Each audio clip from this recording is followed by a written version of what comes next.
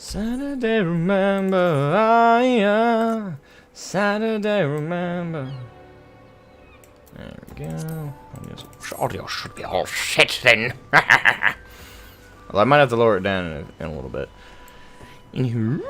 Hello everyone, I am live. How are all of you wonderful, amazing people? I hope you all are fantastic and well, as always.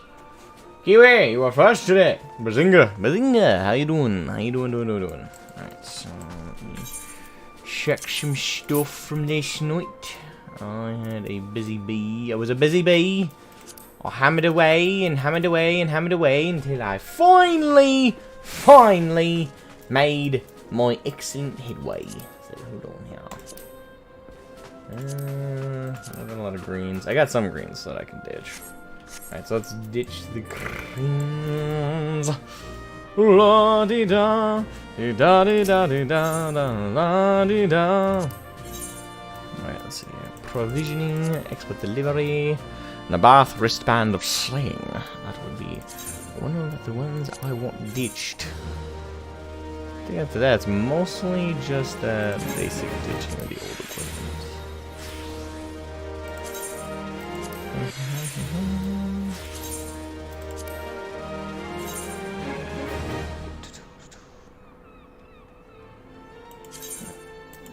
Boom.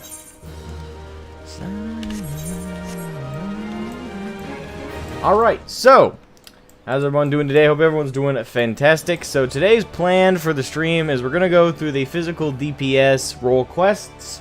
I leveled up Samurai to level 80 just for that. And then late tonight I'm probably gonna be spamming a certain dungeon so I can complete my Samurai glam that I full admittance I saw on the on Glamour Collection, the website. It looks so cool. I do want to make one slight adjustment to it, but it's going to be really minor. Otherwise, I'm trying to put together a certain glamour, and this is not it. I'm just wearing the Exarch gear till I am ready. Which, by the way, I just want to say the headpiece on this looks weird to me for the set. I don't know if it's just me, but it looks like, other than coloration and, like, design, it doesn't look like it belongs with the rest of the set. It looks like a weird tack-on hood to the set. I mean, I'm not entirely sure why that's the headpiece for this. Not bad, it's just, I'm not sure why. But anyway. But anywho. You're her.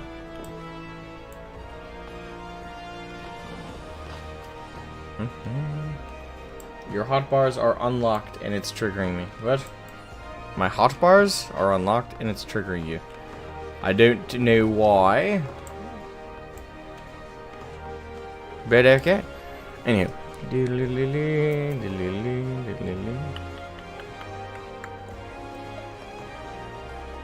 Alright. So, let us make our way over to the Crystarium. And the best part is, being level 80, we can do all of them, all of the physical DPS requests right on through. And if I don't...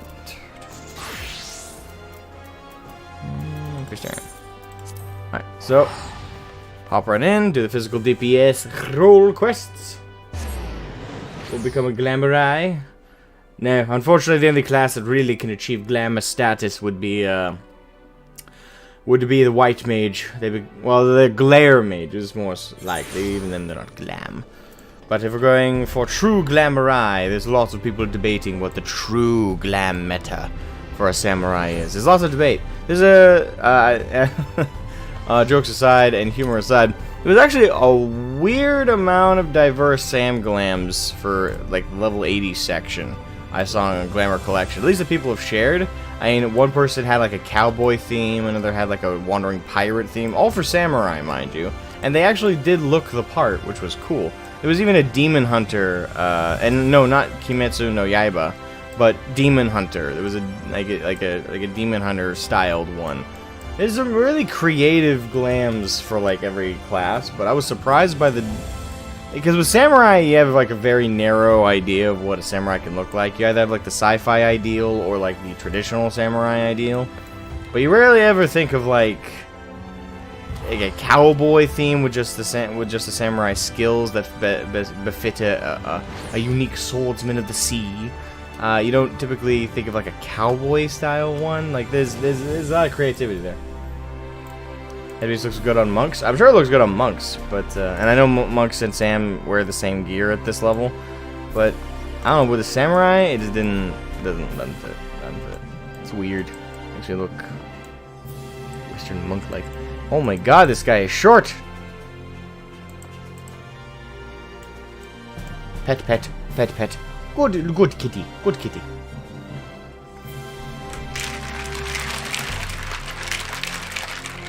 Alright, so we're gonna give people, so we're 5 minutes in the stream, so we're gonna give people another 4 minutes to sift in if anyone's interested in joining during the DPS role quests.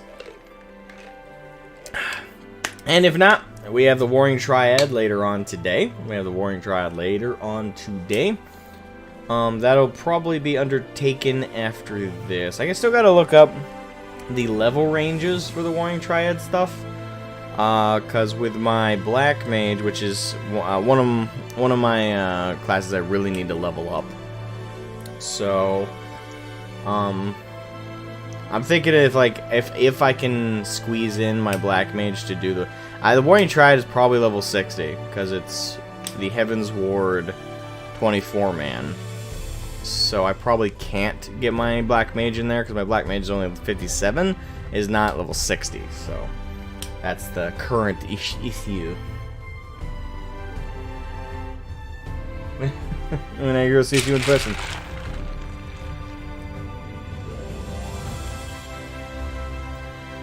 There's a little lock icon on the bottom right of your hotbar setup, and it prevents the icons from accidentally being dragged out if you're locked in. Yeah, but you only have to worry about accidentally dragging out your hotbars if you're clicking abilities. More Triad isn't 24; it's trials. Well, that's confusing. I kept being told it was it was the 24-man raid.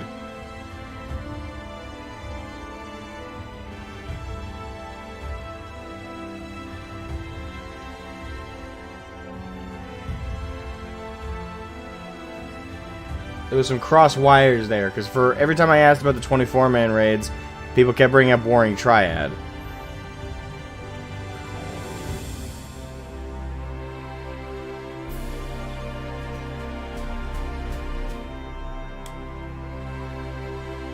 So either people were really poorly timing recommending Warring Triad while I was asking about the 24-man raids, or actually no, that's probably it. That's probably where the cross wires are.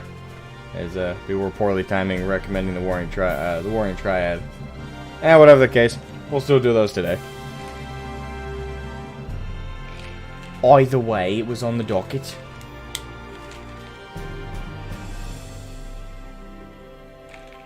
Anyway, welcome, Sendback Biakuin Madao. Fuck, I will get names right today. Anyway. Shadow of the Mock questline. I haven't done that either, to be fair.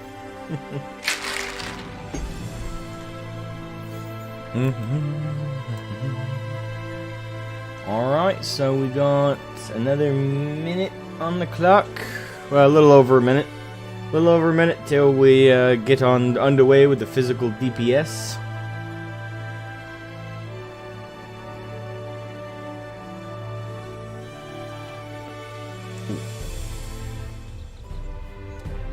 We're making pretty good headway.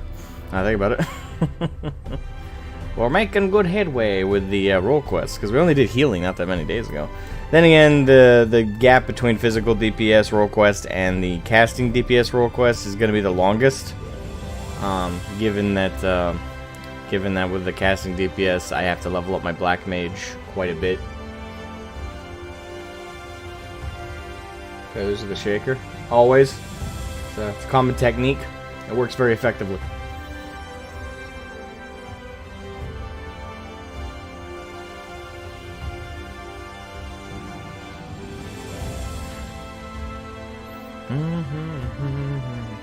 Alright.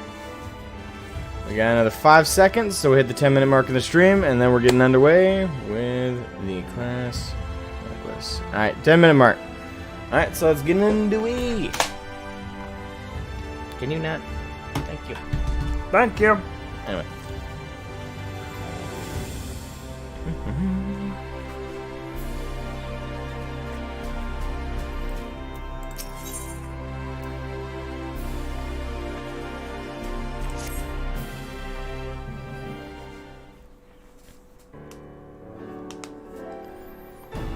Alright, what's the voice that will stick with this guy?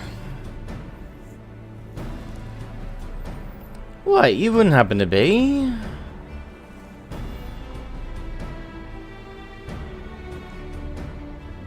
You can look, but you can't touch, boy. Yes, of course you are. 'Tis plain from the way you carry yourself. You're just the sort of man I've been looking for. You're perfect.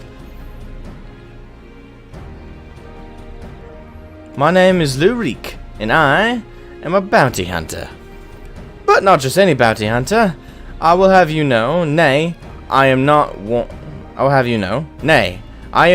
to settle for run-of-the-mill prey. I hunt sin eaters. Not only that, I have recently set my sights on a particular notable fiend, one of the 4 cardinal virtues, those infamous instigators of the flood itself. Naturally, it will take considerable strength and skill to defeat such a formidable eater, and I am not afraid to admit I cannot do it alone.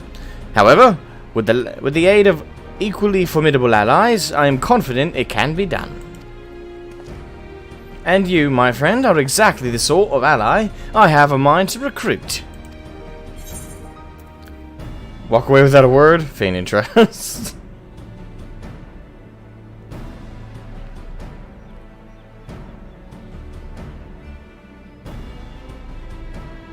I kind of want to see what will happen if I do this. Oh, wait! I have money! Lots and lots of money! You will be well rewarded for your service. On my honor.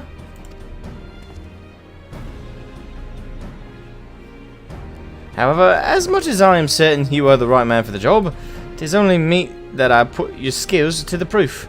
A simple test should suffice. I pray do not be offended, but you would be shocked how many people present themselves falsely in order to enrich themselves or to impress others.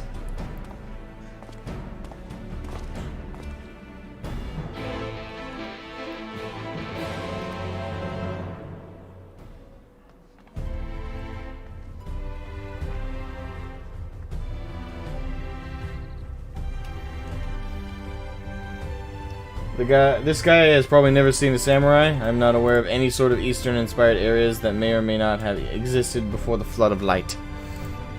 Probably not. But then again, we don't know. For them, it was 100 years ago, so... If there had been a Far East kind of region in Novarant, it's gone now. Let's see... Alright, so where are we going? I know it's usually just outside Lakeland. Yep, right. No greater sport.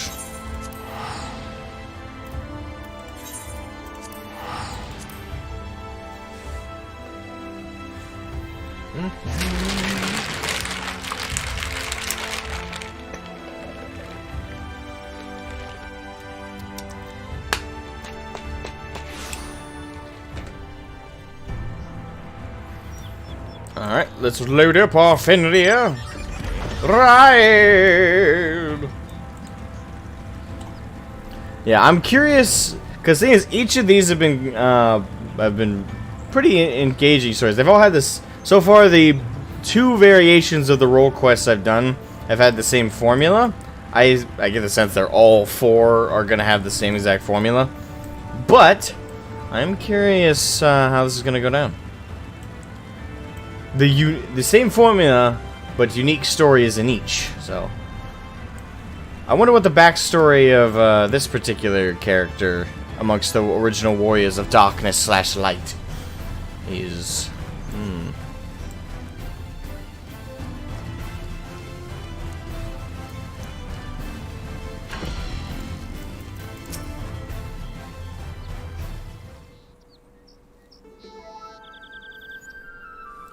Here we are, our proving grounds. You need only slay a beast of suitable ferocity before my very eyes to demonstrate your own. Naturally, we require bait to lure one out of hiding.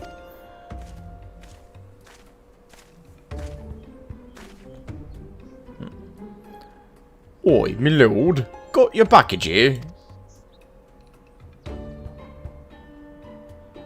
Well done, my good man. And here's your payment.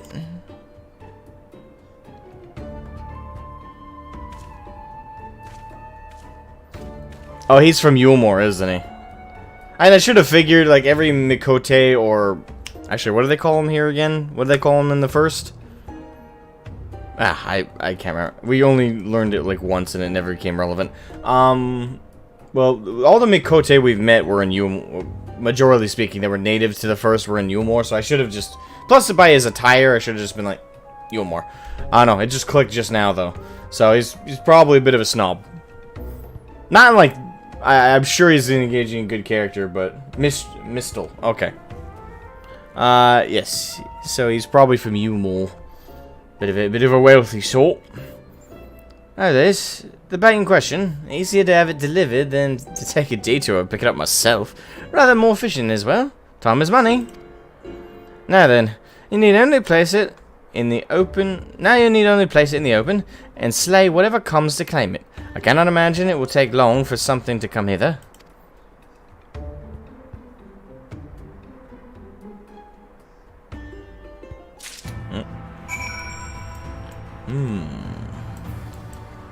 Alright.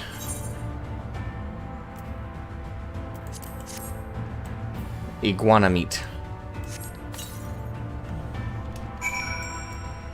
Oh, animals! Come hither. I must show my skill to this little rat. Or cat. Cat, yes. Hello there. Get my buffs up.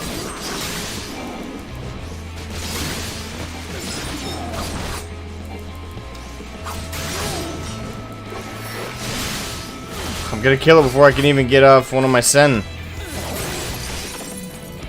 Well, that was easy. He's dead. Fantastic! I knew I was not wrong about you. Come, let us return to the Crystarium at once. Lally-ho! Alright, here we go. No Graispo. Yeah, I don't predict that the role quest is going to take too long, so I'm going to say probably by the end of the first hour of the stream. This is a guess. It might drag, it might quote-unquote drag. Not drag in a negative sense, but for overall time consumption. It might drag a little bit towards the middle section of its storyline, but I predict since we aren't going to have any gaps where I have to level up my Sam to meet the level requirements, we should bulk up pretty quickly. Draganius, how are you, my good man? Are you doing well? Could you seem easy to kill? Yeah, well, I'm level 80, so I'm 10 levels above that creature.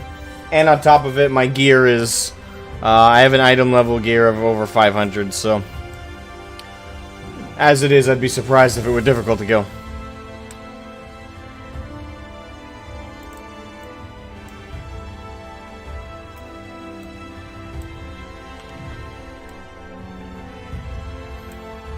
Kill Bill much?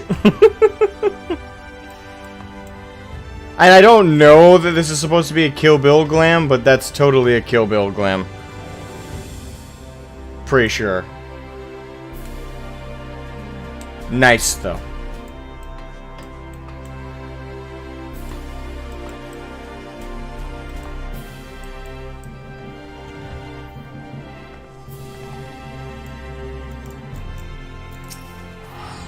Congratulations on a kill well made, my good man. I dare say this is the beginning of a beautiful partnership. Let us commemorate the occasion with a feast. Eat, drink, and be merry. I just noticed the table. No, holy shit. He wasn't kidding.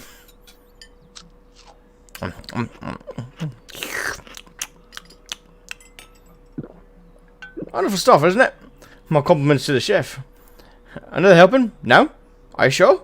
It really is no bother. Oh, very well. I should like to return to our earlier discussion. That of the virtue I have engaged you to hunt with me.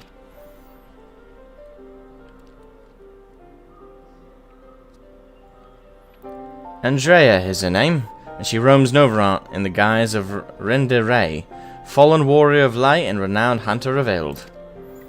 She's a most elusive eater, who has been sighted in every corner of the realm. Though her movements are unpredictable, she has often been witnessed pursuing and slaying extraordinarily dangerous beasts. I can well imagine the question forming in your mind. And yet, why not leave her be? If anything, is she not aiding local communities after a fashion? Alas, no, for the beasts she slays rise anew, as eaters, which pose even greater threats to the small folk. So you see, this one wretched sin-eater is in truth sowing untold chaos by carrying on as she does, unleashing more of her kind on unsuspecting towns and villages all across Noverant. Only you and I can stop her.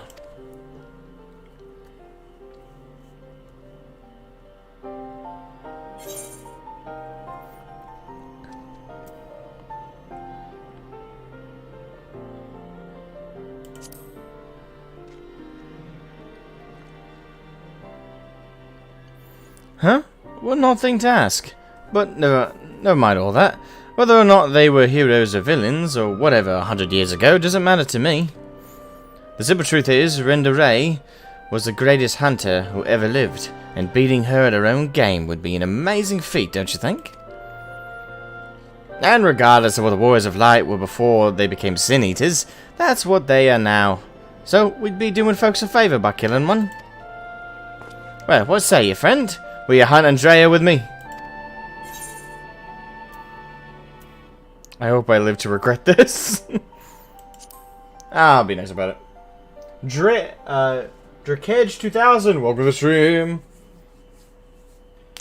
How you doing, my good man? Oh snap, caught you live while binging your channel. Well, thank you, I appreciate the binge. How are you doing, my good man? You know, like Warriors of Darkness, they seem like annoying ones. Dragonis, are you caught up on the story? It's a good question to ask. So begins our formal partnership. Ah, I can see it now. You and me in the heat of battle, fighting side by side, the picture of courage and camaraderie. It's going to be grand. Naturally, it will take us time to study and understand our prey. Eaters can behave in strange and inexplicable ways, particularly powerful ones like Andrea. I've been doing my best to get inside her head, to think like a hunter, but it is easier said than done. Anyway, as soon as I have determined where we ought to begin our search, I will inform you at once. Good, my good man.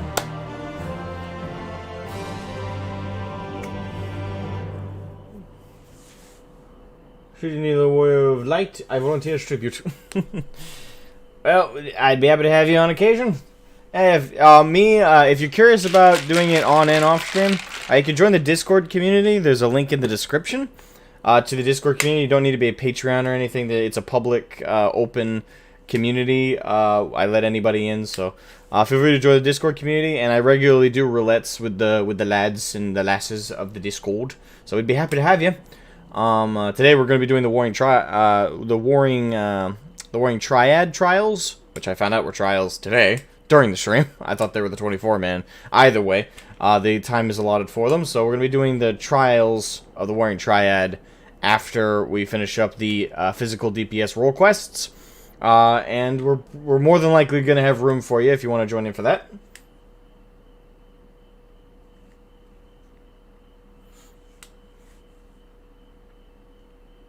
The FF14 people are cute. More or less. Well, the riffraff are the best ones to let in, Kiwi. If we only let in the elite, it would get so boring with how perfect everyone is. We need the fraud people in there. Nah, I'm kidding.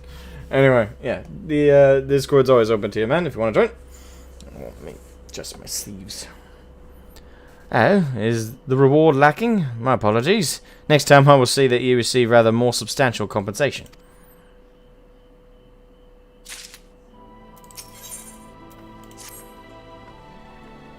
Weebus Asmogan.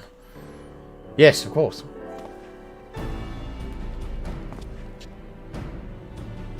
Why, it's you. It's really you. You actually came.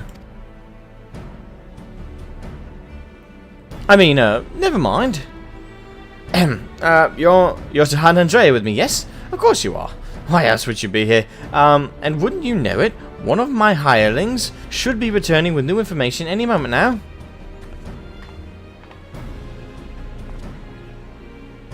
Greetings, my lord. I am pleased to report that Andrea was recently sighted in Armorang, in the vicinity of Samuel's backbone, it would seem.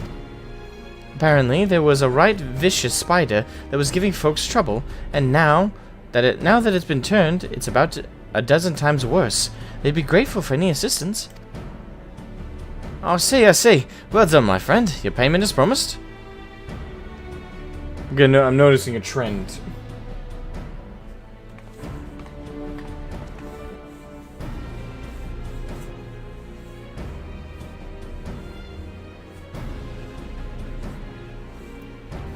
It's been ages since I joined the Discord. Yeah, the old Discord I haven't had any opportunity to stop by in for a while. I try and check in, at least just glancing at the chats once a day, but it's getting harder and harder.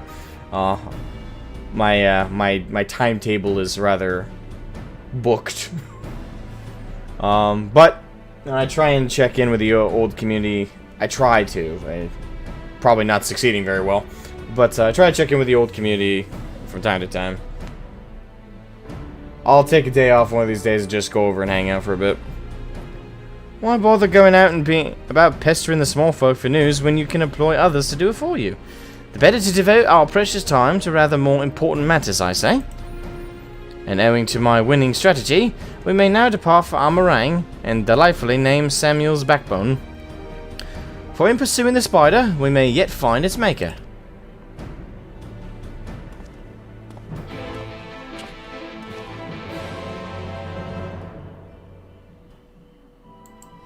Now,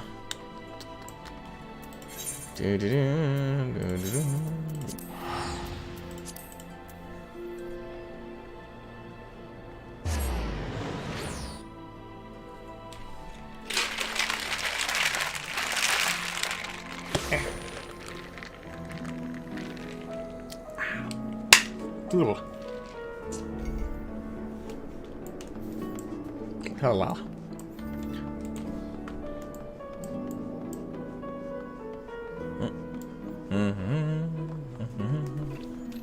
Alright, hold on. I don't think I need anything repaired.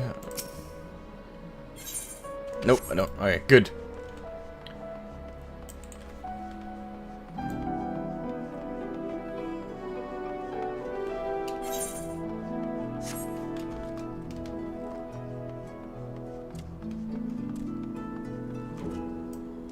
What, down too much today? No, I think it's the opposite. I put too much mix in there. Oh well, more caffeine, I suppose. Alright, let's just fly on over. Alright. There we are.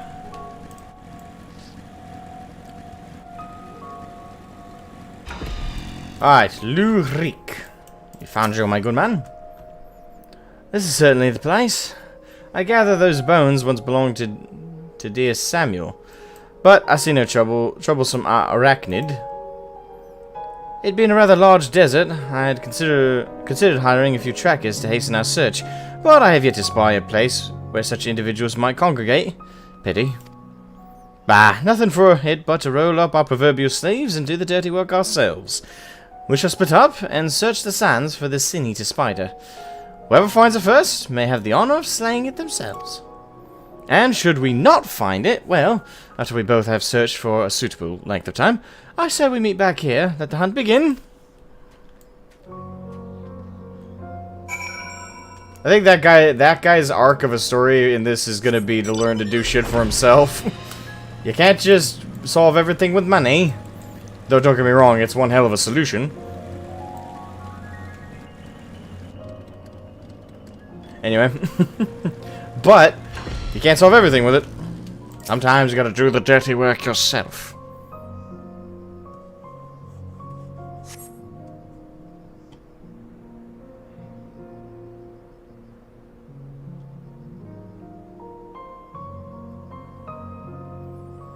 You love how my reactions as far from the videos.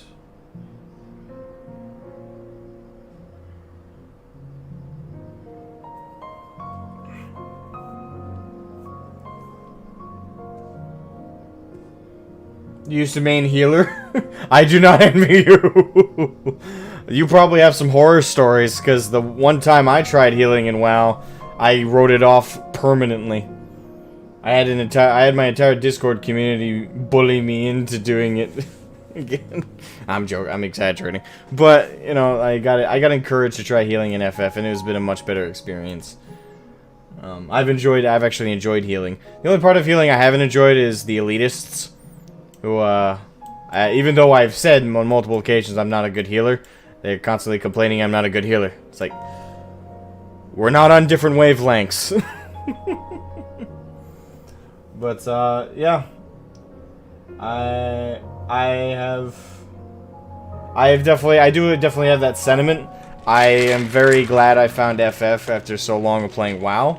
WoW kind of drained everything out of me, for enjoyment of MMOs, and FF is kind of bringing back that sense of actually eager to log on every day, play the game for a few hours, chat with friends, just talk about the game and the lore and the upcoming expansion, and be excited for upcoming content. That is a night and day experience compared to how it used to be, and I'm very grateful that FF has given me the light to the darkness of the tunnel I've been in from WoW for so long.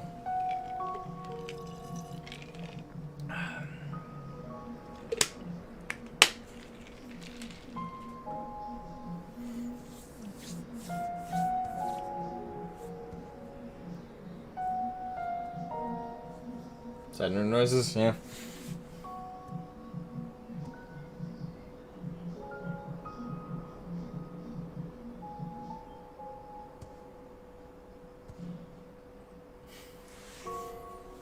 Well, there you go. Even the algorithm is like, Kiwi, you're nuts for thinking this is niche content. Here, we're gonna recommend you some so you realize it's not that niche. Try healing in a dungeon in WoW and lady. Try healing in... Try doing anything in WoW. Healing especially, don't be wrong. If you're a healer, I don't envy you. Either from the sense that if you're good at healing, you have to deal with a bunch of dumbass DPSers and tanks. You have to deal with so many dumbasses who don't know what they're doing.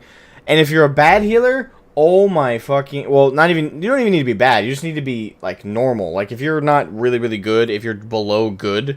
If you're like the average, like you can do it, but you're not like the most like reflexive about it, and you're not like keeping up with the most hardcore of hardcore content. If you can't do Mythic plus healing, for example, people shit down your fucking neck. They tear you apart bit by bit, and they really take out every bit of frustration they have in their entire IRL life on you in those moments in those dungeons where you're not being perfect.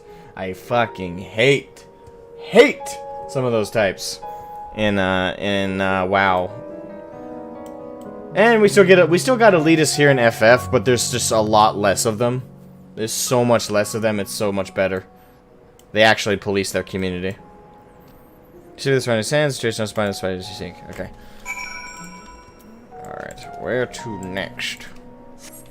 Yeah, I'm definitely glad I ditched WoW. And for me personally, I do want to say this. I watched a video. I probably could have made a reaction to it and would have made a good video. But I watched it on my own time. And that was Preach reacting to the Ian Hazakostas interview that recently occurred. And in it, Preach has been playing WoW for as long as I have. Actually, I think technically if you consider my short break I had during Mists of Pandaria, if you include that, he played through that, so he's been playing longer than me. I've been playing since vanilla, he's been playing since vanilla, and with Preach and a few other content. Preach isn't alone on this, by the way. With Preach,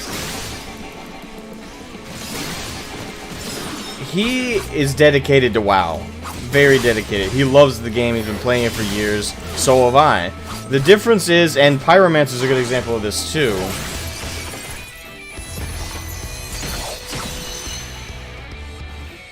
Alright. I'll return to the... Pyromancer's a good example of this too. They're examples of content creators that, unfortunately, not just content creators, but as players, that they built up such a connection to the game that even though it's objectively shit, even though Ian has spit in Preach's face directly, not just like as a player, but directly as a person, from like all the interactions and interviews they've done together over the years, and Ian is playing dumb like he doesn't understand how RPGs work. He does. He does. It's not... Here's the thing. With Ian Hazacostas, I have the unpopular opinion where I hate his ass. Like the majority of the WoW community think of Ian and they think, oh, he's just kind of stuck in a shithole. I don't think that. I think he's joined the shithole. Personally. With some of the things he says, some of the arrogant way he's carried himself in the past, I think he's drinking the Kool-Aid. I don't think he's a player anymore. I don't. I really don't think he is. And listen, Preach has actually spoken with the man. Preach actually has met Ian, has interviewed with him, has had conversed with him, has had that interaction back and forth. So maybe Preach knows something I don't. Probably does. But based on everything I have seen from Ian Hazacostas, and based on every interview I've seen him say, based on everything I've seen from the guy, he's full of shit. He's arrogant and he's full of shit. He stopped being a player the moment he became a dev. And he's really shown it with this latest stuff. And that interview stuff in that article that Preach read the other day, I'm sorry, but I don't know how you can claim Ian is just one of the guys amongst the group. I don't know why Preach and other content creators for WoW stand by him. Like, I don't. I see it here and there where lots of people are like, oh, Ian is just, you know, he's just kind of stuck in the shit and he's just trying to make the best of what he's got. I don't think that's the case. I think he genuinely thinks as the other shithole devs do. That their game is good and that they know better than everybody else and that they don't even bother to listen to players. And in his fucking own interview where he admits that he knew that mechanics and the way that they were designing the fucking game with speccing into your different specializations in different classes and how unfluid that is, how the alt system is, how the way he spoke about it, despite the fact that he admitted he knew it's frustrating and irritating and I'm sorry, but Ian's full of shit. Ian is not a player anymore, and I'm sorry, but if you like Ian, I don't see why. The guy stopped being a player a long time ago. He's drank the Kool-Aid. He's just an arrogant dev now who thinks he knows better than the masses. And when the masses show that he's wrong by unsubscribing from WoW, he and the rest of the devs just circle jerk each other and go, no, our game's perfect. They just don't understand. Okay, well, they're supposed to understand.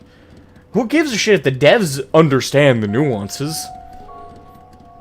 The devs aren't the ones paying the subs. Hell, I don't believe they play the fucking game. I don't think a single dev in the WoW team has played WoW in over a decade. I would have to literally sit down and watch them play the game for more than an hour for me to believe that anyone on that team fucking plays the game. They're so full of shit. And Ian is the top of the full of shit pile. He is such an arrogant prick now. And now listen, I'm just saying this from a dev perspective. As a person, I don't know what he's like as a person. Outside of work, outside of the office, maybe he's the kind of guy you want to go get drinks with at the pub. That's cool, that's fine. Maybe he's a good person. But as a dev, he's full of shit. That's all I can say, really. From everything I've seen. As a dev, he's full of shit.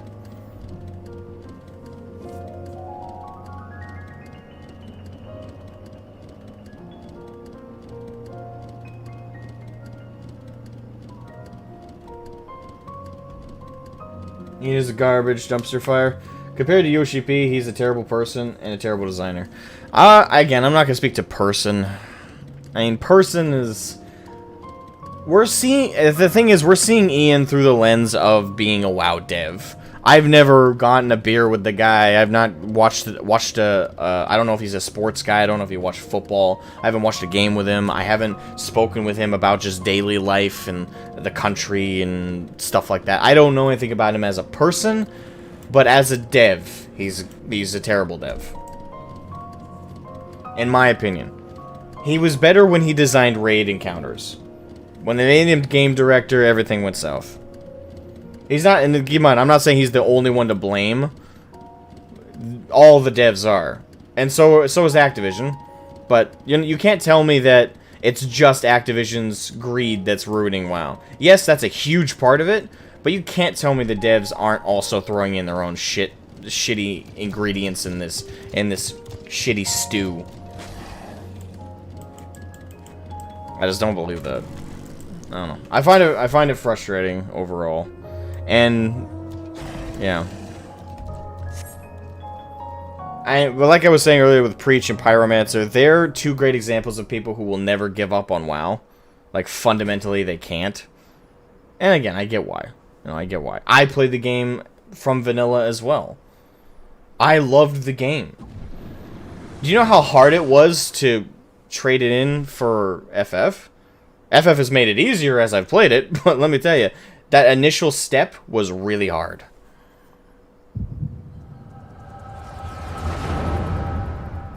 Alright, here we go. Ooh. Oh wait, isn't that a mount? Wait, no, I don't think that one is. Because I think it would recognize the giant fucking... There she is, the Scourge of Novrant, the Devourer of Souls, Balam quits. We bring this mark down, they'll be singing ballads about us to the end of time. Never mind the king's bounty. Hells, we could buy ourselves a couple of castles apiece. Flanking maneuver, as discussed. Wait for my signal, then we'll strike as one.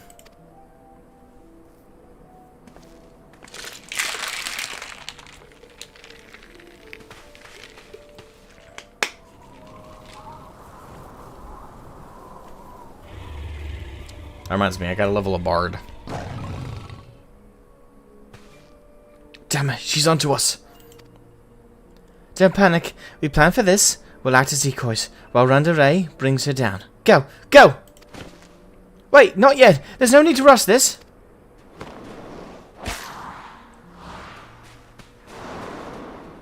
You fool! Sorry. Always so headstrong.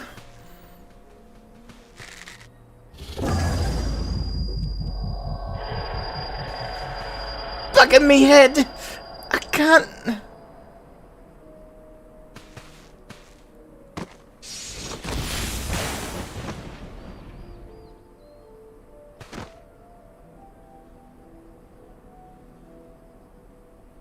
Well, shit.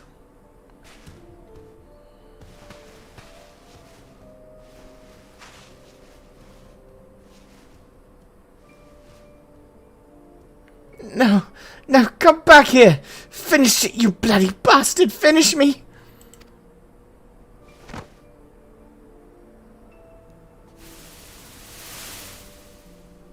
Mad jams. Oh yeah, so they did both die. I wasn't sure there. Fuck, that's dark. That started out. So sorry. It's all my fault.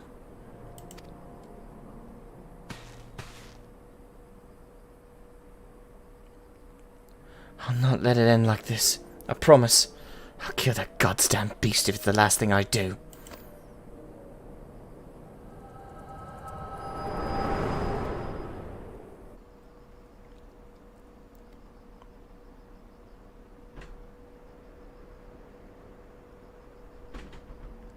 Hey! What was that just now? I've had headaches before, but the way you were thrashing about wasn't like anything I've ever felt.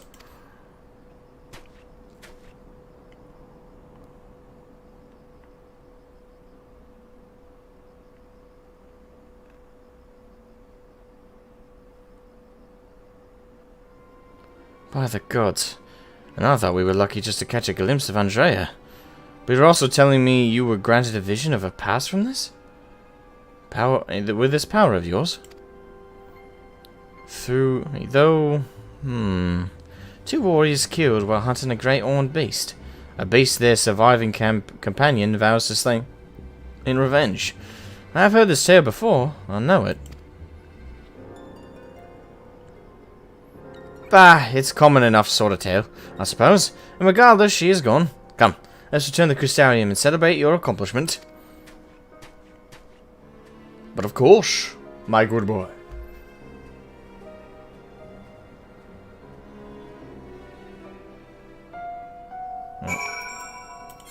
To the Crystarium, away!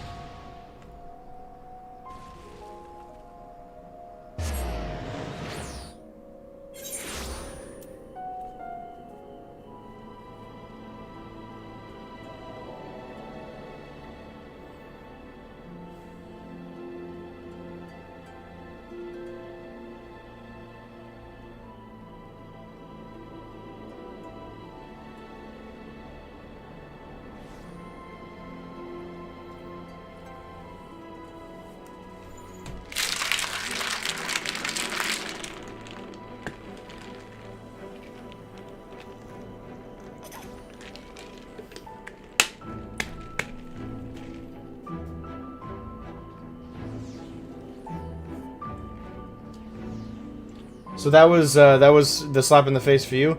For me, I didn't consider us not defeating the Lich King as a slap in the face. I would have liked it, but it's what came after that made it a slap in the face later. Because at the time, think of it like this. At the time, the Lich King not being defeated by us and being defeated by a different force made more sense. Because the idea was that the Lich King was so powerful, so above us in every way, that even with the best players in the game, even with the best raid team, even with the best healers, DPS, and tanks, all working the mechanics of that fight perfectly, that we weren't actually powerful enough to beat him. It really gave us a scale of just how powerful Arthas as the Lich King was. It really gave us that scale that we needed. And I appreciate the devs for doing that, I really do. But my problem is when later on, he's defeated by Sylvanas.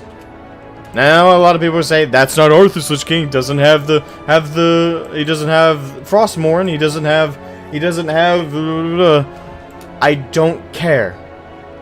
Are you telling me all of the fucking Lich King's power is in that blade? No. Because if it is, why did Arthas put on the helm? Just because he was compelled to? Now, yes, that is part of it. I know the lore. But there was more than that. There was more power to it than just Frostmourne. Yet Sylvanas yeeted his ass. Yes, I know. Not Arthas Lich King, but still the Lich King. To demean his power down to that level... and then later on hand wave it aside with, oh, she was getting buffed by the jailer. If he has that much influence over our current realm, why hasn't he influenced it before now? Why has he only been influencing Sylvanas? Why not play the chessboard? Why not move the pieces from the outside as most as he can? There's a bunch of whys that they're never gonna fucking answer, not even in their stupid books that they force players to buy if they want to understand the fucking lore. So I didn't mind the Lich King not dying at our hands. It made sense at the time, because that was kind of the devs telling us this is how high up he is. That no matter how much we grind at it, we're not going to be able to beat him. He's beyond our cap. Then later on, middle finger to that. I will never serve. To quote Pyromancer.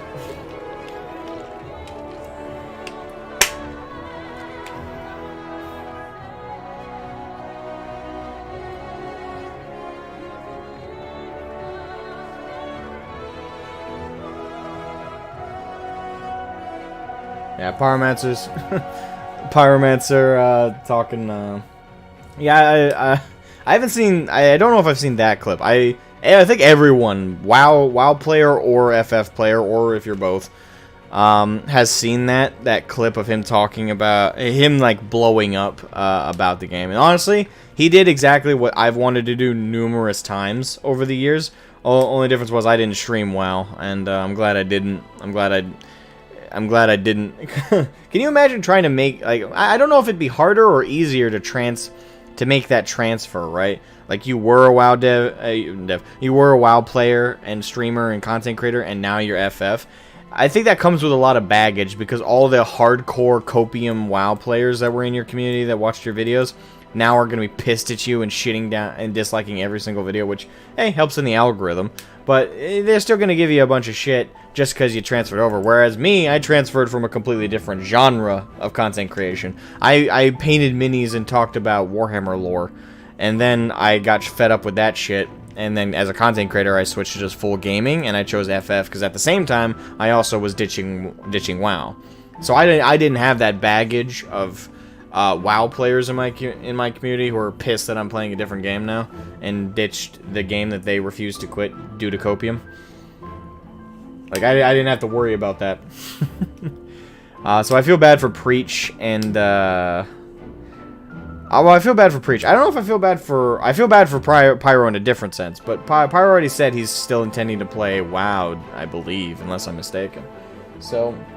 And that's why I mentioned him earlier when I was talking about it. Because Pyro and Preach both... Although I think Preach jokes about it more, are both still kind of loyal to WoW to a degree. They're both playing FF primarily, I think, right now. And they're both not playing as much of WoW. They're both focusing on FF more. But I think at the very least in Pyromancer's case, I don't know about Preach. I'd have to double check some videos and what things he said. But with Pyromancer, as if I recall correctly, he still intends to play upcoming WoW content and still intends to support WoW. I don't know if that's entirely true. I don't know if I'm just misinterpreting certain things he said. But yeah, at the very least, the both of them haven't entirely given up on WoW, as I have. For me, I've given up on WoW. Like, I'm not gonna sugarcoat it. I want the game to be better, but even if the game gets better, I'm not gonna play it again.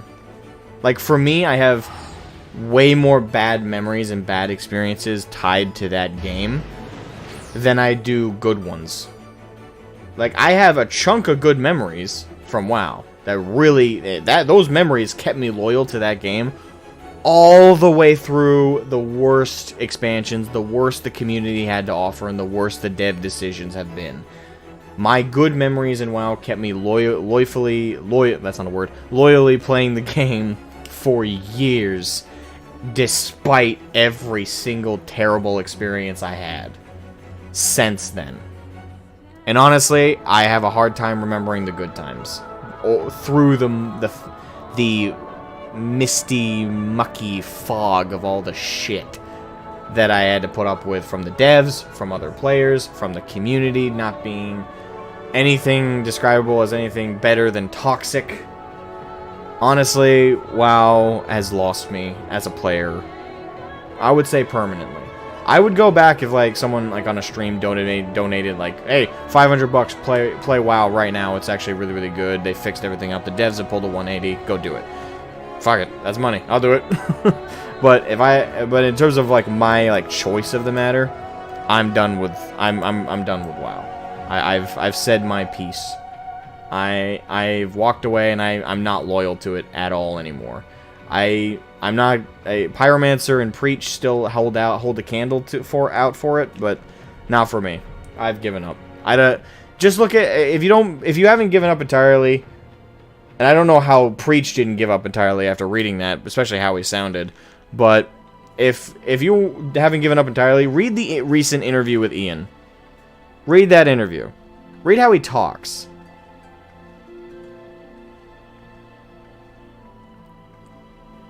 If you walk away still loyal to the game, then you're on enough copium to keep you playing that until the server shut down. Honestly.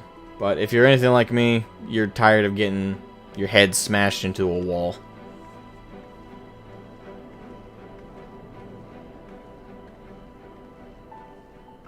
Never even played WoW? Then you've done yourself a favor, to be honest. I think that's actually better. I think it's better if you've never played WoW. Because for someone like me who's had great experiences back in Vanilla, back in TBC, back in Wrath, you had these good, fun, engaging experiences with the community. You have good memories tied to certain raids and dungeons and encounters and quests.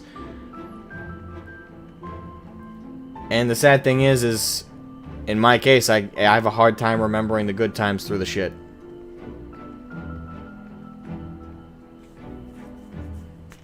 And it's a lot of years of shit. It's a lot of years of shit.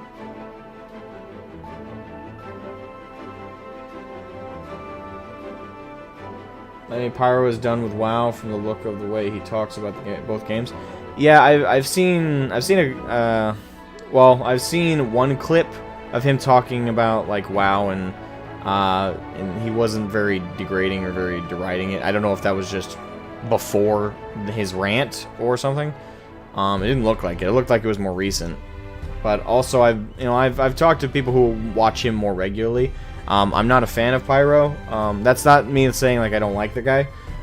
He makes great videos. I'm sure he's a very engaging content creator. I'm just saying like I don't watch his content because I just don't have the time.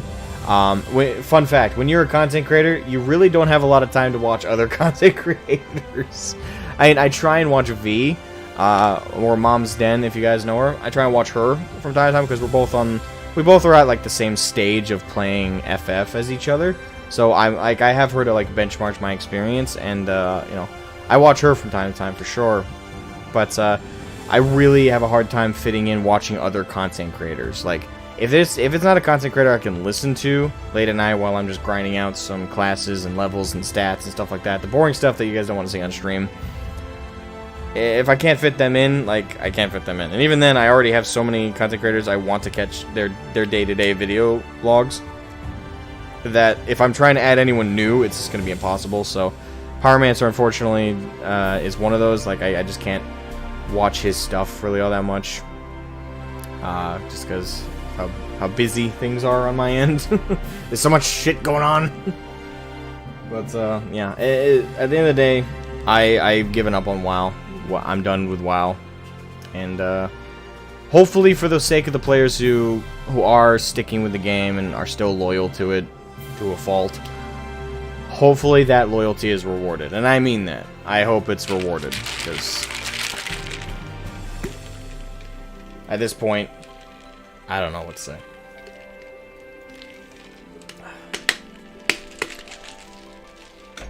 I think we all want better games at the end of the day. That's the best way to leave it off. We all want better games. I have a shit ton of these cards. Hold on. Wait, did I not? Okay, good. That's saying there. I was like, did I not consume the Gigi minion?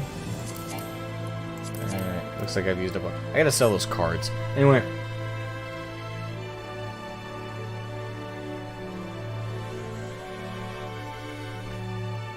Ooh.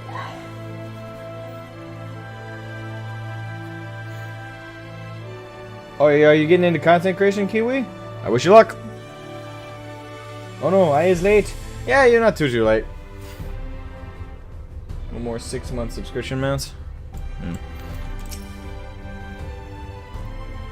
The table is set, and so I'll bid you raise a glass with me, that together we might toast your spectacular accomplishment.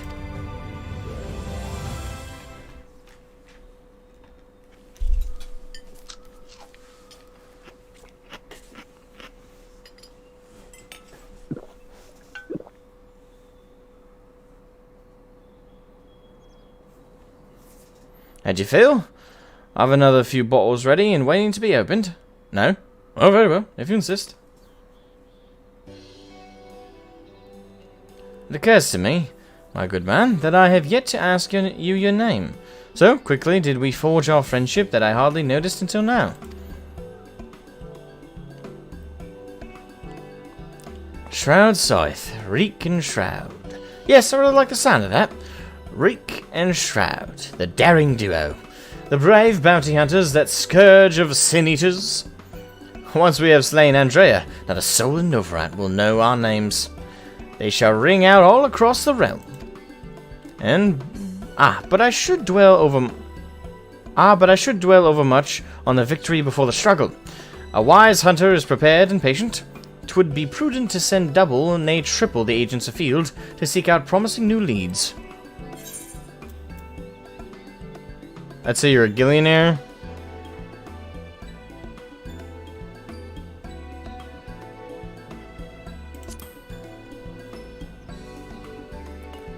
This is the nicer way to say it.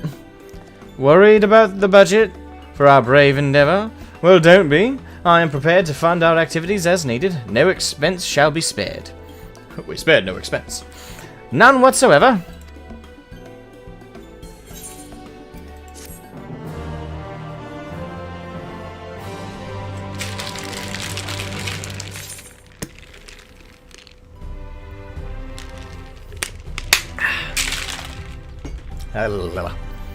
Alright, next one.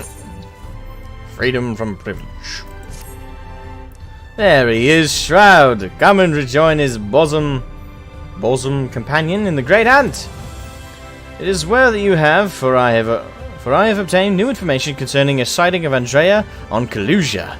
The Fiend has transformed yet another deadly mark, a great bear in this instance, into an even deadlier eater. And so it falls to Reek and Shroud to slay the newborn eater and continue their pursuit of Novarant's most notorious virtue. To Kalusia and to glory. Tally-ho! Or as we say in FF, Lally-ho!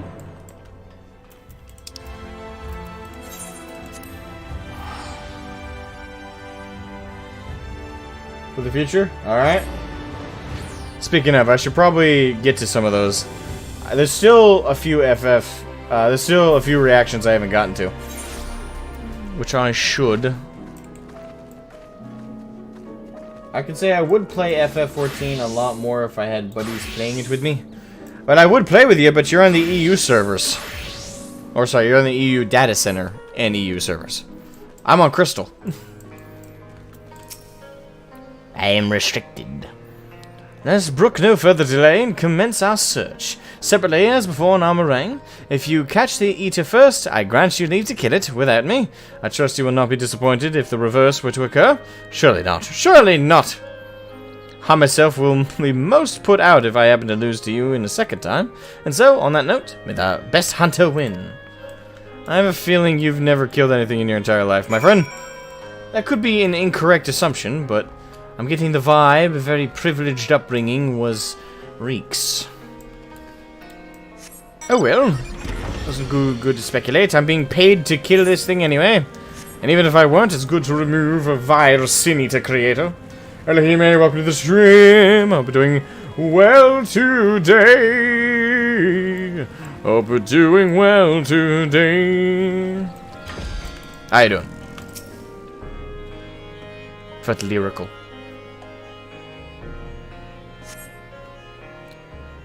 You survey your surroundings, but find no trace of the bear you seek.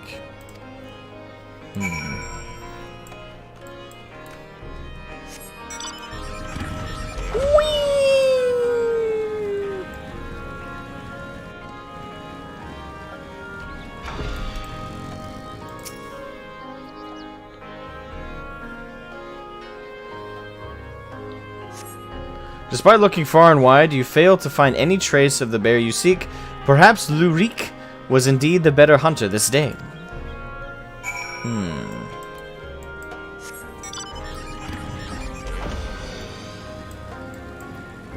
Zenani, welcome to stream. Because you'll catch something while you're there. While there. You can't forget about Balmung with all those STDs. So come on down to Balmung. We keep it kinky, folks. Oh, hello.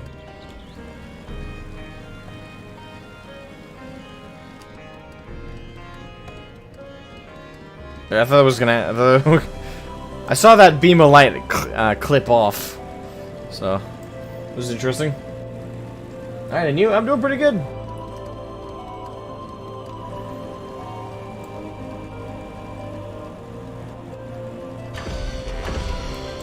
There we are.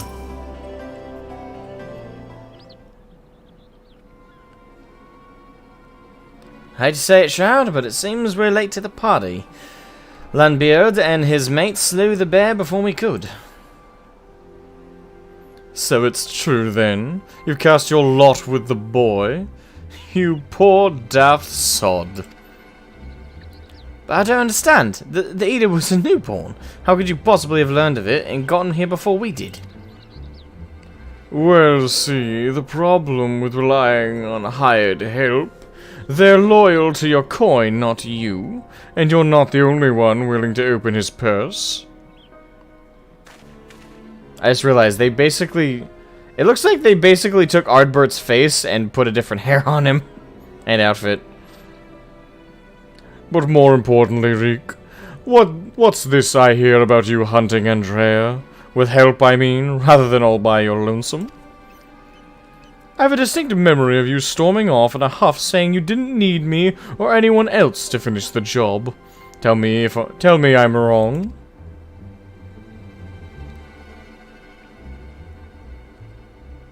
Do as you like. Help or no, you've no chance of beating me to the prize. 'Cause unlike you, I'm not all talk, and neither are me mates. Speaking of mates, how much did it cost you to buy his friendship? Do tell.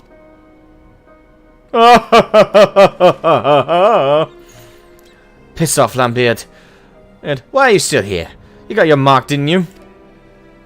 You should choose your friends more carefully, sinner.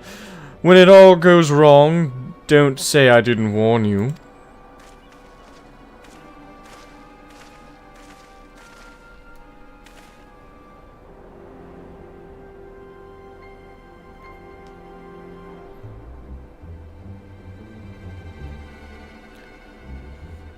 You have questions, I'm sure, as you may have surmised. Landbeard was once a comrade of mine. I took him into my service, and we might hone our skills battling sin-eaters in preparation for facing Andrea. However, I soon came to see that he was not all that capable of a hunter, and so I dissolved our working relationship. Unfortunately, he did not take it in stride, and instead resolved to recruit new companions that he might beat me at my own game. It would seem that his fortunes have improved greatly of late. So much so that I hear we can no longer afford to dedicate time to tracking lesser eaters, and must devote our undivided attention to the pursuit of Andrea. As such, we should be getting back to the Crystarium. Before we depart, I have one other matter to attend to in Yulmore. If I might trouble you to accompany me? Ah, but of course you will. Let us be off.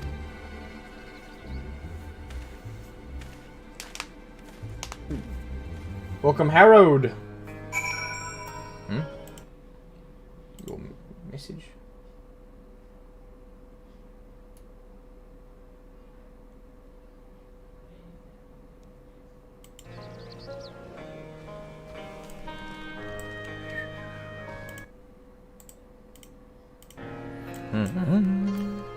Company Lugrik to Yulmore. Indeed. To Yulmore.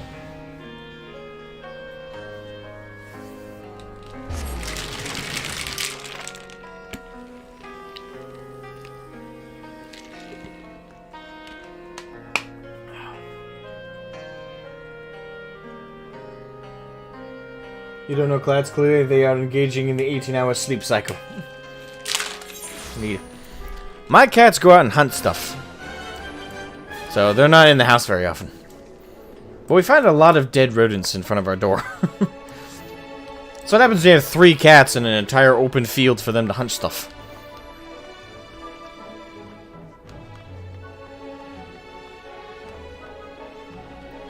What seems like a healthy amount of tacos? 3 or 4. 3 or 4 tacos, I would argue. Lambert is a bit of a jerk.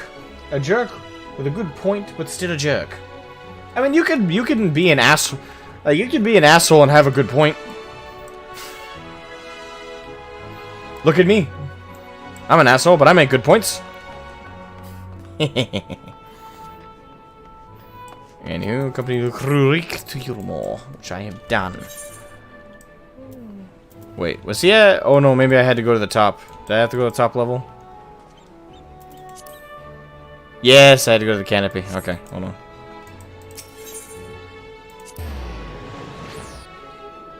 4 tacos. Wait, you eat more than 4 tacos? Do you not put that much meat in them? Like, for me, like, the taco is, like, drooping out on both sides of meat. Cheese. A little bit of, you know, peppers in there. Put a little sauce on there. Mmm. Delish. Yummy. How you doing, Hunty?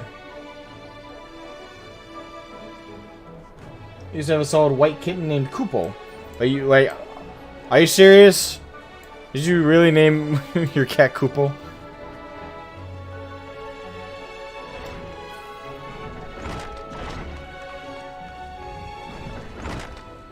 Destination to the beehive? My.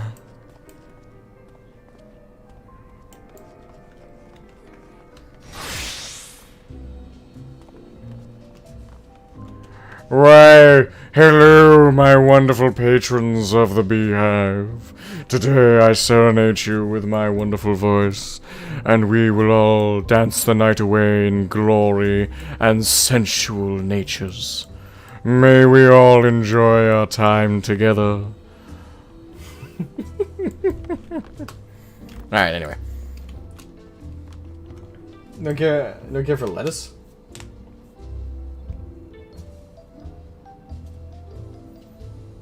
Why is Kupo a problem? My orange cat is literally named Nanaki after Red 13. I didn't say it was a problem. I just thought it was interesting that you named your cat Kupo. Not you, but... You know what I mean. It had a huge head with equally large ears.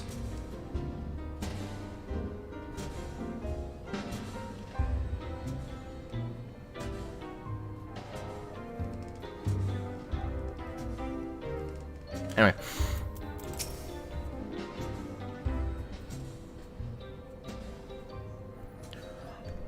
Shroud, allow me to introduce you to my father and mother.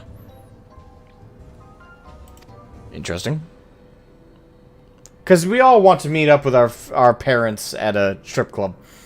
You know, it's just the most social atmosphere. Mother, father, it's good to see you again. Hold on, son, I'm getting a lap dance. I'll hug you in a moment. Preferably after I'm no longer at full mast. Yes.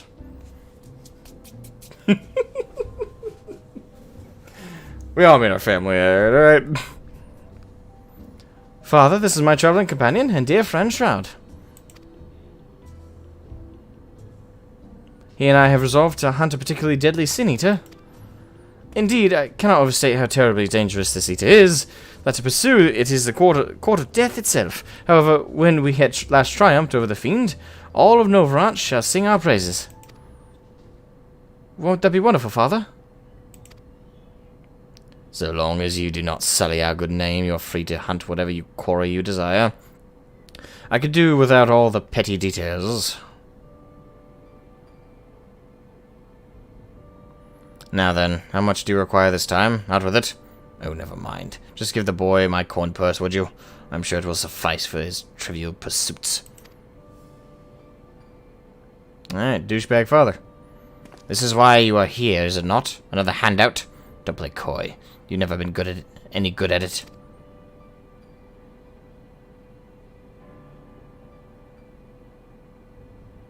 You know, I honestly don't know why I came here. Keep your coin, father. We're leaving. Shroud, right now.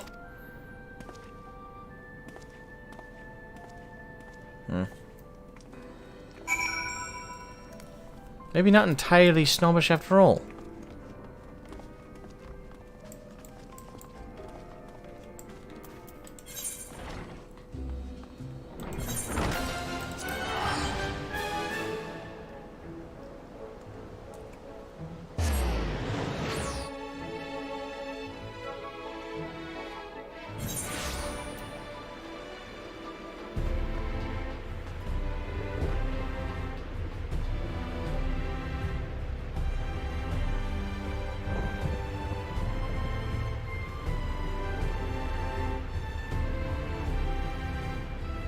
Maybe they're the owners? Maybe.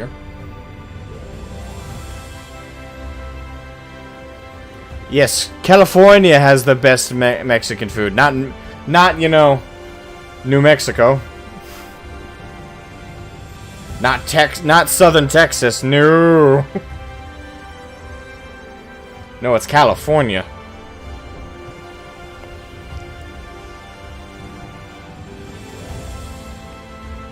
Send the spooters after the father. Spiders. Lots of miserable parents in this game. Not that many, but it is a trend. I think the reason you say that, though, is yes, that's a lot in a row. That's a lot of bad parents in a row so far. Because we got that douchebag, and then obviously we got Alphino and Alize's papa, who's a total dick.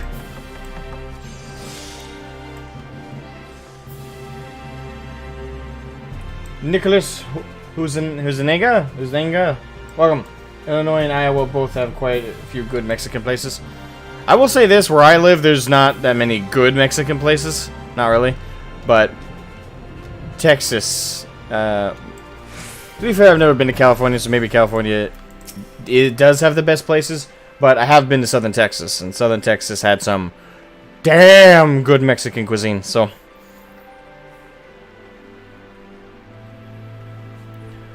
Forgive me, Shroud, but I would forgo the wine on this occasion. Father's lackluster reception has put me in rather dour spirits. As you may have gathered from our exchange, I am a free citizen of Yulmore. Owing to my parents' considerable wealth, I have enjoyed a relatively privileged upbringing. Privileged and unbearably boring, which is why I quit the city and resolved to become a bounty hunter. I am no fool, though. I am well aware of my fortunate circumstances, which is why I elected to conceal them from the people of the Crystarium. People are wont to jump to uncharitable conclusions. I mean, I did. And I didn't even know for a fact you were Yulmore, but I safely guessed it. I feel as though you and I have established a rapport, though, and so I thought it best to bring you into my confidence. I pray you refrain from telling others. Now then, since Landbeard has decided to turn this into a race, we have no choice but to oblige him and slay Andrea before he does. This calls for a veritable army of hired hands. Alas, in a fit of frustration, I refuse Father's coin. Without additional resources, we have no choice but to conduct a search out by ourselves. Moreover, I am rather embarrassed to admit that I could pay you only a token sum at this time. But I trust that you will not deter you. That will not deter you from joining me in on.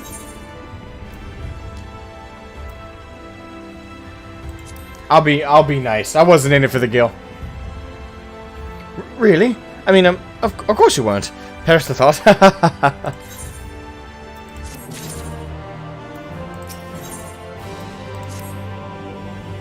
The Hunter's Legacy.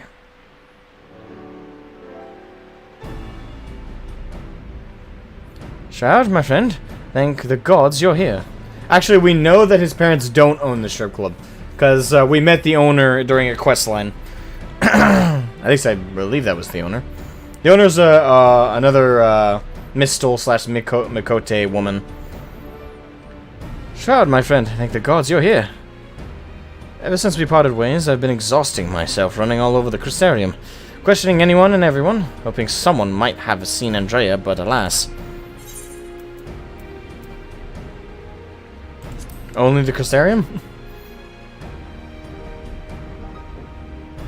Well, of course. Surely this is the limit of what a man with meager financial resources can accomplish. No. But never mind all that, for it but recently dawned on me that the vision you beheld at Rendaray's past could hold the clues for which we have been desperately searching. When you first described it to me, I felt as though I had heard it before, and I had. My wet nurse had told me the exact same story when I was still a boy. 'Twas a tale of a courageous hunter who, together with her comrades, embarked on a quest to slay a notorious mark, a great horned beast. They came upon their quarry in the desert, and there attempted to lay it low. Alas, the beast had a singular strength, and the hunter a fatal weakness. And so, in the ensuing struggle, her comrades were killed, leaving her, the sole survivor, to swear vengeance. Would you not agree that your vision is a perfect match for this tale? then there can be no doubt. Randa Ray is the celebrated hunter, the hero I so admired in my childhood. After the tragic day, the hunter resolved not to rely upon others, and instead slew the beast by herself. She somehow found a way to compensate for her weakness. Anyway, my recollection of the tale is likely riddled with errors. We should ask Miss Elvara to recount it in full. She was a bounty hunter herself before she entered into our service. So wait, your wet nurse used to be a bounty hunter? What an interesting career path that is. Slays monsters and hunts people down for a living. To wet nurse.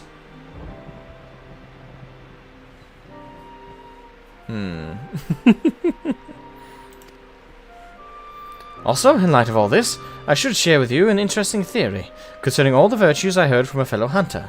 Apparently each appears to be driven by particular memories, moments that forever changed each of these fallen heroes. Makes sense, doesn't it? Randa Ray, being a hunter of notorious marks in life and in death, I don't know why it never occurred to me before. But if that is indeed the reason for why she behaves as she does, then the more we learn about Randa Ray's adventures, the better our chances of predicting where she'll turn up.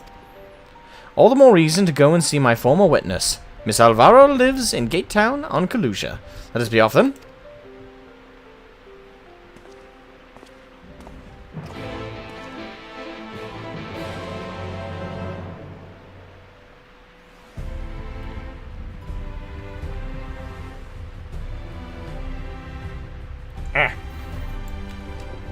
Hey!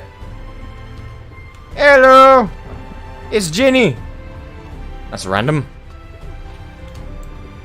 Rendezvous with Lurich in Kalusia.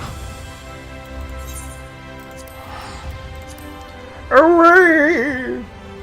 Hello, I myself was in it to lay one of Ardbot's friends to rest. Anyone else felt the same? That was the main goal with the row quest, yes? But the guild would have been nice as well.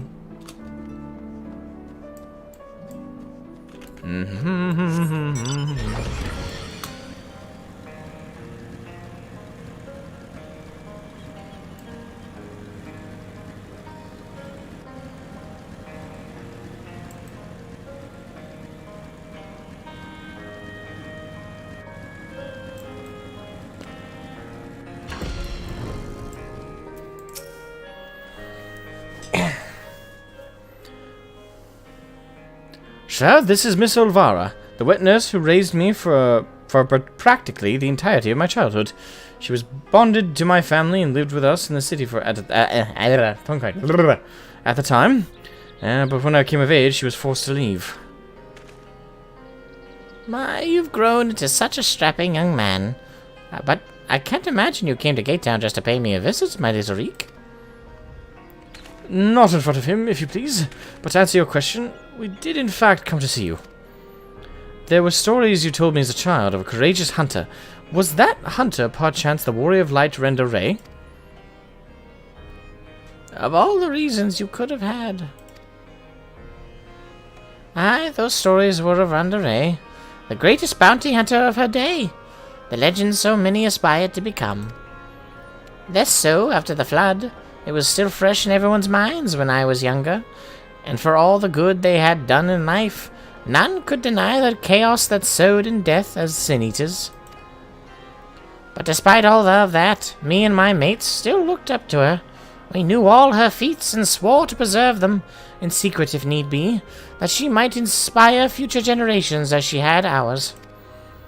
So years and years later, when you wanted to hear tales of adventure and heroism, I couldn't help but share with you the ones nearest and dearest to my heart. I only wish I hadn't had to change all the names. That is true. The hero who I looked up to as a child, whose tales of daring do drove me to take up the bow as you had, to pester you for training that I might become a bounty hunter. It was her. Miss Alvara, Shard and I are hunting Andrea, and we believe that one of the stories you shared with me may help guide our search, namely the one about the great horned beast that killed her friends. Will you tell it to me again? Wicked White, is that? Oh, my little Reek. Very well. Even as a young hunter, Renderay's incredible hearing was unparalleled. She could track her quarry through a forest by the most minute sounds of their passing, from moms away, even, by some counts. Even the most subtle and stealthy beasts never eluded her for long. A misplaced foot, a snapped branch. Eventually Renderay would know, and her aim was always good and true. As she grew older and honed her skills further, she set her eyes on bigger prizes. She became a hunter of notorious marks, and together with her comrades earned fame and fortune.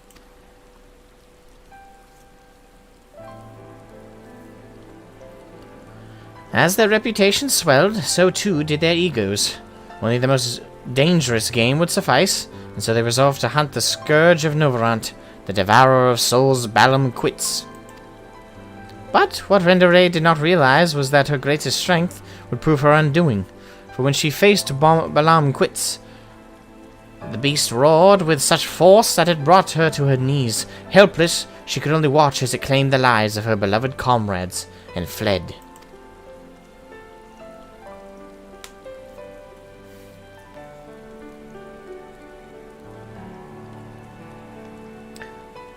After burying the hunters and vowing that she would one day avenge them, she took to the road once more.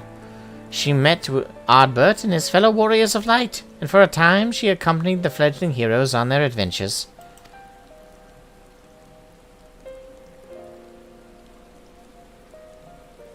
To them she was a breath of fresh air, a vibrant young woman who savored every moment and found joy in the simple pleasures.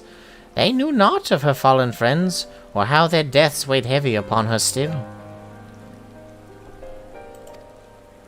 The party wandered to the realm, performing many great deeds and growing ever stronger, as did Renderay. While in Kalusia, she even devised a means to defend against the powerful roar that had been her downfall that fateful day.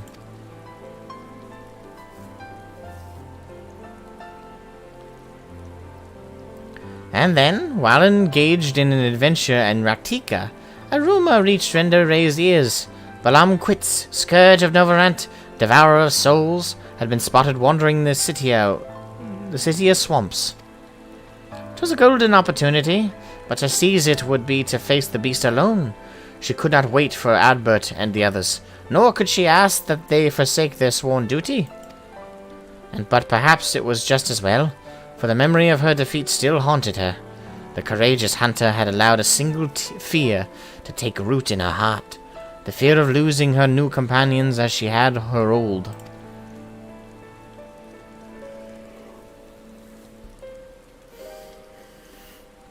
So, it was that Renderay ventured forth in secret, resolved to slay her hated foe, Balam Quits, alone. And with all her strength and guile, the legendary hunter did just that.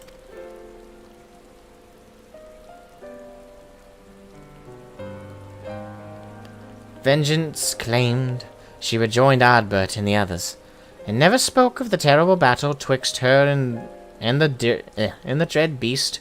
From that day forward, she was Renderay, the warrior of light, and the deeds of her and her comrades would be celebrated forevermore. It's strange to think that the woman I admired when I was young would become the sin-eater I swore to slay. What she became doesn't change who she was. Even if the tales were a little embellished over the years, they were rooted in truth. She was and will always be a hero to me. And to you, I hope.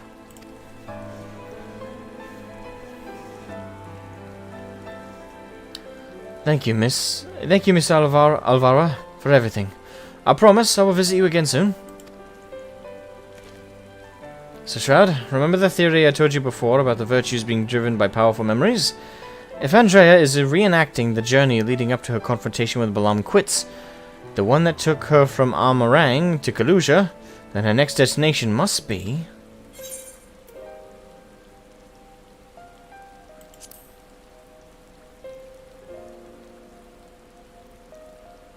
Right! That was where she laid low, the beast at last, in the City of Swamps, to be precise. And so that is where we shall go. Let us away. Now listen, Reek. There's an awful lot people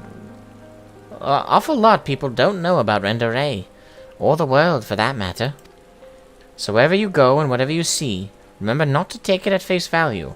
Don't just accept what others tell you is good and true. Listen to your heart and decide for yourself. And be safe.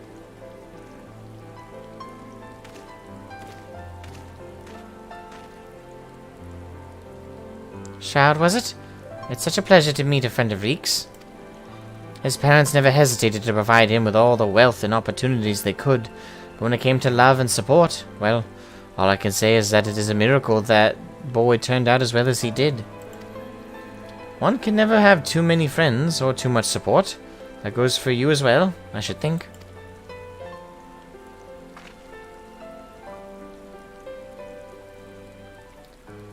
Yeah, give yourself some credit, Elvira.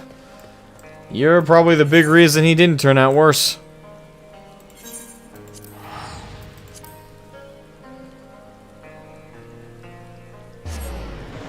The Feels, man, he was so important in 1.0. It was intense seeing him in Shadowbringers. We did everything right, and yet we still failed. Yeah.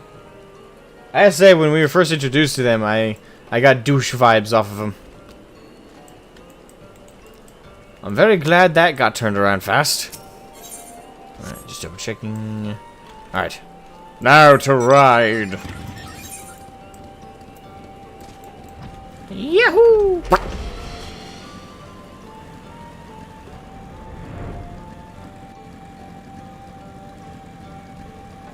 Yahoo! Alright, on our way.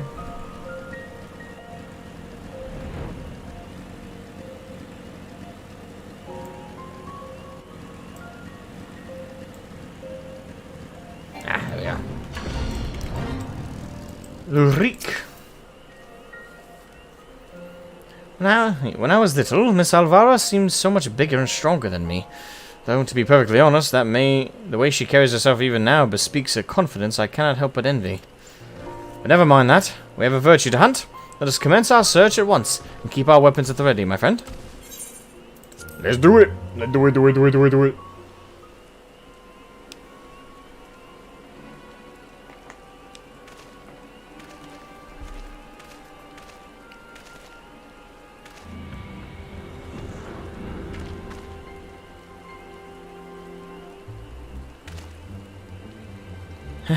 About time my luck took a turn for the better. There she is.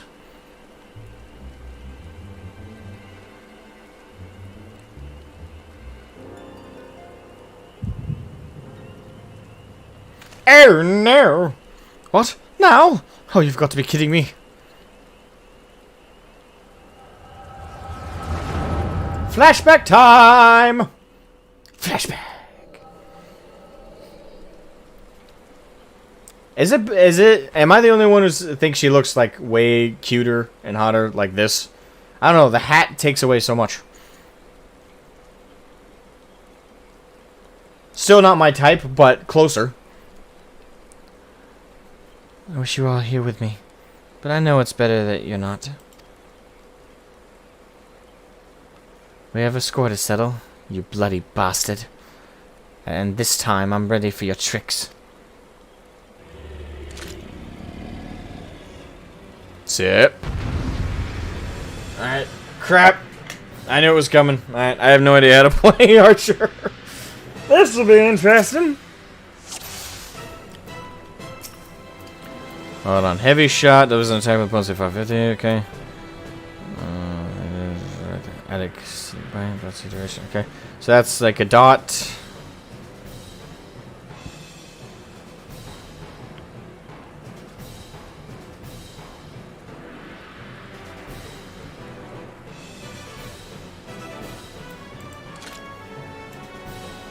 Alright.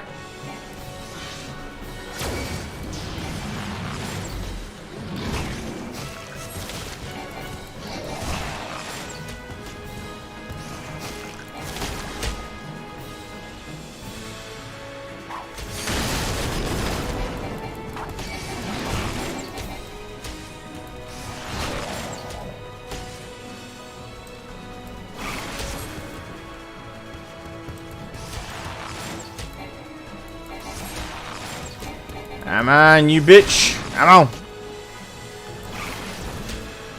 Well, that didn't work.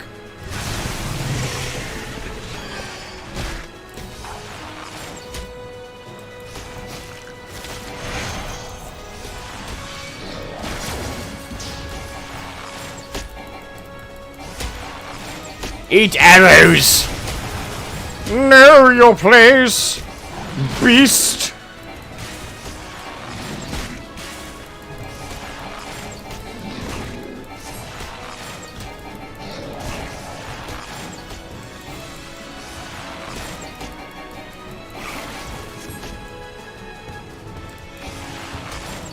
I gotta get the dot back on her.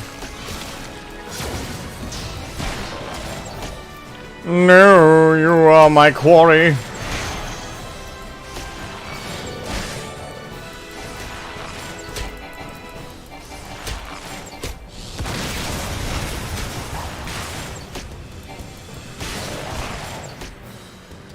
This is gonna take a while.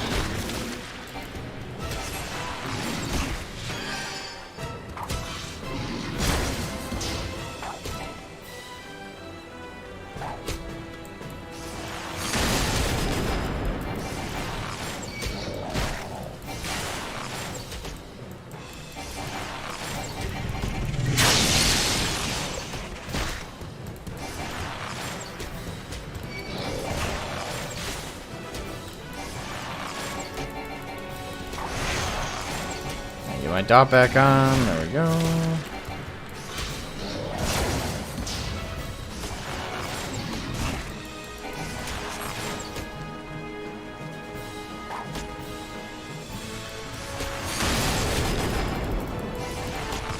Ice block containment already. Yes, because that's how it works.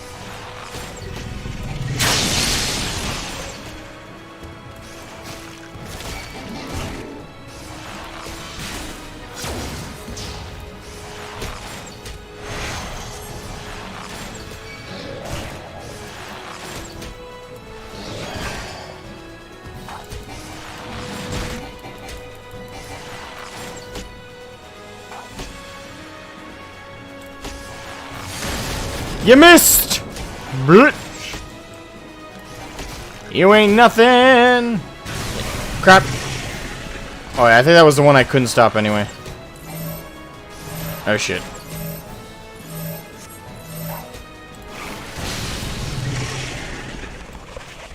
Was that meant to happen? We won't, goddamn it, Render!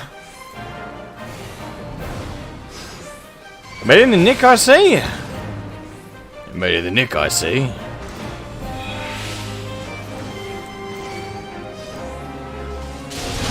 I will gotta say, this is pretty damn wholesome. Our friends are coming to help.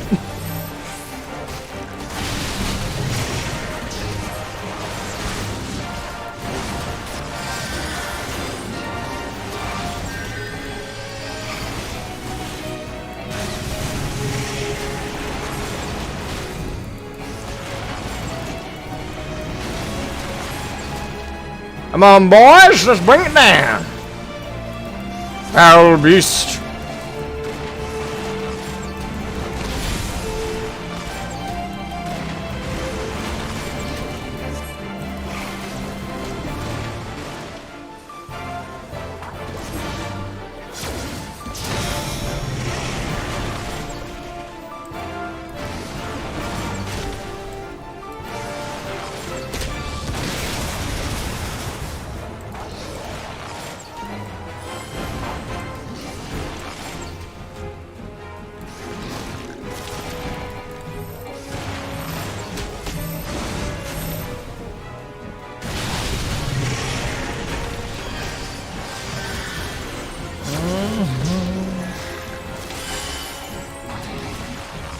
Come on, go down, beast.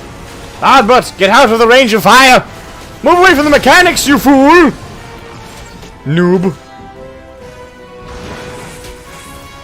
Oh.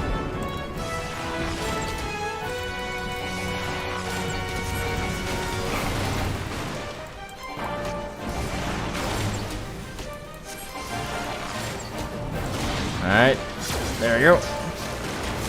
Drop the dot, come on. This guy is stubborn. Oh shit.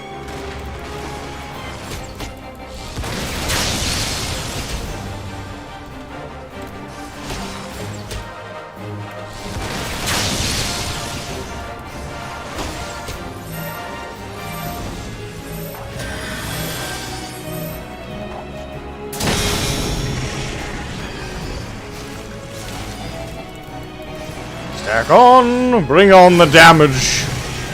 Let it know pain!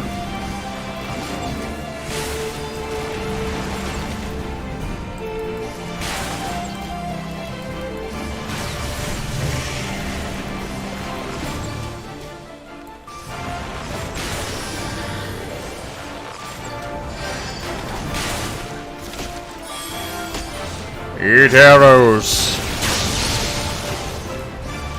Alright, there you go.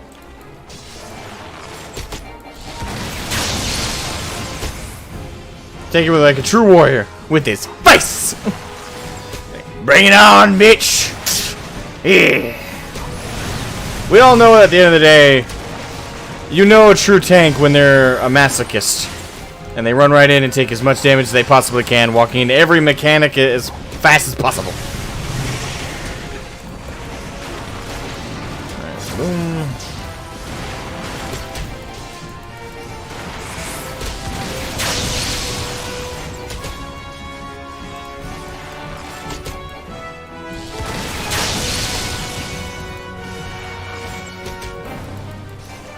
And keep the down on.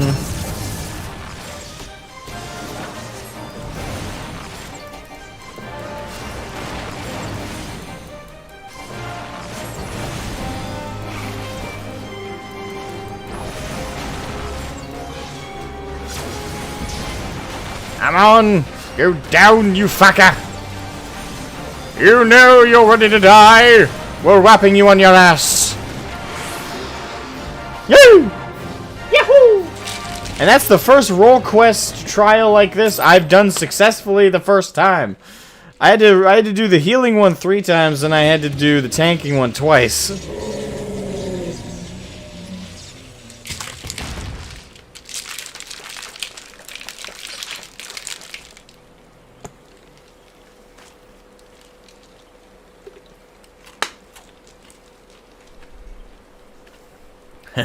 Tough old bugger. Everyone alright? But I don't know what to say. Thank you, everyone. I'm sorry for trying to go it alone. And why, pray tell, did you even try and do something so foolish? If we'd been here from the first, it wouldn't have been anything even approaching a challenge. Yes, I'm still sticking to that. Back in the day, I was a bounty hunter. I've told you that much, but I haven't told you about my old partners. Together we tracked and claimed countless notorious marks throughout Novarant. We were the best in the business. Everyone knew our names and our reputation. They called us legends. And somewhere along the line we started to believe it too. Then we set our sights on Balam Quits.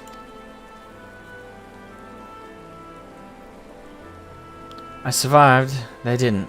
I swore vengeance, but I had no idea how to get about pursuing it. Then I met you lot, and thought that maybe, with your help, I might just have a fighting chance. So you see, I never intended to keep it all a secret. It's just, you never asked, and since I'd rather not talk about it. Easier to live in the moment, you know? The next town, the next job. The weeks flew by. And after a time, I started having second thoughts.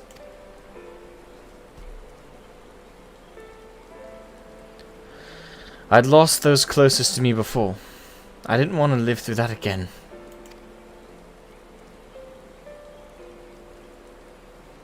Are we or are we not comrades? Through thick and thin. Those bonds of fellowship between us must come before all else. Otherwise, they may as well not exist. You say you thought of losing us pained you. What of our feelings? What of our loss? What if we had not arrived when we did? You've saved our lives more times than I can count. How dare you refuse to let us do the same? And without those keen ears of yours, I'll never know what bollocks Brandon and Nilbert were whispering about me behind my back. And ignorance is not bliss, let me tell you.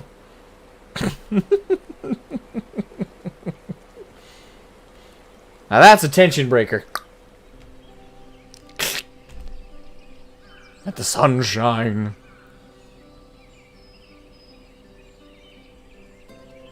This one's worth a fortune, eh? And fame besides. I'll wager we won't have to pay for our drinks when we get back to town. Oh god, it's not another night to remember.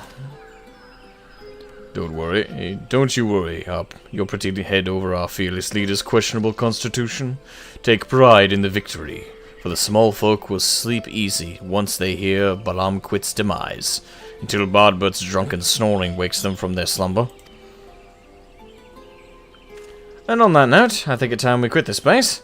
And Randaray, I trust that next time you decide to hunt deadly game, you'll do us the courtesy of extending us an invitation.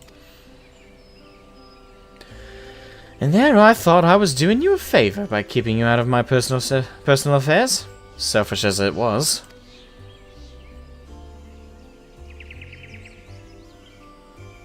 Oh no, oh fine, but if you go and die on me, I'll pay a necromancer to raise you from the dead so I can kill you out of spite.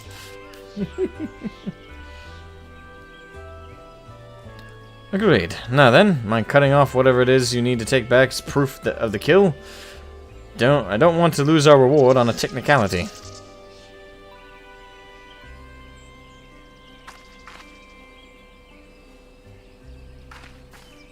Go pick up food? Alright, go pick up your food. Don't starve yourself. Eat something. Such a fine crystal. Why not hold on to it as a memento of this occasion?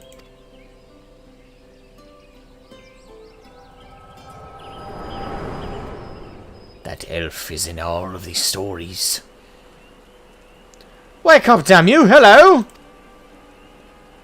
What's wrong with you, huh? That's the second time your so-called gift has cost us a chance at slaying Andrea. You know what? I've had enough. Enough, I say. Yes, I don't need your help. I'm perfectly capable of hunting this Sinita on my own.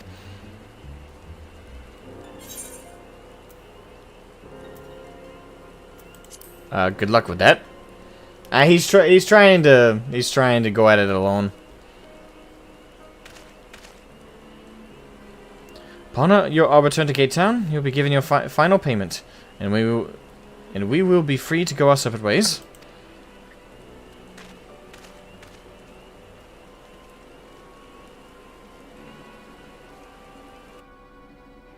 Yeah, unfortunately, it'll be a while before I get to magical DPS. It'll be a good while, because unfortunately, the closest to level magical DPS I have is my black mage, which is level 57. So yeah, that'll take a little bit of grinding. So it might be a week before I get to that. Unless I try and grind it out, spamming dungeons. But if I'm gonna spam dungeons, I need a group. I need a squad.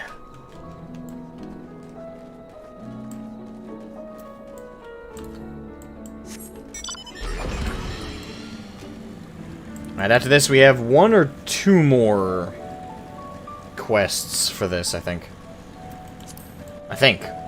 Usually there's only 1 after this one, though. Wait, I think they actually end at 78, not necessarily 80. I'm not sure, I can't remember.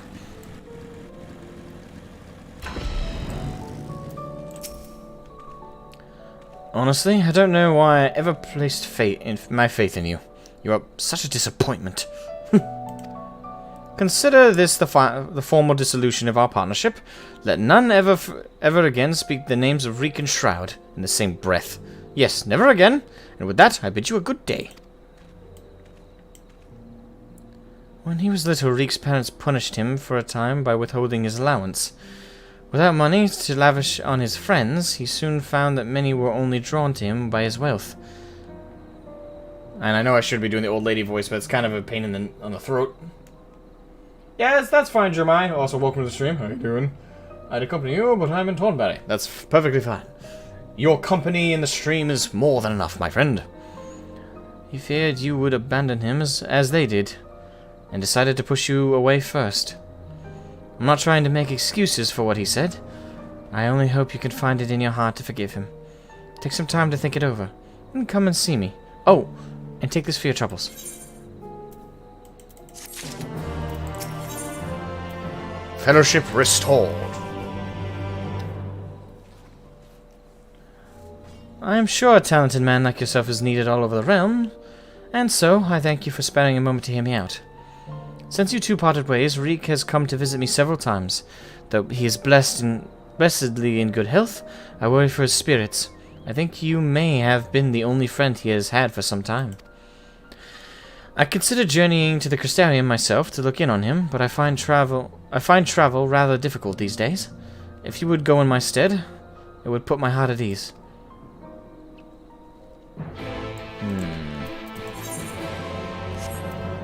It's time. We're coming to a clear. Geralt Silence, welcome to the stream.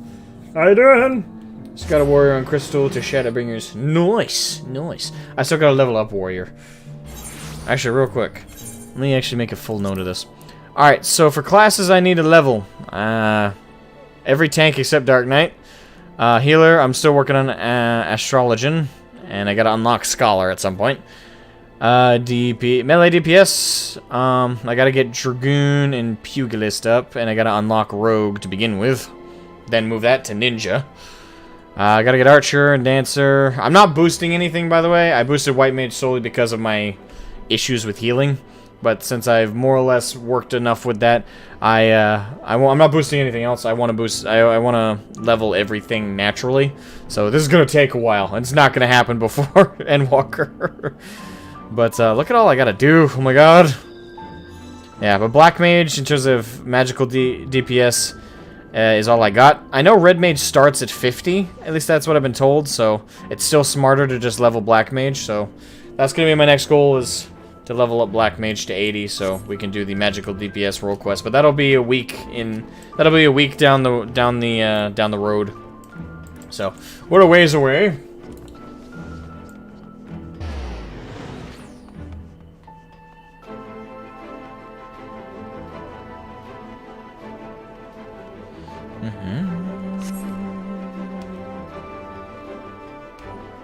Red Mage is also fun. I have no doubt it's fun. It's just I haven't gotten to it yet.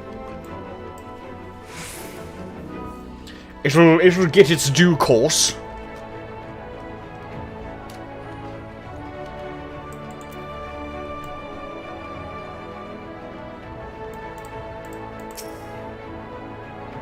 Alright, surveying. Let me guess, he's not here. Lurik's customary seat is empty, and there is nothing to suggest he has occupied it recently. Perhaps someone will have noted his passing. Me Tatchk. Want to see Dancer me?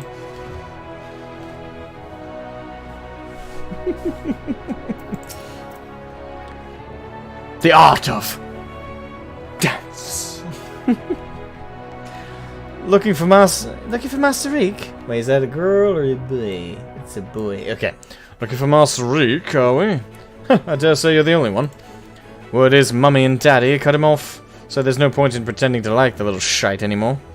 Last I saw him, he was moping about like someone had shot his Amaro. I'm sure he'll turn up eventually.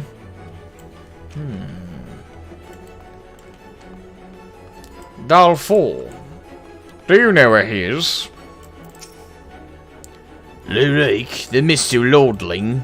If he ain't sat at his usual table, then I'm... Hold on. Then I've no idea where else to look.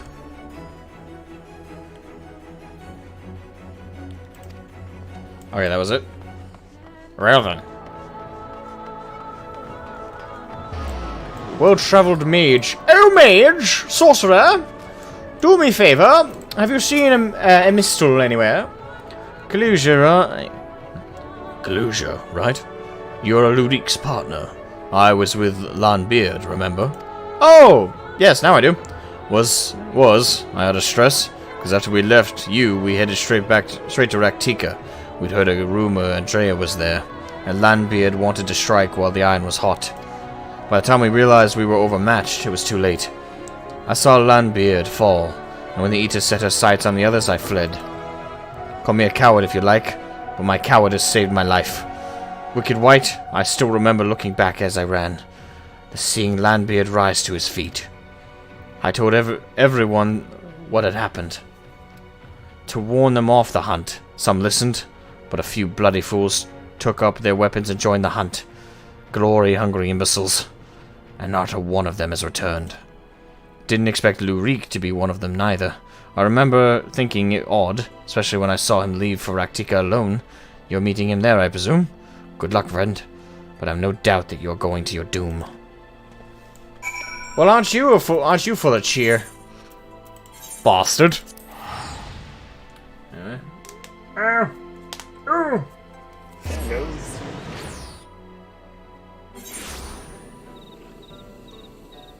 Yeah, Black Mage can be difficult, though. Not really.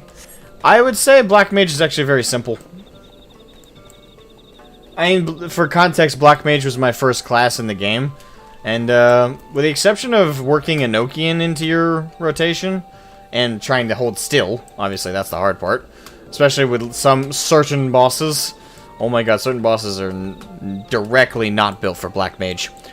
But, besides that, the class rotation is incredibly simple. I would argue that, in terms of easiest to learn, Black Mage is probably the easiest, the easiest DPS caster to learn. Actually, no, it's probably the easiest DPS to learn, all considered. I'd say it's the easiest. So, I staunchly don't agree with that assessment.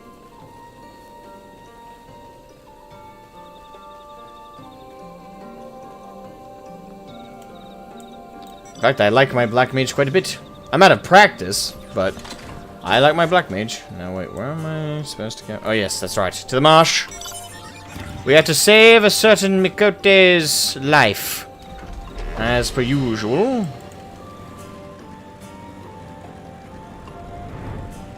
Is your actual despair? Yes. Not Enochian.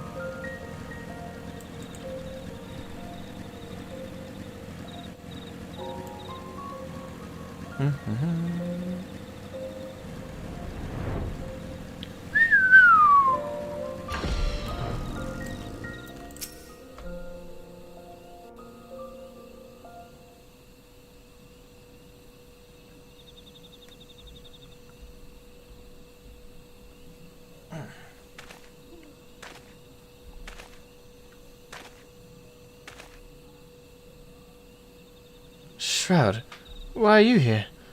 Don't tell me you came for me. It's terrible. It's terrible. Sorry, it's terrible. It's horrible. Andrea, she's...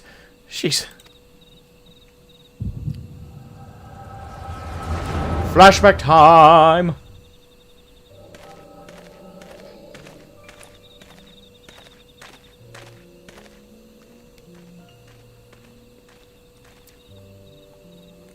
Renderay, if aught of you remains, then hearken to my words.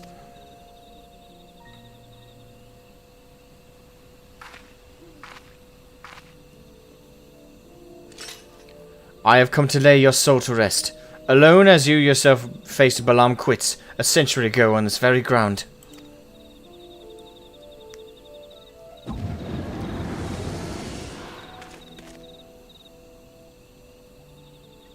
Landbed? Oh gods, no.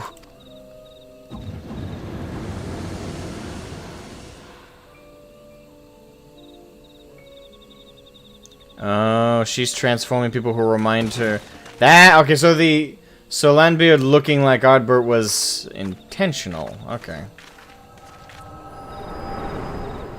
Okay, I see what's going on.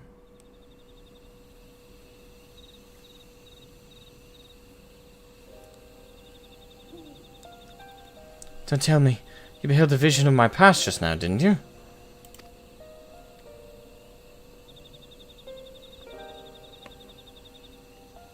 Is a very short one. I thought as much. Wasn't but a moment ago that I confronted them. Awfully useful, that trick of yours. Though I can't understand why you kept using it every time we ran into Andrea. I can't control when it happens. Believe me, I was just surprised you were. I can't control. I can't control it. Huh? So it wasn't something you did deliberately? Good to know. Anyway, unintentional or not, at least I won't have to convince you of what I saw. She's turned Landbeard and those other hunters into sin eaters like herself.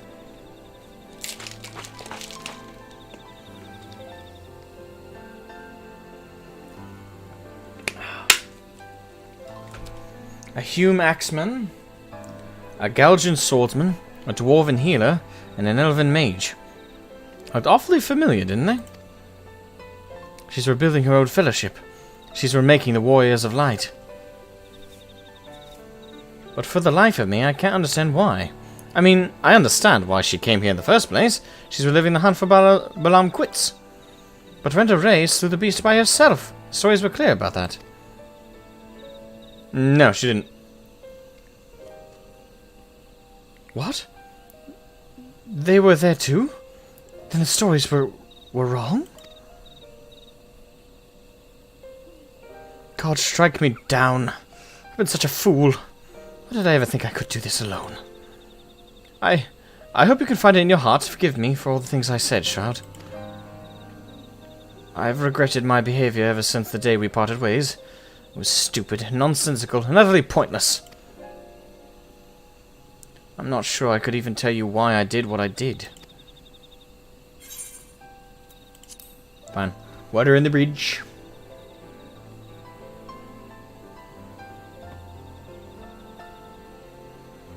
Thank you, friend. Thank you, my friend. I hope it's alright if I call you that.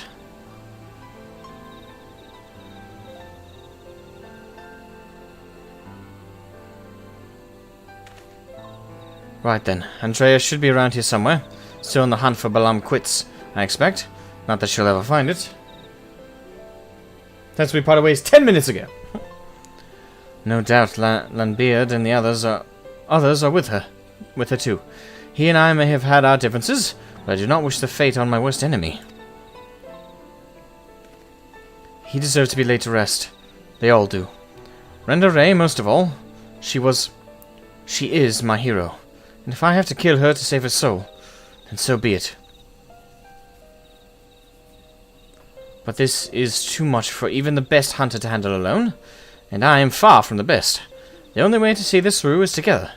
You and me. You and me, my friend. What say you?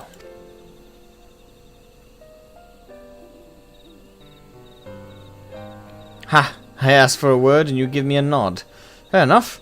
Before we resume the hunt in earnest, though, let us return to Gate Town and let Miss Olvara know all is well. After all, you wouldn't have come unless she sent you. Hello.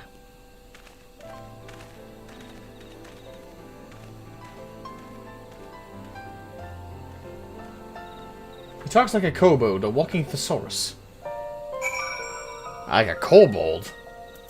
Kobolds don't really talk like they have a thesaurus. Tongue-tied. A thesaurus around.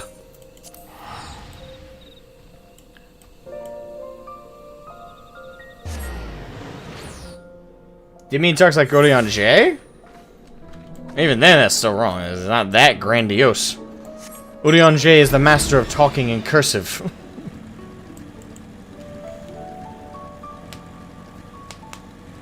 Stoic nods. Bold, assertive, nod.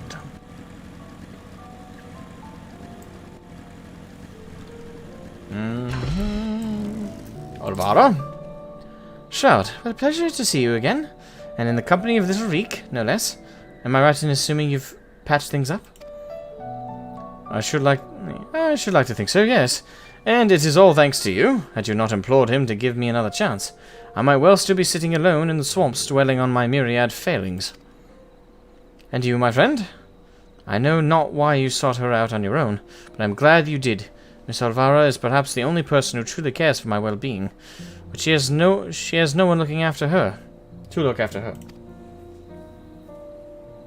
Wouldst thou not talketh in cursive? Wert thou schooled in learned ways? I mean, I have before. I used to do theater, and not just play like school theater. I did theater and then professional theater, where I used to live when I was younger, and I did a lot of Shakespeare. I did the Much Ado About Nothing, the Scottish play. Although since I'm not in the performance, I can call it Macbeth. So I did those performances. I also did Something Wicked This Way Comes, which is not Shakespeare, but I just thought I'd throw that one in there. I've done Romeo and Juliet. I've done The Merchant of Venice. I've done Othello. Let's see. Couldn't think of it. There's very few of Shakespeare's greatest hits I haven't done. The theater loved to do Shakespeare performances. I did A Christmas Story. We did a theater performance of A Christmas Story. I did a myriad of other ones, but some of them are harder to remember than others. But yeah, I've done a lot of theater over the years. So, I had to memorize many, a Urianger style line. Don't be silly, Reek. I have you, don't I? And before you start blabbering about how you wish you could properly reward Shroud, as I can tell you you're about to, know that I've prepared a hearty meal just for him. Oh, that's very thoughtful of you. Nevertheless, I shall see you both duly compensated once we have claimed the bounty for Andrea. And claim it we shall, for united Reek and Shroud are unstoppable, is what I would like to say, but I know my own limitations better than anyone. It would be prudent to make proper preparations at this juncture. You two should see it that you are ready for the struggle ahead. It will be a mighty one indeed, but one well worth the effort, my friend. Ooh, Risotto El Nero. Now, the final confrontation. Courage born of fear.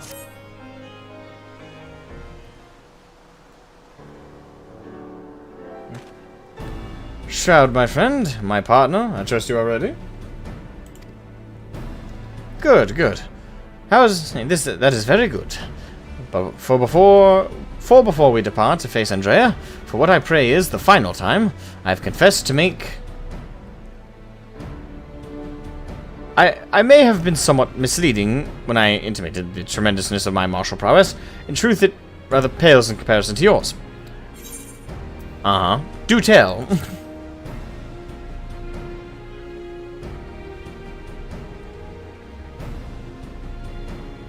That's the scene at the end of 5.2 has a chat with each of the Virtue Hunters. Plan to watch those ones? No. And I don't. Hold on, let me stretch. I don't really need to, because they're all. I'm assuming they all flow and end the same exact way. And I already had my talk with the. His name just slipped out of my head. The tank roll quest dude. I already did that. So, I don't think I need to go through the same convo over and over again. They're more or less the same. That's what I'm assuming. Like, nothing is revealed or goes crazy in any of them. That's wildly different from one another, other than the mentor, or not mentor, the companion hunter we had in one of the role quests is in there, but oh well.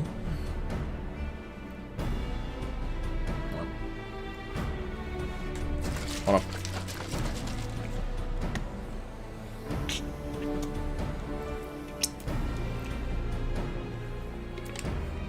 I mean, if there is an advantage to watch those ones, I will, but as far as my understanding goes, it's the same story. They're each different. Alright. How different?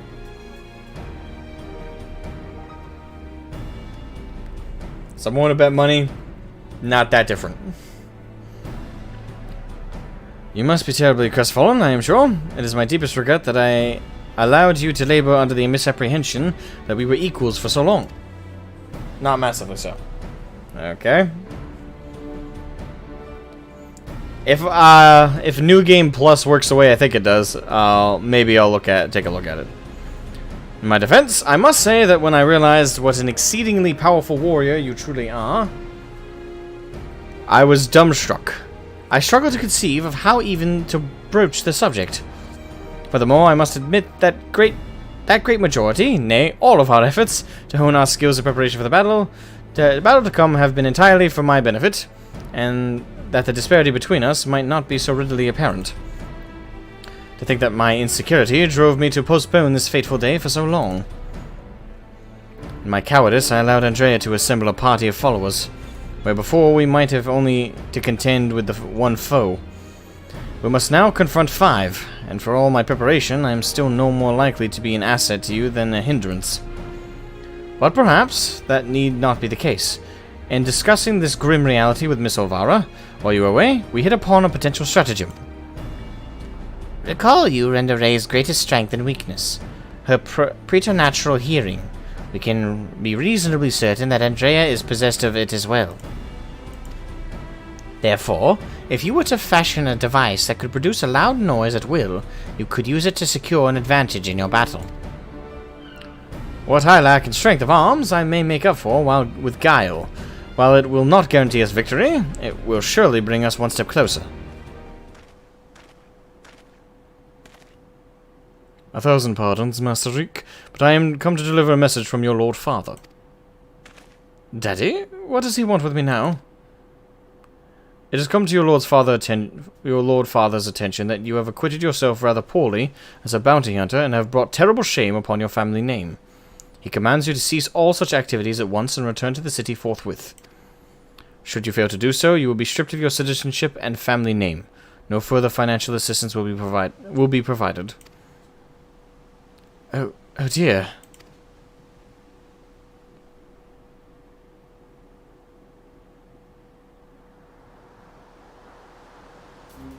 You may tell my father and my mother the following. That I am Lurik, proud bounty hunter, slayer of sin eaters, that I have no intention of renouncing this cause, and that they are free to do so if they deem fit. Tell them that if they have Tell them that if they have no son, then I have no parents, that I have no family save Miss Olvara, who has shown me more love than they ever have. Very good, Master Reek. I shall deliver your reply to them at once.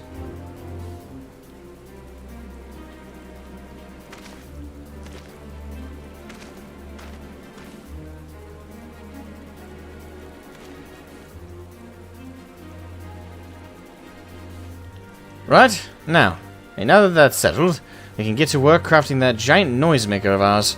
Let us consult with the craftsman of the crystalline mean at once. Hooray!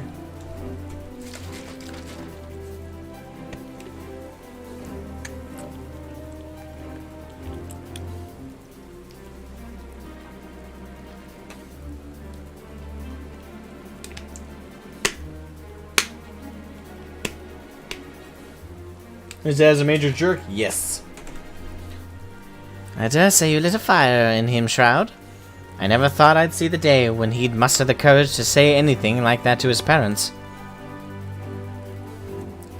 I lit a fire in his belly. He's ready to fight. Huzzah! Whee! Right. To the crystarium. Away!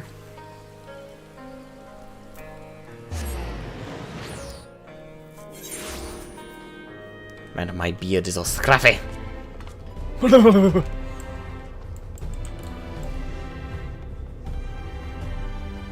Oh, by the way, there's actually one... Before I say this, let me double check that it's true.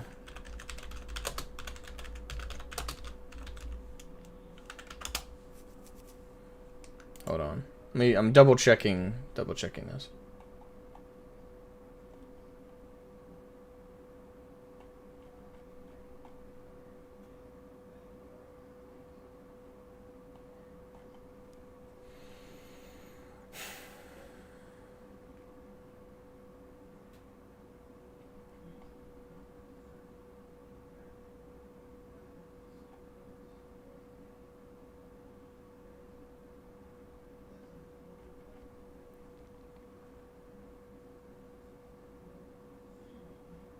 Alright, so it doesn't say specifically, but the one thing I wanted to mention real quick, just because it was on my mind. Did I eat anything? No, I have not eaten anything today. But, well, one thing I wanted to mention that was kind of on my mind, we talked a little bit of it yesterday, me, Kiwi, and Jenny while we were, me, Kiwi, Jenny, and Drawl, and Alder. Though I don't know how long Alder was there for this conversation. I don't know for certain. Anyway, Udon. Wait, no, I think I'm in the wrong spot. We talked about it a little bit yesterday, the YouTube removing dislikes. I don't know when they're going to do that. I heard that it's tomorrow. But I don't know if it's tomorrow. Because the thing is, the video I saw someone mention, say it was tomorrow, was a video that was uploaded today, but recorded yesterday, I think. So I don't know. I haven't checked. I don't think the dislikes are gone yet. Day. I think. No, the button's still there. Okay. So yeah, like, I know that's going into effect. Still a dumb idea? Yes, it's still a dumb idea.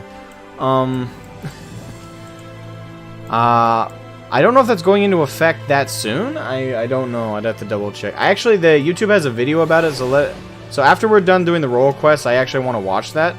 So I guess we're gonna do an impromptu reaction to that, if you guys don't mind. Well, I'm being a dumbass here. Yeah, I'll just port over. Why am I trying to run around?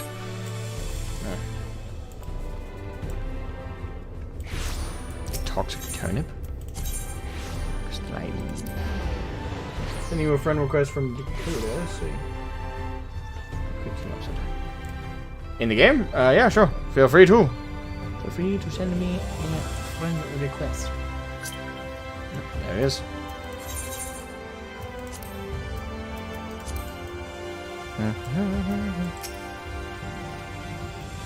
What's this all about? What's this then? You got something that needs making? Indeed I do, good sir. I wish to commission the production of a device that can generate a tremendously loud sound. It must be small and light enough to be carried by a single individual as well. Ain't that one of the stranger requests I've heard? Well, if that's just noise you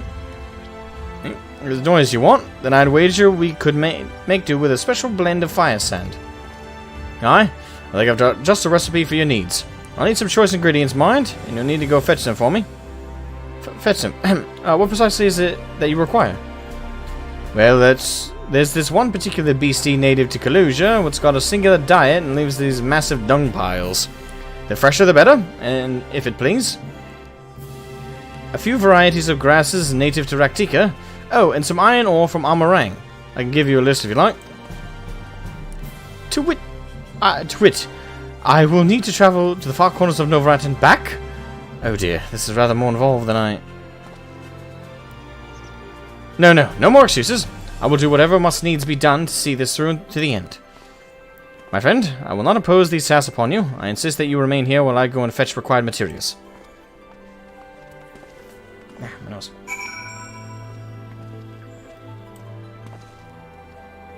Homie crafter? Maybe. Hey, Jenny! Stream sniping, as usual. There we go. Da-da-da-da-da-da. I'll make your stuff. Just need the items. Tataru's alter ego. Although he's a little tall.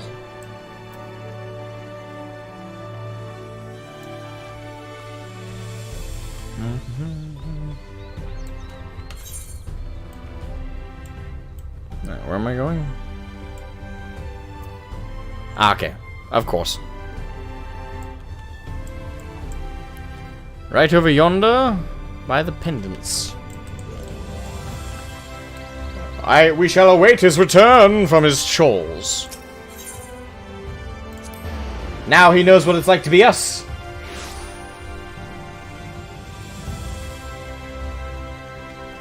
Alright, where were we? Ah, yes. Over here. Whee!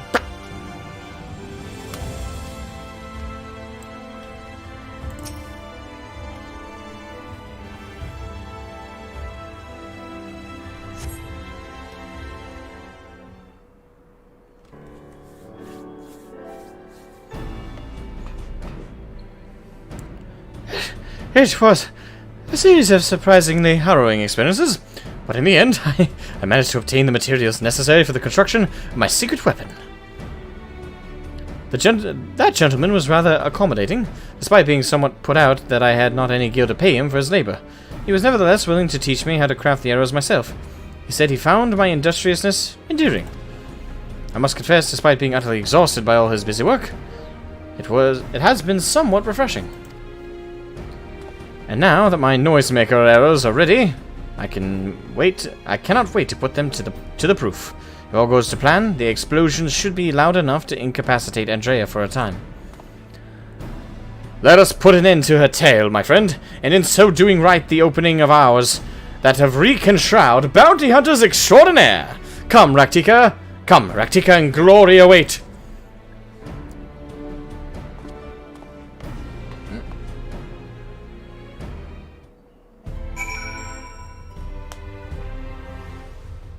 Think we watched it at any inn? Okay. Well, that makes it easier. Now, to the Raktika Greatwood. Away! Tally-ho! Raktika. It's raining.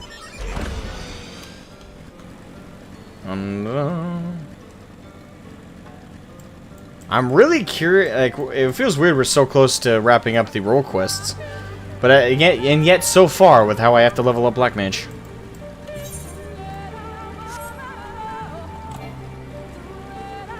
I didn't press anything. What did I name my Chocobro? Does it say? Because I don't remember.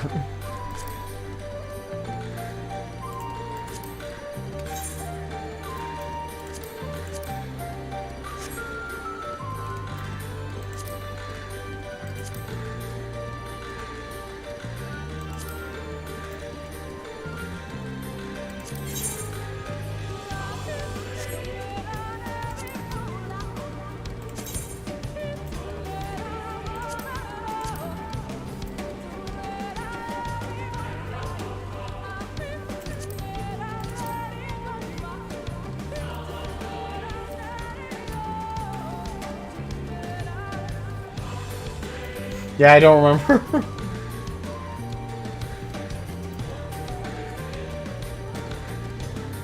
Boko.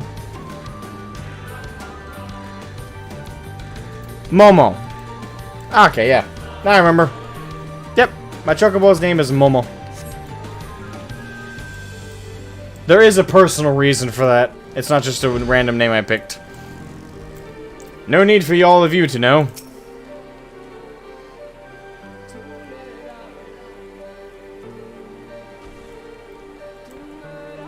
But now I remember. I remember my reasoning. If I may make one small request before we begin, please, for the love of the gods, please try not to succumb to any visions of people's pasts. This really could not be a worse time. I'll do my best.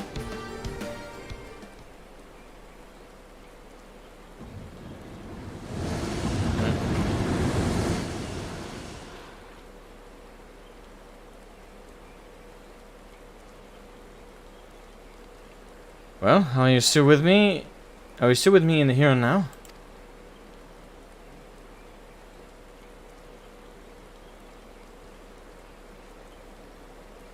Excellent. Then we can attend to the task at hand without worry.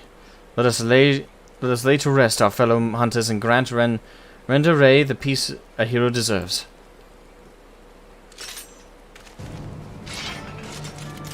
We are. I am Samurai. I come to challenge you.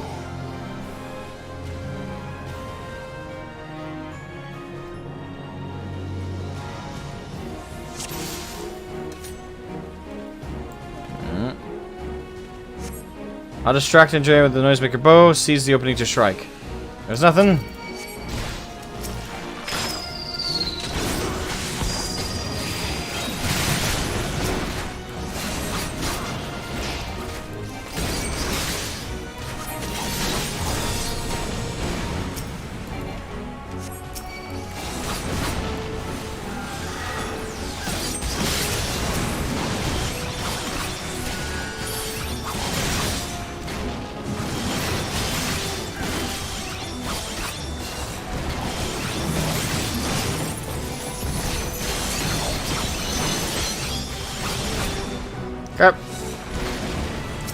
Actually, just occurred to me, healer was probably actually the first one to take down.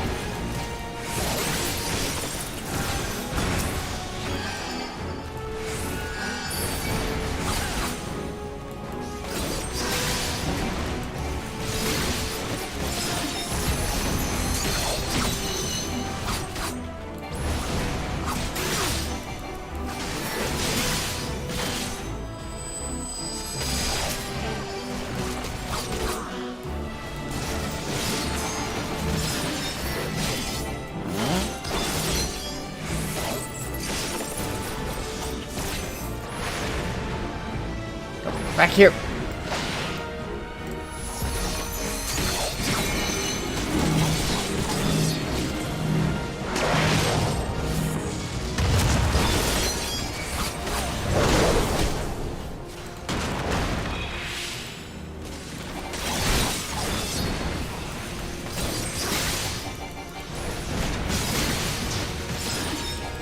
I'm picking mana.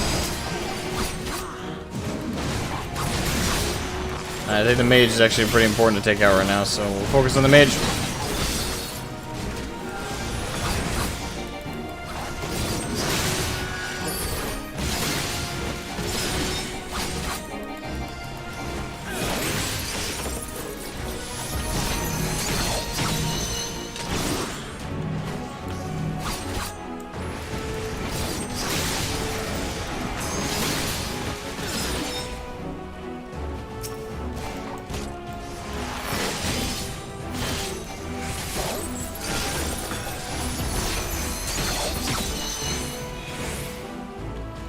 Alright. Alright. Gotta handle the knight.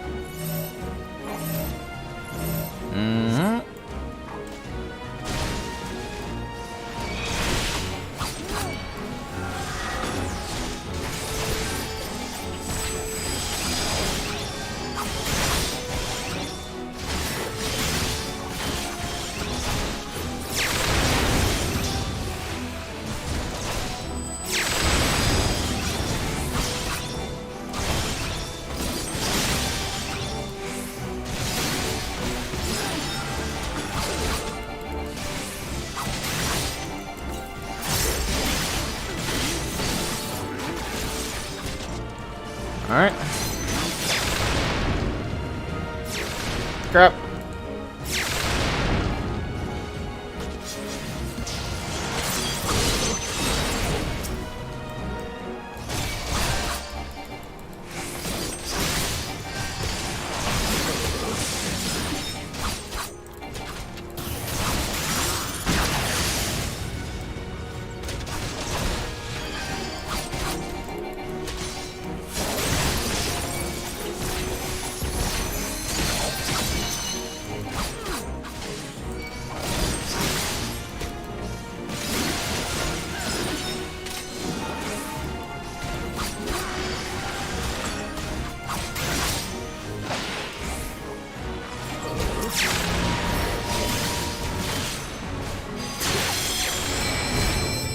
Crap.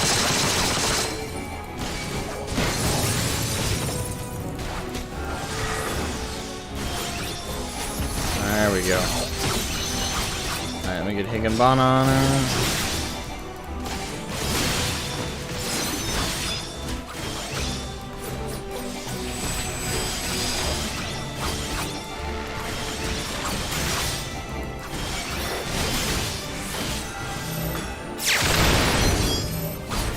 Crap.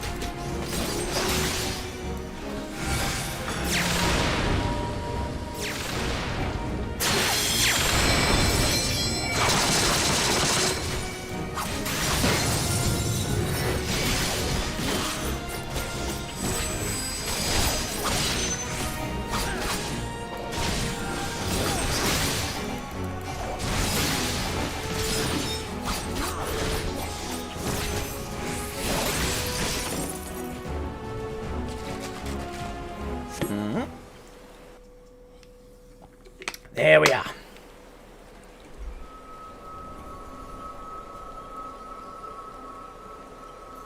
Rest in peace.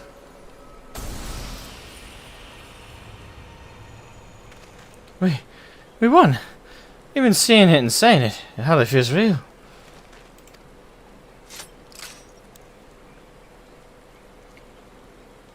Another crystal. Fun fact, I actually, when I leveled up Sam to 80, I went to the guy in the Tempest.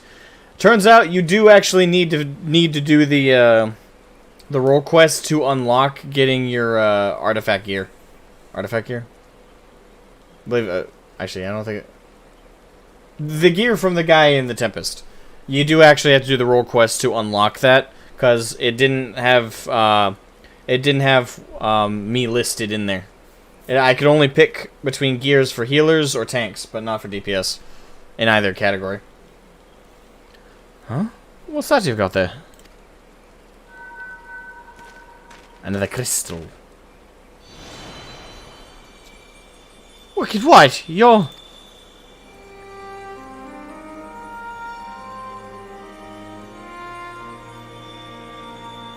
You're Underray. The real Underray.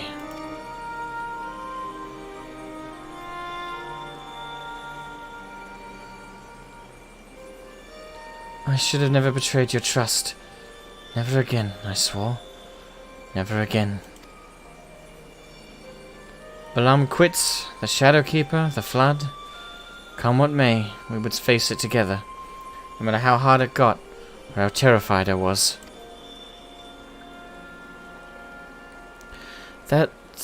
That's what it means to let someone into your heart, knowing full well that nothing lasts forever. To welcome the fear and the pain, the sorrow.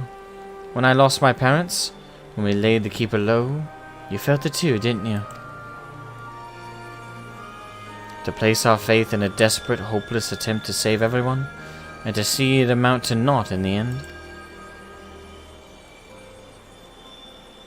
What else could we do but offer up that tiny remainder in a final, futile effort? Well, even knowing, deep down, it was worth but a few moments more. What is this? You gave me fear, and that fear gave me strength. Wait, there's so much I want to ask.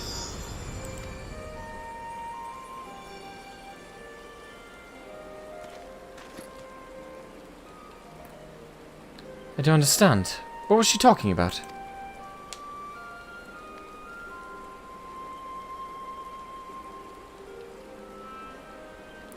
That's not right. It's not right. It's not fair. Heroes sacrificing themselves for nothing? Becoming villains? Being forgotten?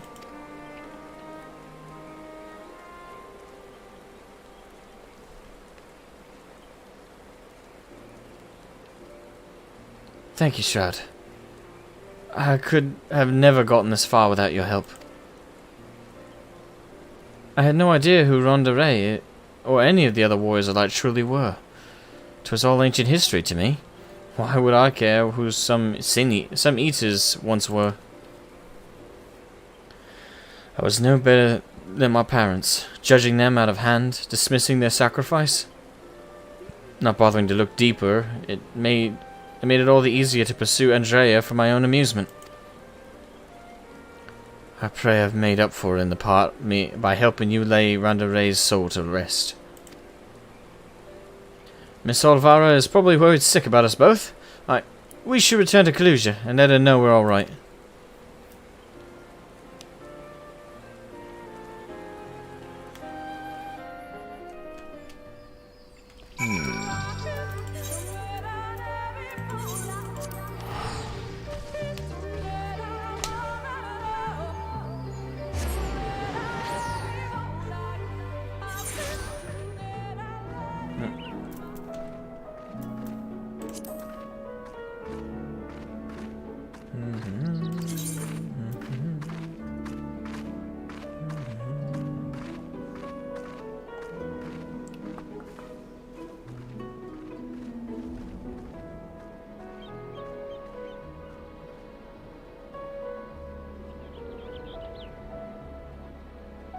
Nope, I got you right there.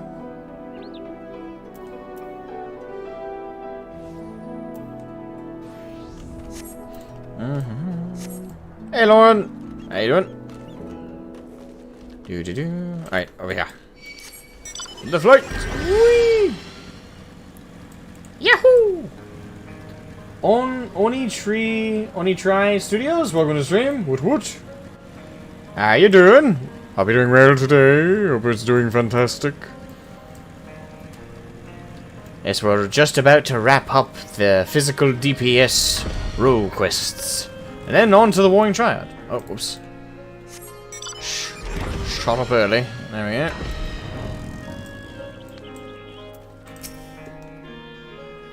My little Reek, Shroud. My little Reek, Shroud. Congratulations on a job well done.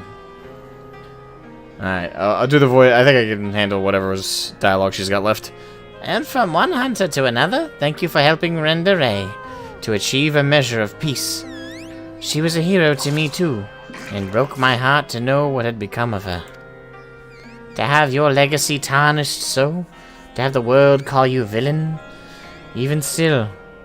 But at least I can take comfort in knowing she can finally enjoy a long rest. Whatever others may say, we will preserve the truth in story and song. Ronda Ray, the bravest hunter that ever was. And, more importantly, a true friend to those she held dear. I can only hope to measure up to her example someday. For now, however, I say we return to the Crystarium and raise a glass in celebration.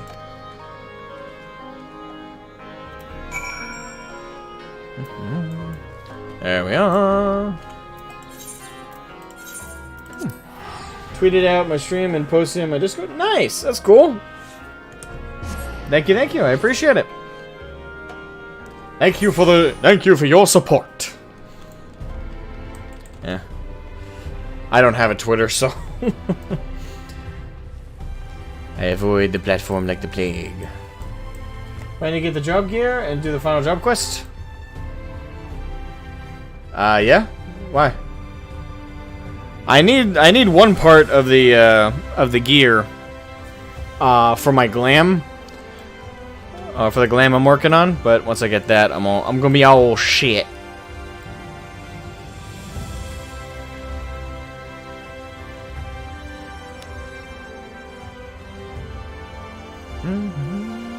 Rurik! There you are, my good friend. How'd you afford this feast? Andrea's bounty has been paid to us in full, my friend. So come, let us eat, drink, and be merry.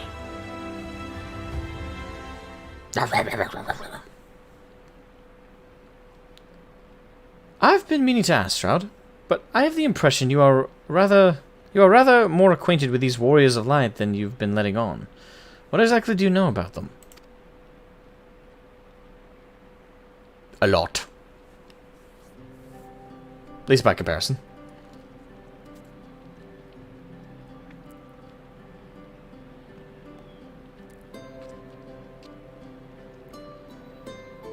Ah, the discussion of backstories.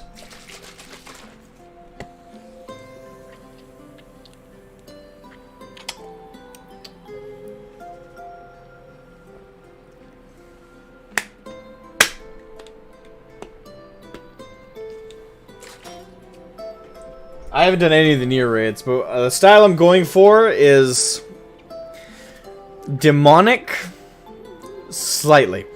Loosely demonic, menacing samurai. I haven't actually got a good name for the theme yet. I'll probably come up with it when I actually put the glam together. I need a piece from Paglethon, but once I get that, I have every piece I need. The only other piece I need is the katana you get from the set that you get from the guy in the Tempest. I need that, and I need a chest piece from Paglethon, and then I got everything. Well, I also need gloves, but I got a few I can pick through, so I don't know if I need any gloves right now. Oh, I'll look around for a good set that matches, but the gloves are neither here nor there right now.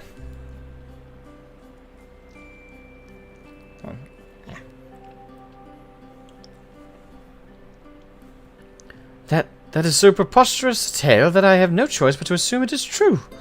Offering up their lives to cross the rift, then to halt the flood. Wicked White. It must have taken her so much courage to see it through to those final moments. A courage born not of desire for glory or dedication to an ideal, but of fear and love for those with whom she had forged an unshakable bonds. Her comrades.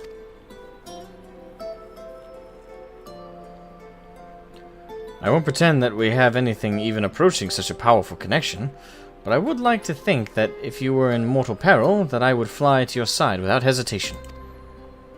Having said that, if I were tested as Randare were, if I were challenged to offer up my life for others, without even knowing if I would amount to aught, I doubt I could rise to the occasion. I am a child and a fool who knows little of the world. I have been coddled and spoiled. I have only just tasted the bitter fruits of life that you and countless others sup on daily. You are made of sterner stuff, Shroud, far sterner than me, and that is why I know I can never walk your path.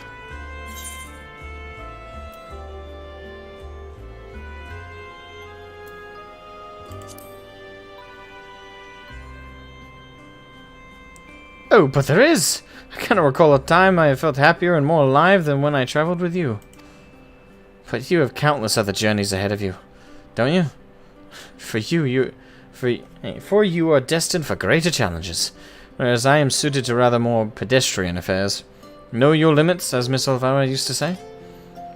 Meeting her again after all these years, seeing how much older and more frail she'd become, made me realize how little time together we have left. She shouldn't have to live out her days living alone in squalor. I've decided I will not be so. It will not be so. I shall return to Kaluja and attend to her needs, for I would do my utmost to repay the love and kindness that made me the man I am today.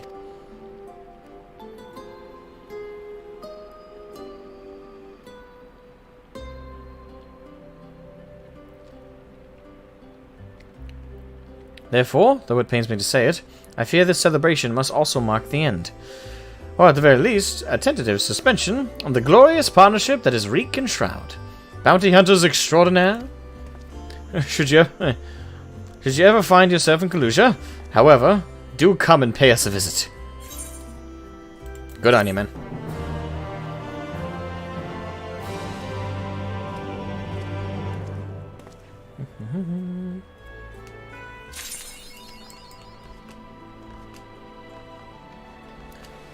Demonic might not be the best descriptor.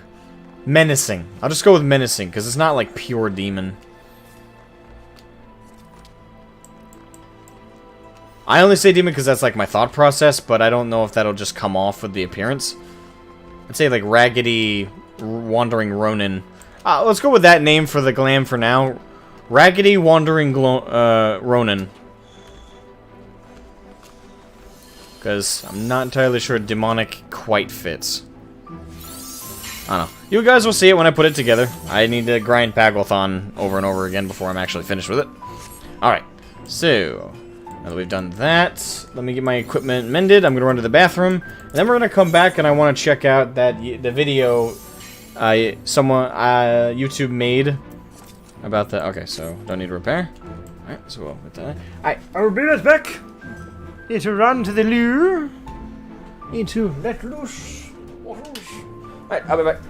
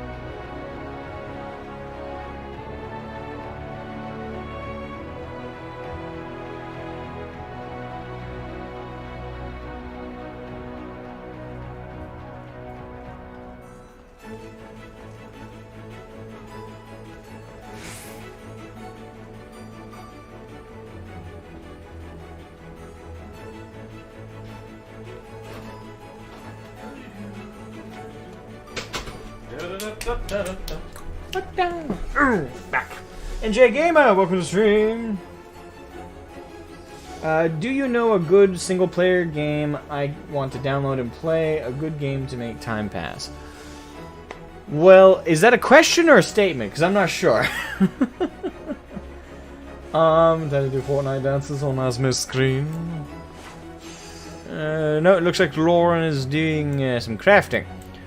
I'm not sure if that's a question, because you say, do you know a good game, good single player? So that comes off as a question, but then you say, I want to download and, that you want to download and play a good time to make time pass. I mean, I got several things that could apply to that, but, good single player. I've started playing Dragon's Dogma on my spare time. That's kind of fun, but it takes a little bit to get into. Skyrim is a good fallback. Fallout 3, Fallout New Vegas, Fallout 4, a lot of Fallouts, a lot of Bethesda games. The good old Bethesda. Not that they've ever been clean entirely. I got Devil May Cry. If you're looking for like a strong narrative experience that you can get lost in, I'd say if you can get it, get the Soul Reaver games for Legacy of Kain and look up the story of the Legacy of Kain Blood Omens, because unfortunately, unless you have a PlayStation 1 and you're not comfortable with emulating, you're not going to be able to play like the beginning of the story for the Legacy of Kain. Not that you need it. Soul Reaver and Soul Reaver 2 go over it pretty well. They're not really great. The gameplay kind of suffers a little bit in those games. It's not dreadful. It's not awful, but the gameplay in the Soul Reaver games needs a little work. It was kind of flawed. But yeah, narrative-wise, though, I'd play the Legacy of Kain games, 100%. They're absolutely fantastic. Legacy of Kain, Soul Reaver, specifically. Because that's what I think is available on PC. Outside of that, I mean, there's loads of games I could recommend, but it depends on what you're looking for. Are you looking for narrative? Are you looking for just a fun gameplay loop that you can get lost in and just kind of listen to other things while you just do mindlessly? Are you looking for an engaging game? I need more details to like narrow down my recommendations. Otherwise, I could sit here all day recommending all of them. Alright, so let me pull up this thing I wanted to check out. Yeah, whoops. YouTube removing dislikes. So yeah, I've looked at the hold on, let me pull this up again. I've looked up the stuff here. Alright, so let me pull this up over here. Real quick now. Real quick like. Alright, let me edit that a little bit.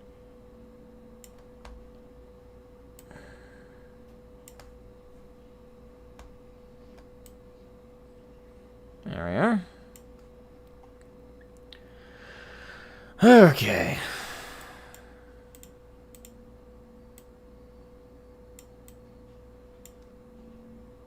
Oh.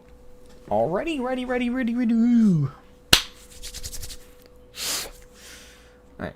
I probably should record this just in case it becomes a video, but here we go. Alright, so I wanted to check out YouTube's response. YouTube's basic video explaining the dislike removal. I've made no hints or passes at hiding that I am not pro removing the public dislike count. I am entirely against it. It's a way for I could list all the benefits of a dislike, but dislikes, the best way for me to sum it up, my thoughts, is dislikes are a good thing at the end of the day. Whether you're looking from a perspective of improving your content, because if a video is getting more dislikes than likes, and people are leaving comments explaining to you what you're doing wrong, and even if they're not, dislikes are a way to encourage creators to reflect upon the content they're producing and go, there's clearly some flaws here. People are not liking what I'm producing. I need to do better. I need to improve. As opposed...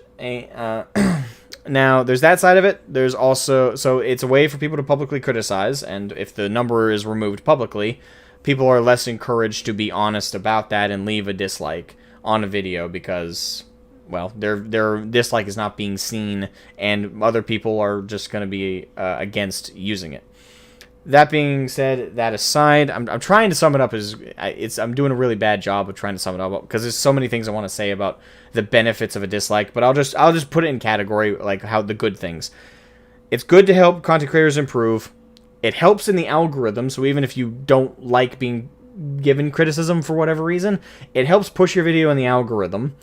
Additionally, it's how people voice their disdain to larger corporations and certain political parties and videos. I'm not a political channel. I'm not going to get into that, but I'm just saying that's how people voice their discontent with governments, with corporations, with shady content creators. And mass dislike campaigns don't hurt anybody. Like, they might hurt some content creators' fifis, but that's... I'm sorry, but we can't live in this world where criticism is silenced. Criticism is a good thing. Criticism is how you get better. It's how you improve. And yes, some people are assholes about their criticism, but it's better to get that criticism in and learn and improve than to live in an echo chamber where you don't ever hear how you can improve. And I guess that's the best way I can summarize it. Dislikes are a good thing, and removing them, to me, is not pro-creator. It's pro-corporation. It's pro-certain governmental things I'm not getting into. It's pro-big things. It's pro-silencing dissent. That it's silencing criticism. It's silencing voices. It's silencing viewers, and removing their voice and removing their ability to express their discontent, which sometimes is earned. And honestly, I think the biggest reasons that they're doing this is, again, protect corporations, protect governments that are criticized, and protect larger content creators that don't have a spine. That's like the best way I can put it. Dislikes are a good thing. I get dislikes all the time. They're not a bad thing. They're how you improve.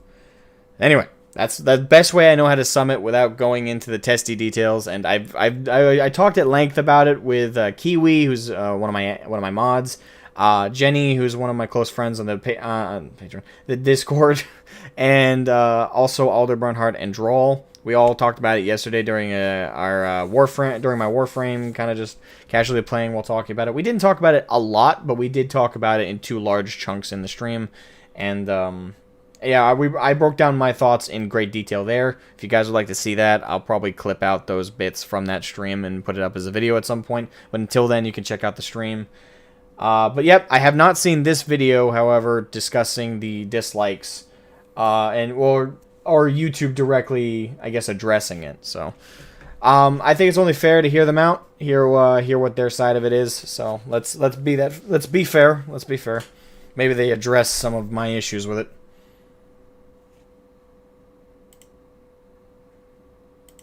If it'll click. What the fuck? Well, that's not good. Hold on, let me pull it up on YouTube, because I guess it doesn't want to come up.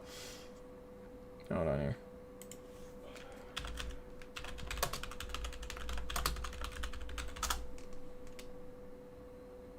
There it is. I don't know why it didn't work on the website. Hold on. Gotta readjust again.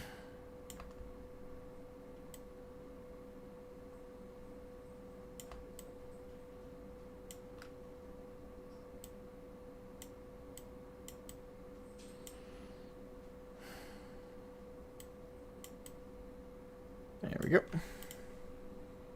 Oh, wow. I mean, I'll remove this if the guy has good points, but I'll stick by that. I'll leave that dislike. I already don't think I'm going to agree with what this guy has to say. Of course. Hey folks, you may have seen a while back that YouTube announced it was experimenting with making dislike counts private to only the creator of the video. Now, if you're like me, you were surprised by that. I mean, I've always thought seeing the number of dislikes on a video helps us know as viewers if it's a good video or not, if it's a helpful tutorial or not. Exactly. Or if what a creator is saying in their video is generally agreed with or not. But unfortunately, research teams at YouTube have found there's this whole other use for disliking a video that I had never experienced as a creator, and you may not have either. Wait, who is this guy? Apparently, groups of viewers are targeting a video's dislike button to drive up the count, turning it into something like a game with a visible scoreboard. And it's usually just because they don't like the creator or what they stand for. And that's fine. And hold on. Is this guy trying to phrase that as a bad... Now listen, I'm not saying that dislike campaigns don't exist. They absolutely do. But unless there's some legitimate criticism and legitimate reason behind it, those kinds of movements don't get much traction.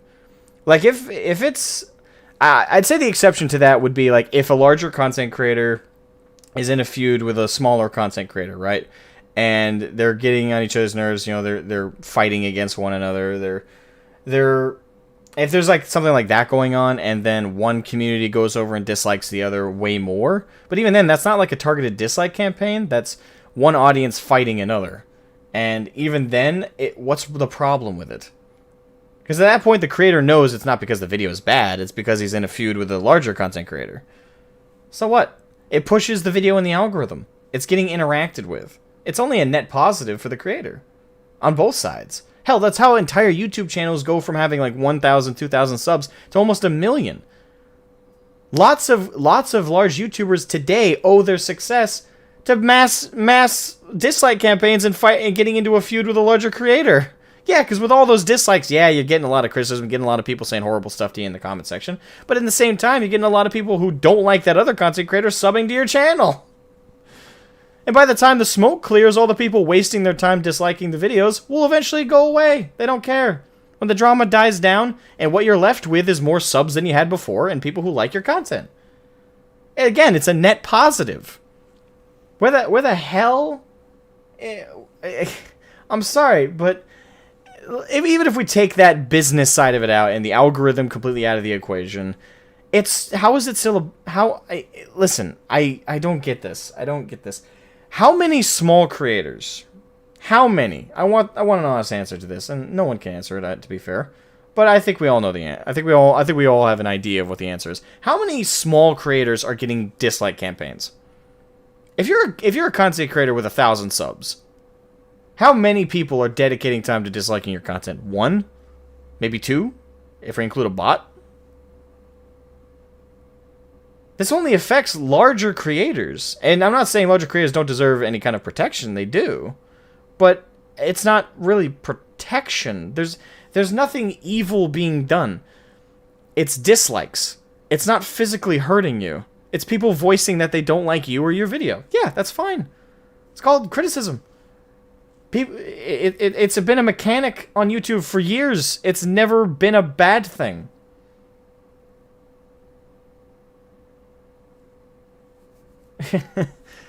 Like I don't understand that being a logic. Like, oh, they're attacking creators with dislike. How is that an attack? Oh no, a video got dislikes. Whatever shall I do? Listen, if a dislike makes you like teary-eyed and sad, get off YouTube. And I'm not saying that to be a dick, but get off of it. You're not built for this. You're not built for content creation. And listen, this is not coming from someone who's not ever affected by dislikes. Nah, I've had bad days where I look at a video that got a little bit more dislikes than usual, and I'm like, why? Yeah, I admit that. But I also acknowledge I can be a bit of a bitch sometimes. But I get over it. I shrug it off. I let it go. And on a normal day, I'm expecting dislikes. Every video on YouTube will have at least one. At least one. It's normal. It's part of the climate. And they're not a bad thing. That's not how I could rant at hours just at that one point, but let's keep going. That's a big problem when half of YouTube's Why? mission is to give everyone a voice. They're not being denied a voice. What? Okay, let me ask you this, dumbass. When has a dislike equaled silence? It pushes the video in the fucking algorithm. Their voice is getting heard more. What the fuck are you talking about? The fuck are you talking about? You moron. It pushes the shit in the algorithm. It doesn't suppress speech. Neither does being mean to somebody. I'm sorry, but if someone calls you an asshole in a video game, you're not silenced. Respond back. Call him a dick. It's the same exact concept. Oh, I'm gonna leave a dislike. That silences the creator. No, it fucking doesn't. It doesn't do anything like that. That's the stupidest thing I've ever heard. So, earlier in 2021, YouTube experimented with making the public dislike count private to see if it would help reduce these coordinated dislike attacks across the platform. And after analysis, they did see a reduction. So, the update from YouTube is that the dislike button is staying, but to see 2021, YouTube experimented with making the public dislike count private to see if it would help reduce these coordinated dislike attacks across the platform. And after analysis, they did see a reduction. Yeah, no shit, because the point of the dislikes is that it's, again, it's cool. Okay, hold on. So the problem with that research is, how do you quantify what's a targeted campaign and what's just a video getting a lot of dislikes because people don't like it? And that's the first thing I have to ask. How do you differ? How do you differ the two? How do you differ whether a content creator is just getting a lot of dislikes because they made a shitty video, and and a quote-unquote targeted campaign of hate on a corporation that probably posted, like Blizzard, for example, that posted a shitty video acting like everything's all fine and dandy while being a shitty company? How do you differ the two? It's based on opinion at that point, is it not? So, from the get-go, your research is fucking flawed. Your research is on the premise of opinion. Unless by quantifiable you see some comments going, all right guys, let's get the dislikes up. Come on guys. Or you go on Twitter and there's people saying, hey, dislike this video, dislike this video. And even then, yeah, there's so much else you have to calculate. How much is those posts and those comments getting traction with other people? How many people are actually clicking on the links? Can you even test for that? There's so much about this that I have to ask this big fat question of, how did they come to these conclusions? Where's their statistic data? I want to see this shit. Maybe it was on the website. I'll check for it later. But for now, I'm assuming that they're not going to share that because I don't think they actually quantified it. That research is, from the get-go, flawed. But even outside that, okay, even outside that, how? Okay, I'm gonna rant. Keep going. Production. So, the update from YouTube is that the dislike button is staying, but the dislike counts will now be private. You can still dislike videos, and that action will be used to tune your own recommendations, but you won't be able to see the dislike count. Only the creator can find it on the back end. Which defeats the fucking purpose! On Twitter, you guys said the reason you were doing this was to help small creators. From what, I don't know, I guess be criticized, but then there's this big fat part of it. There's this big fat part of it, you morons. If they could still see the dislikes, and the dislikes somehow hurt them, somehow silence their voice, how does it change if they can still see it? You're full of shit! Oh my god, that's stupid. And if they want. Now, a few common questions we saw from the initial experiment. Okay, come on. First, without a public dislike count, how can viewers tell if a video is worth watching? Again, I kind of had this question too, but it turns out that while viewers might use the dislike count to give them a sense of a video's worth, A new recruit has blessed our company. Millions Thank of you to views Marcos and versus videos in the subscribing. Experiment, they didn't see a noticeable difference in viewership, regardless of whether they could see the dislike count or not. In other words, it didn't really matter if a video had a lot of dislikes or not, they still watched. Next common question. Okay, hold on. If you click on a video, you add to the view count. So no shit that if someone clicks on a video, sees the dislike and likes and clicks off, they still add to the... Unless... Okay, to be fair, he might be talking about, like, people who have, like, apps and stuff. Like, I have certain things on YouTube that allow me to see, like, the analytics and stuff of, like, other content creators. Like, I can see that. I can see the ratio of like to dislike on a percentage on every video I click on. I can see that before I even click on a video. But most people, at least that I've talked to, don't have that. Unless you're a content creator, that doesn't really do you all that much good.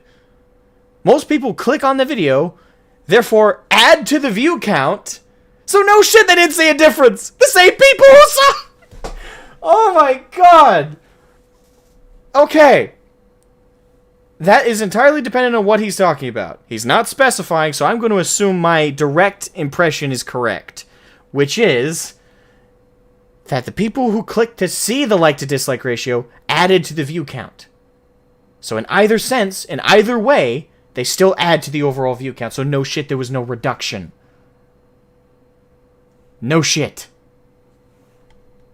Again, unless he's talking about people with apps and stuff and Chrome extensions that allow them to see percentages and not click on the video and therefore not add to the view count, therefore using that assumption that the video's views were not affected and the content creator's livelihood wasn't affected, this video needed to be more than 3 minutes if he's going to specify that.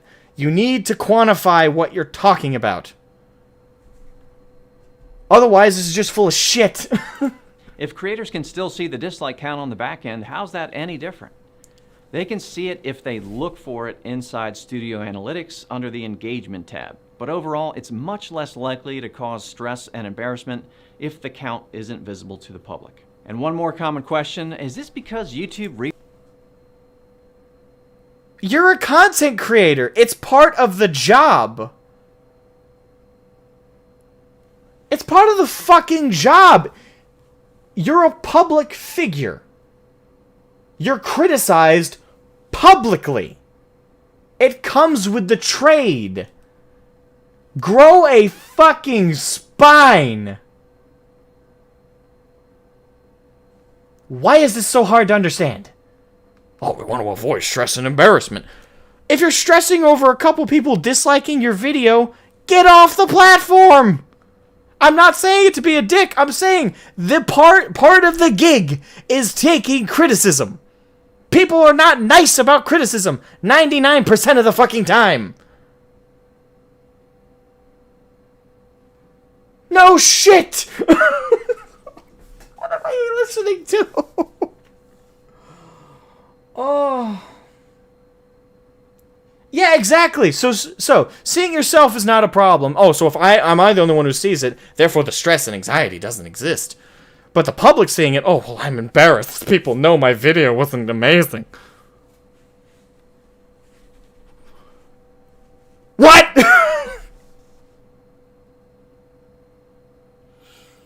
This platform is being led by idiots. Rewind got lots of dislikes? No. Although there are some teams internally who have learned the hard way what it feels like to get lots of dislikes. Now, this again is about protecting all creators and making sure they have a chance to succeed and feel safe in doing so. All right, so that's the update. I hope it doesn't cause too much frustration. Honestly, I think you're going to get used to it pretty quickly, and keep in mind other platforms don't even have a dislike button. Oh, that's a non sequitur. That's a non sequitur. Those platforms, and I think I know which ones he's talking about, such as something like Instagram, which you can only like a video, you can only like a photo or a video or something if you're scrolling through your timeline on Instagram. Yeah, you can only like. On Twitter, you can only leave a heart, or if you want to leave something negative, you have to comment or retweet.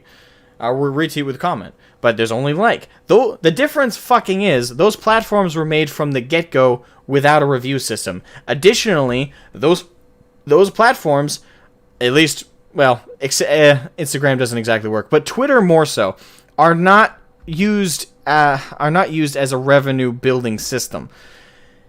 Now, I know artists advertise using Twitter and stuff like that to get jobs. So do other creators and stuff on Twitter. They do advertise there, but they do not get their funding and money directly from a system on that platform, and therefore that platform is very rarely and seldom used as the platform for which their quality is reviewed, and their quality and the stuff that they produce and sell is reviewed and talked about and discussed. And they can ban people on their own timeline from doing that. Twitter is a social media platform, and so is Instagram.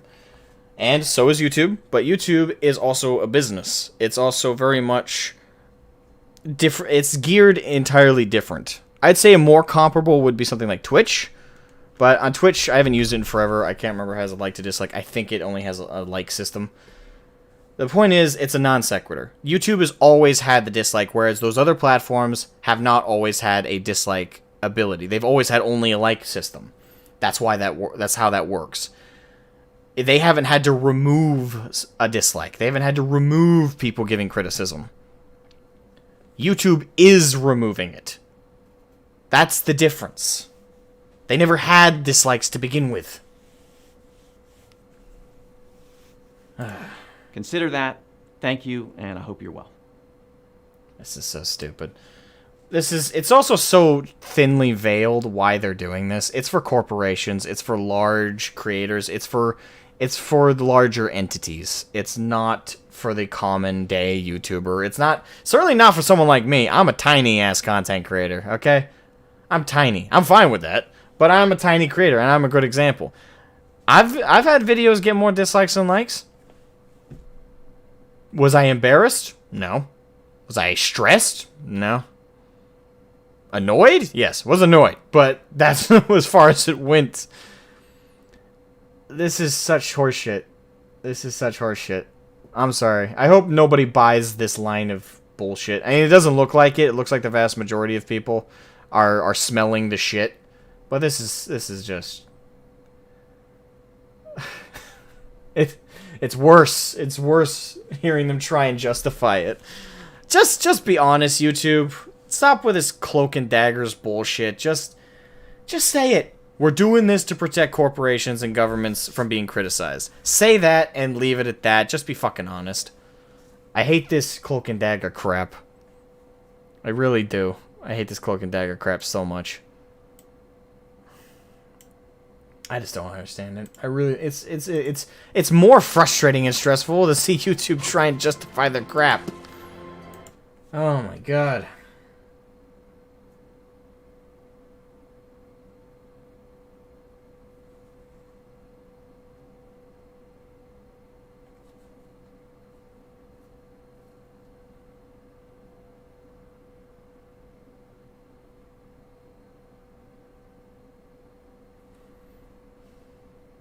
Yeah, let me scroll up in chat a little bit and see what you guys said about it. Let my voice not be the only one heard.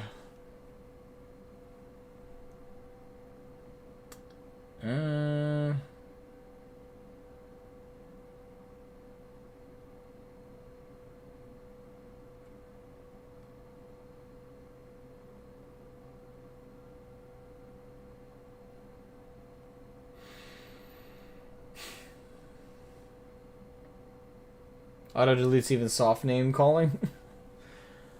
Oh my god. I feel like I'm drowning in bleach. I remember hearing about people going so far as to post a person's personal doxing. Doxing is a common thing you see now. Well, thankfully I've seen it less lately, but it became a more common thing over the last couple years.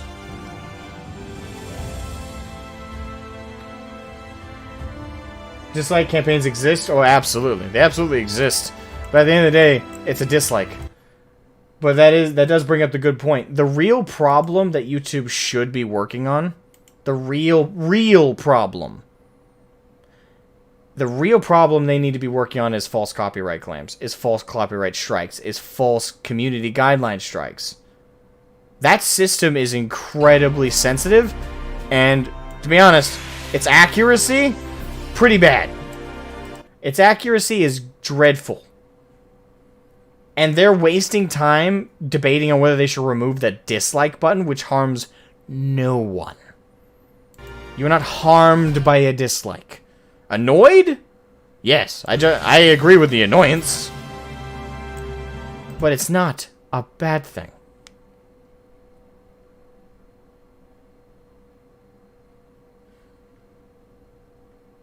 Definitely just PR talk. Yeah, it's all PR talk. Hear my brain melting? Yes, it was very much melting. Because their justifications are all... If you only listen surface level and don't think about it, I'm sure their justifications and their explanations sound great. And the thing is, they only address like 2 or 3 commonly asked questions. There are more than that. I'm going to bet you money.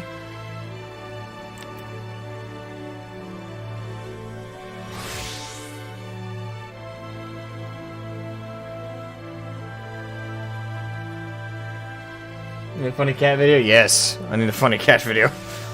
Anything but this shit.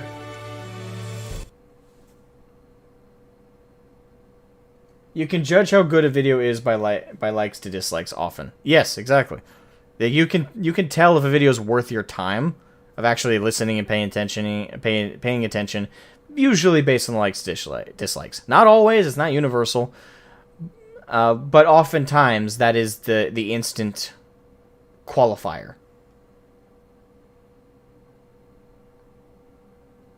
But what I'm saying is the dislike campaigns are almost never done to just small everyday creators that are just making some entertaining videos.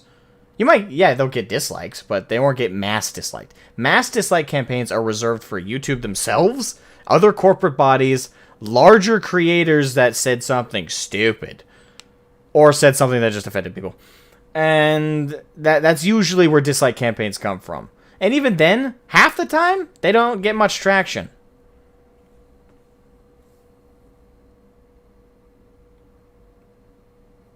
There's a difference between according to YouTube, you knowing your video sucks versus everyone knowing your video sucks. Yeah, sure. Dude, I think Facebook does that too now. No dislikes. I don't know. I'm not on Facebook enough. Why not actually make it worse and make it easier to make people to cry foul and play the victim? Yeah, a little bit. Now you say that. There's no like system? Okay.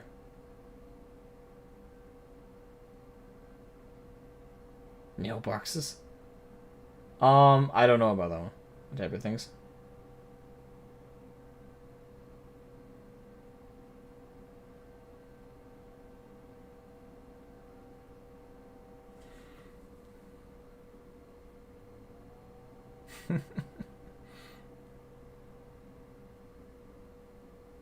Which is not relevant to YouTube? Correct.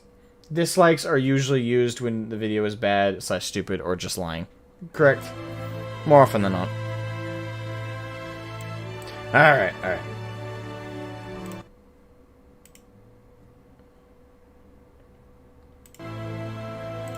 Hold on. Let me pull up people that... There's a couple of the videos people wanted me to react to.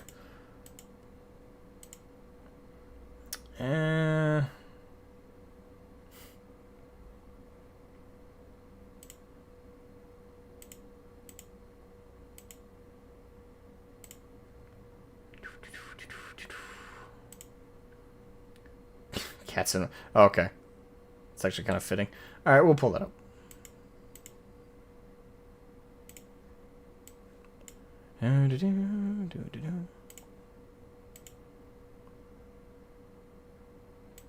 Alright, detox off the dislike thing. Cats in FFXIV versus WoW. Ishtola versus the new World of Warcraft Sun-Warmed Fur-Lined Stormount. I heard about the Stormount.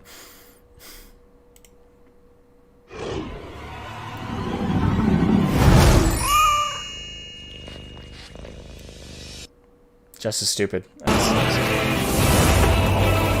Until our friend returns, Glorious! I will hold the line.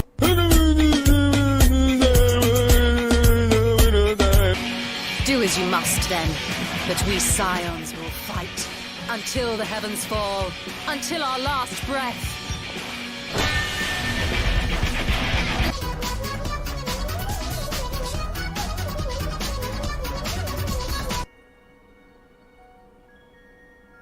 She's still not my waifu, but for everyone else who... I am not interested, little son.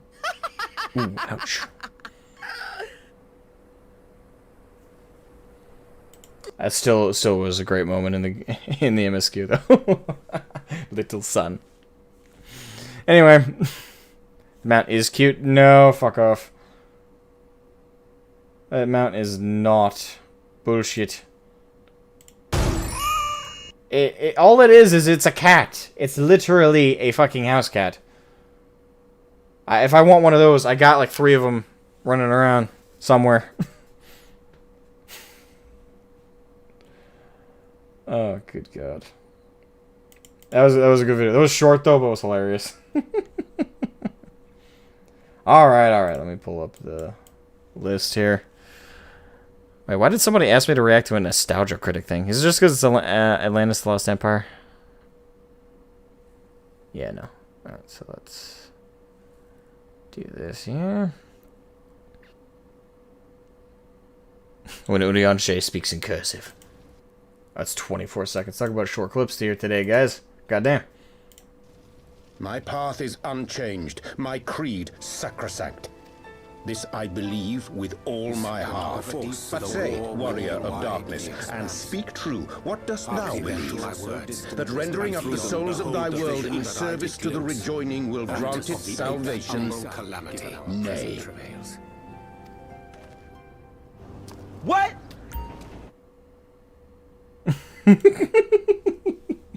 Okay. That was silly. But when he speaks in cursive, he doth protest too much.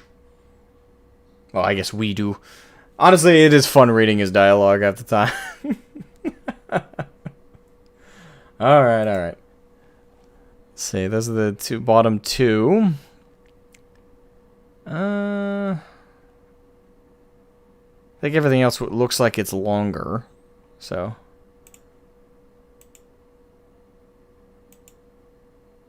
So that cat guy's channel, he's hilarious. And Popo Yagamo.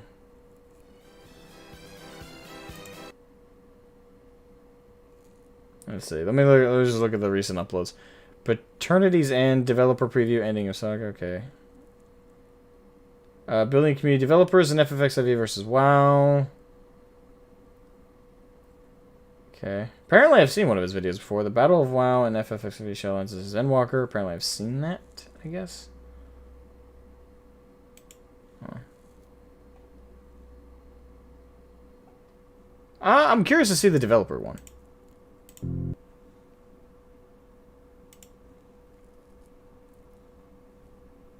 Alright, so Popo Yagamo's video, building community developers in FF versus WoW.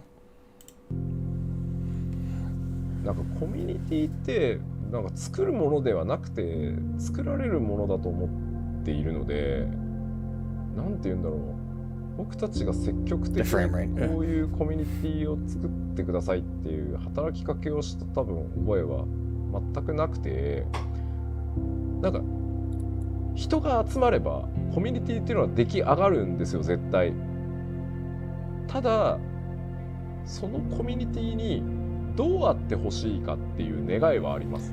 I do gotta say there's something I love about Yoshi. Like, every time you see him talk about, like, MMOs and MMO communities, and you see it as well as you, even though I don't understand the language, you can also hear it in a way, and the emotion in his voice, how much he actually cares, and how much he actually, you know, he's in the same boat as you. Like, you don't feel disconnected. You don't feel entirely disconnected from him, which is amazing to see, I have to say. What's my server? I'm on Marlboro on the Crystal Data Center. I don't know. I just, every time I see Yoshi P talk about games and MMOs and about FF itself, and you really get a sense of who the guy is, and I do like that a lot.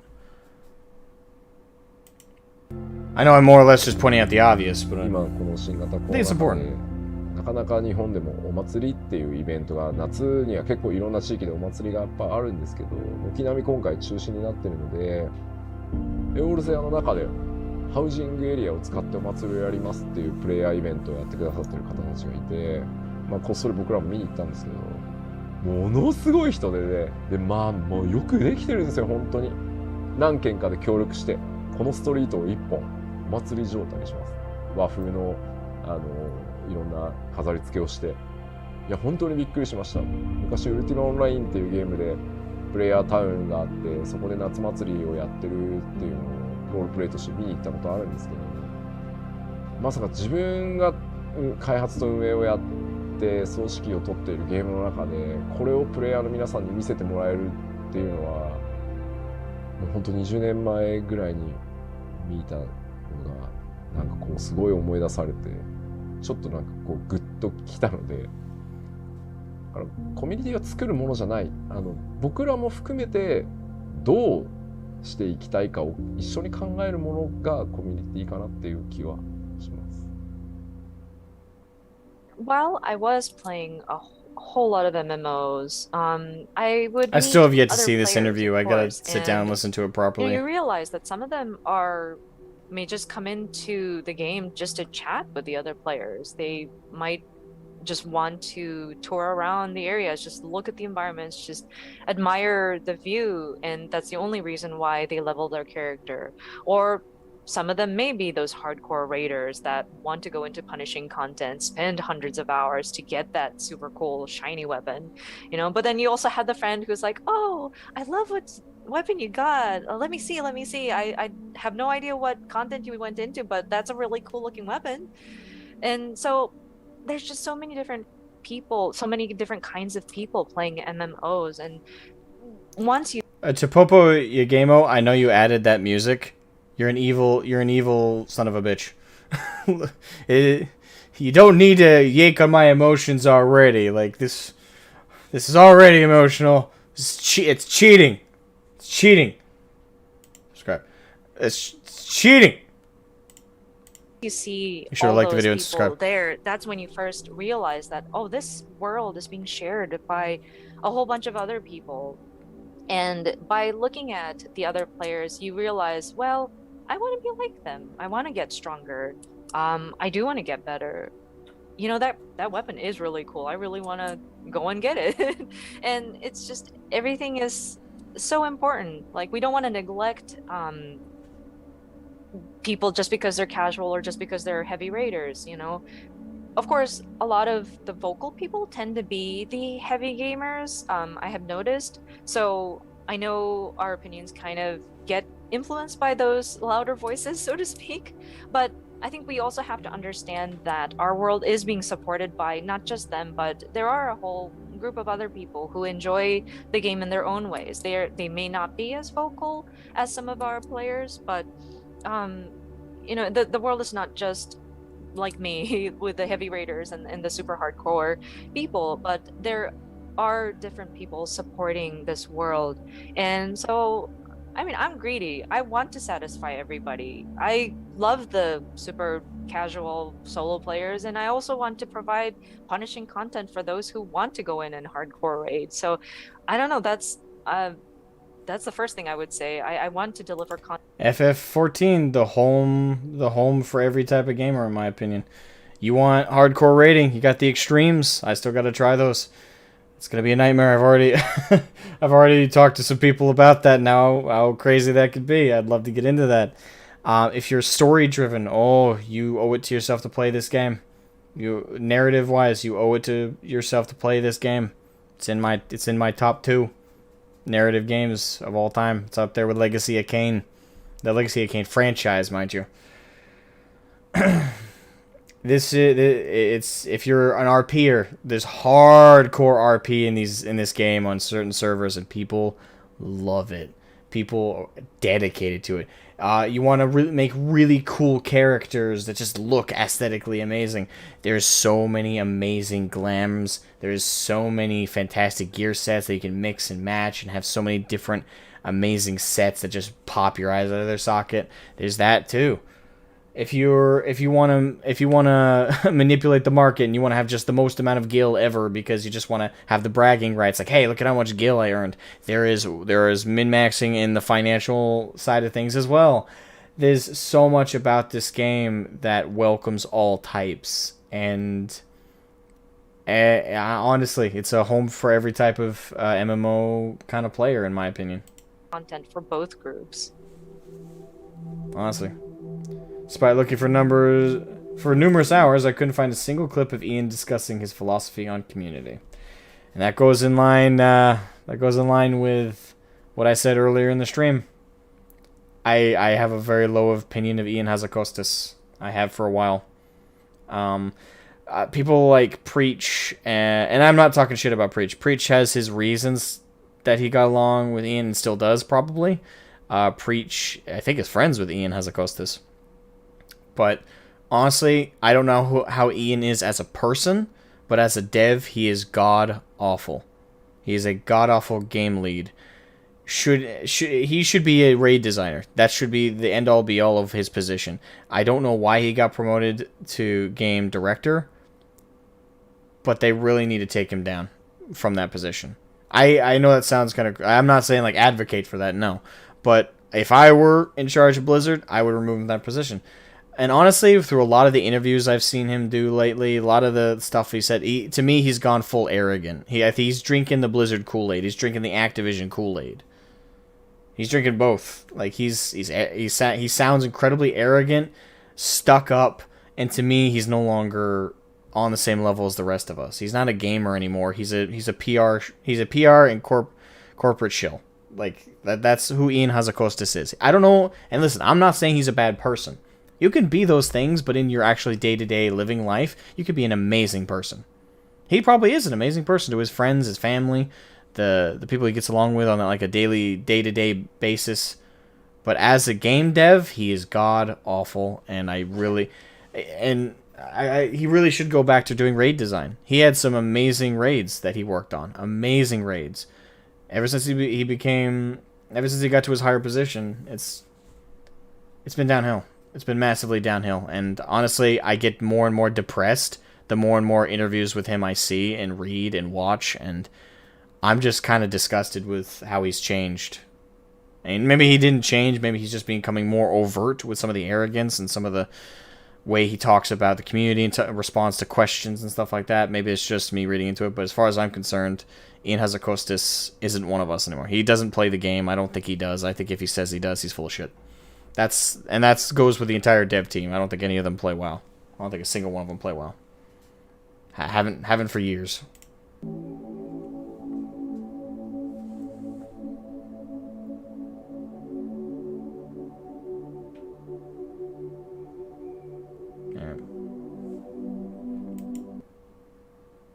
Yeah.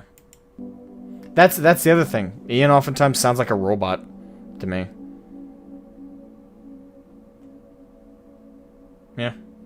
It's it's not just Ian that does this. It's all Blizzard devs, but it's all about the numbers on the board. It's all about the chart. It's all about the analytics. It's all about the systems. But it's a numbers game. It's not about people. It's not about community. It's not about bringing folks together and to enjoy a game. It's about how can we affect min-maxing like this. This is class balance. This is systems we want to add to the game that we think will add longevity. This is the system that we must produce to effective make player enjoy game. We must accomplish system add on. Ha ha ha. Players will of course enjoy because of calculation on board. We rely on board. Board be removed. We lose function. We lose possibility for Blizzard games. That's Ian Hazakostas. I just did a perfect impression. Anyway, mad thanks to Popo Yagemo for the video though. Love the video, man. Thank you, thank you, thank you.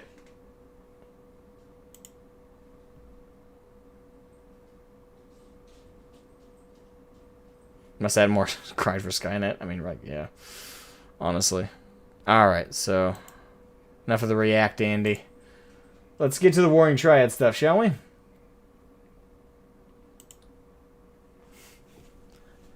Good God. No king rules forever. No king rules forever.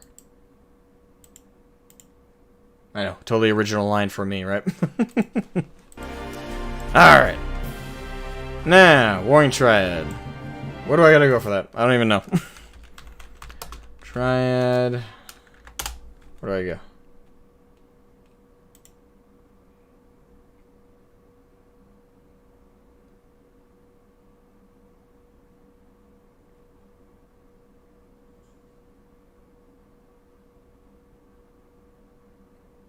It says Aziz Law.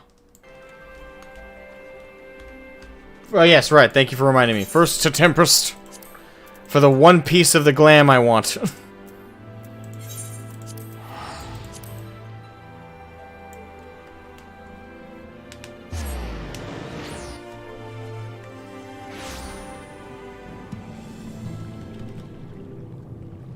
Alright. Fly!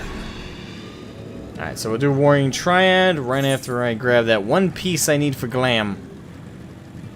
One singular piece to the puzzle. And then after the stream ends, I'm going to be grinding Pagglethon. Just Pagglethon, Pagglethon, Pagglethon until I get the damn chess piece. I lose my mind. But I'll do it! Open the door. Whee!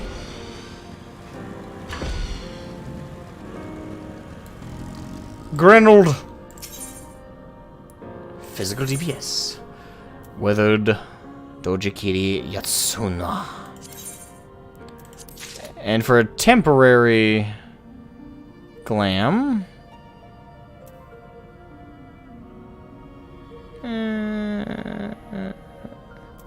Nah.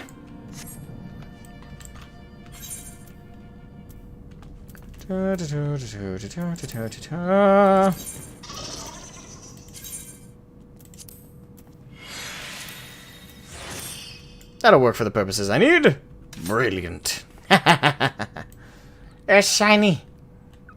Well, it's not glowing like the crystal one, but that's what I wanted. Brilliant. Alright. Now, I got that one piece of my glam. The red. I now only need the chest piece and it will be complete. Anyway.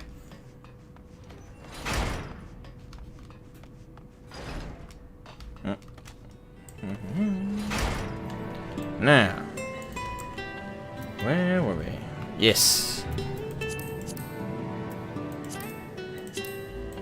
Warring Triad. A new recruit has blessed our company. Thank you to Nicholas. Thank you, Nicholas, for subscribing. Thank you, thank you, thank you. Much appreciated. Alright. Is a group of 3 primals. These law. Heaven's Word. With each patch support. Okay, that's just the history of it. I don't care about that. Where's the quests?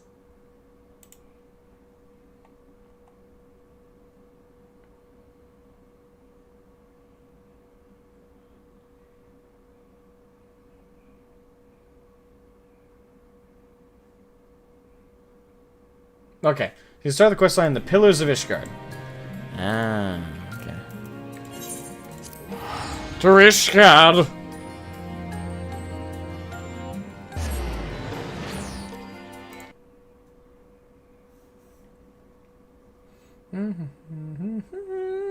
Transferring home server? Oh, okay. Go to the Muggle station.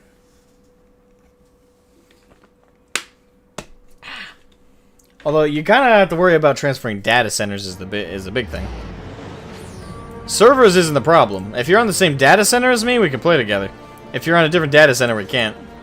It's not really about server transfer, but I think there is a data center transfer thing. All right, hold on. So I gotta go to the pillars.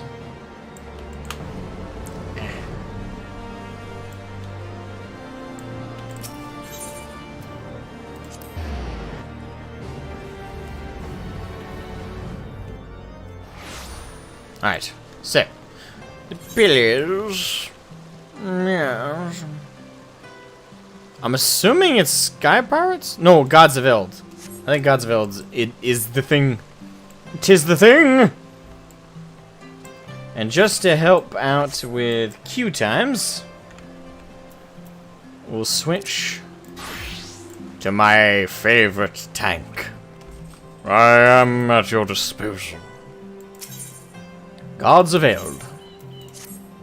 Ah, my Lord Shroud. During your absence, a stranger came calling.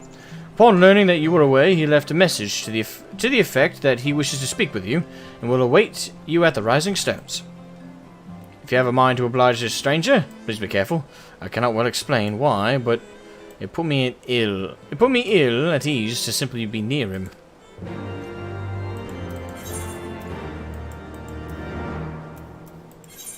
Ill at ease to simply be near him.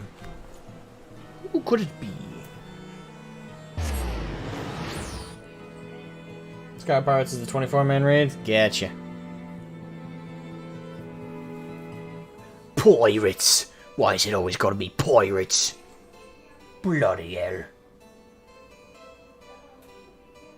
By the way, is there an engaging story with these, by the way? Or is it more like fluff?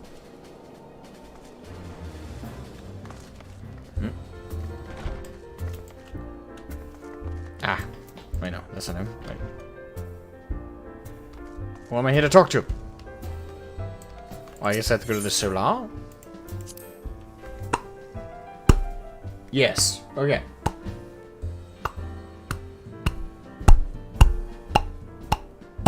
Alright. Hey, look, it's Astinian, Graha, Stola, my friends. You're all looking wonderful. Alright, now to wait in the Solar.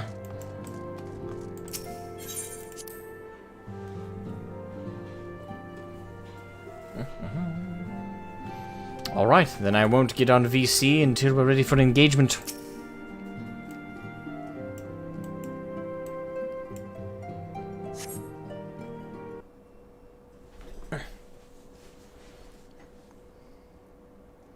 My thanks for coming.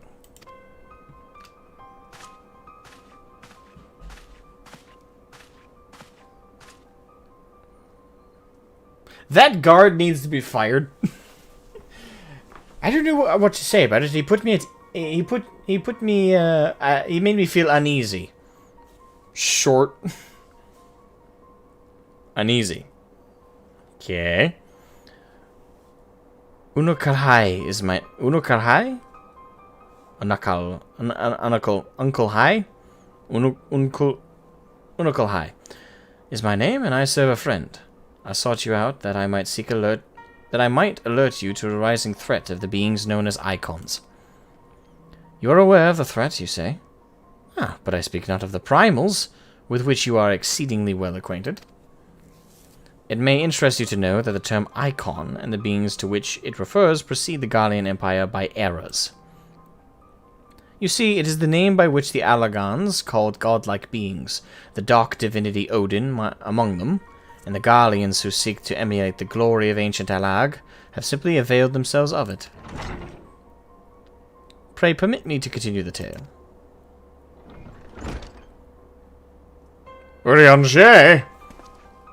But of course. Ah, Odianje, how kind of you to join us. We are so much taller than this guy. As Void of Light's comrade, my participation is but to be expected. After all, the matter doth pertain to the very fate of this star. The Icons of Eld. In the distant past, these mighty beings did offer fierce resistance to the Allagan Empire. However, they eventually fell to the men of Alag, who devised but the means by which to capture them. And it did not end with capture, as you well know, for the Allagans also learned how to harness the Icon's power. They refined this knowledge at the Aether Chemical Research Facility in Aziz La, and within the centrifugal crystal engine, they sealed 3 of the beings, the Warring Triad. Roll credits.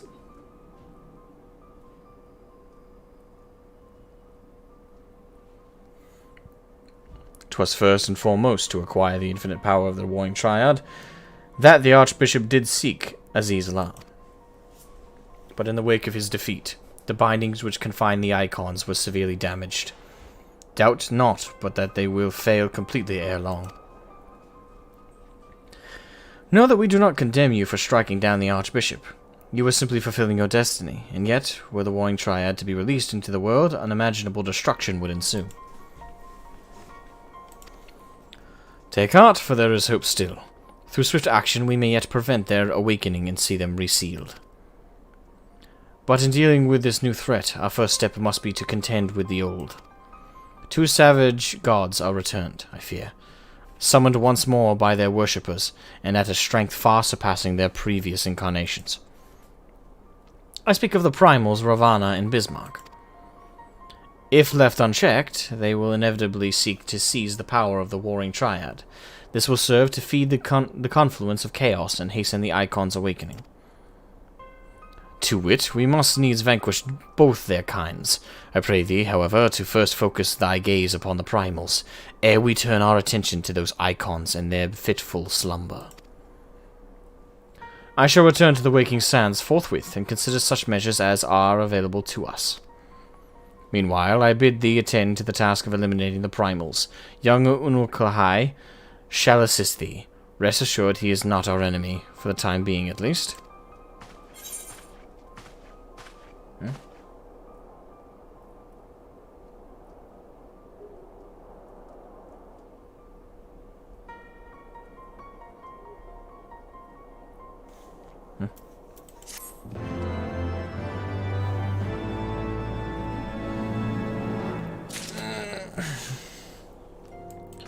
There we are. Oh, they're 3 different quests.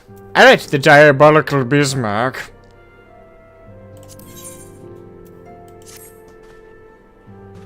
If we are to prevent the awakening of the Warring Triad, then Bismarck must be cast down once more. I am aware of the rather unorthodox method you employed to lure out and slay the White Whale before, and had a mind to follow established precedent. That said, islands are not easy to come by. I should hope it is not necessary, but you may as well show this gemstone to Chief Sonu. He will know it as the weeping eye of the Manuk Manai, and it will ensure that he is completely committed to our cause. Oh, and before you ask, I have already informed Master Garland of our plans. He is currently en route to the Blue Window. Alright.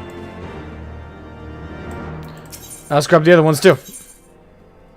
Thok around their eyes, so that's Ravana. As you prepare yourself for battle, so too does Ravana. Within Thok, he builds his strength, feeding upon the prayers of his innumerable children. But those same children will not suffer you to live, should you surrender yourself to them a second time. Nay, you must devise a new way of approaching the Lord of the Hive's domain. Consult with the storyteller, the Elder of Vath, and he will aid in this endeavor. Thank you.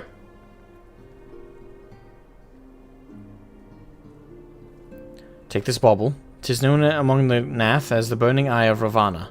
When the time comes, you will know what to do.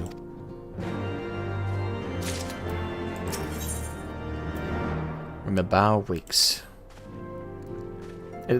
The time has come, Warrior of Light. We must move against the warring Triad now, or suffer the consequences. The seal is cracked and the icons stir. Should they be allowed to awaken and resume their titanic conflict, it will be alike to the coming of a second calamity. You, Shroud, represent our best hope of eliminating this threat. That said, the very act of entering the containment facility itself presents certain unique challenges. So unique, in fact, that I struggle to locate an individual with the requisite talents to surmount them. Were it not for the impressive diverse connections of your fellow Scions, I might still be searching. Happily, however, they were able to furnish me with a suitable candidate. Now, along with you and your Echo-blessed companions, all the pieces we need to proceed with this deadly game are arrayed upon the board. Victory hinges upon no less than the total destruction of the warring Triad. But we must also wear the interference of those who covet the Allagon's primal harnessing of technology. I speak, of course, of the blindly grasping hand of the Gallian Empire and its fumbling agents. The ignorant meddling of the Empire will serve only to hasten the Icon's awakening, and it is my master's desire that the Triad be dispatched before Imperial forces delve too deeply. Being the nearest to wakefulness, the Icon Sephiroth will be your first adversary. Make your preparations and join me in the flagship in Aziz Law. We shall speak further there. Alright?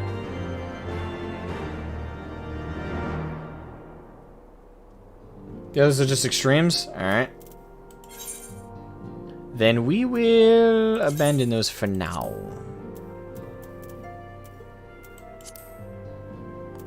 As the focus is the warring Triad.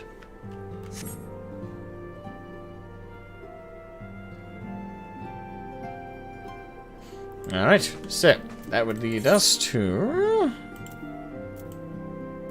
of course. To the Helix.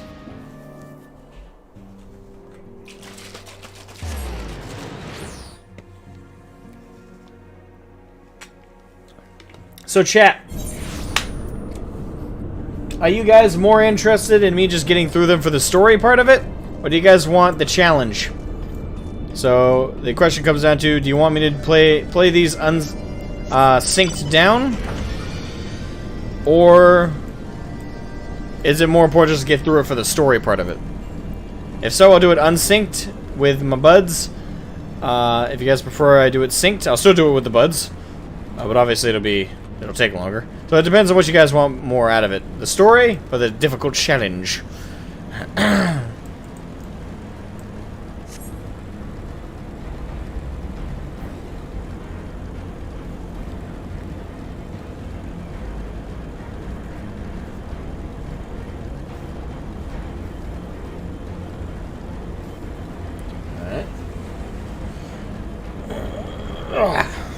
Alright, we got a vote for synced down. More fun that way. And I don't consider it less fun.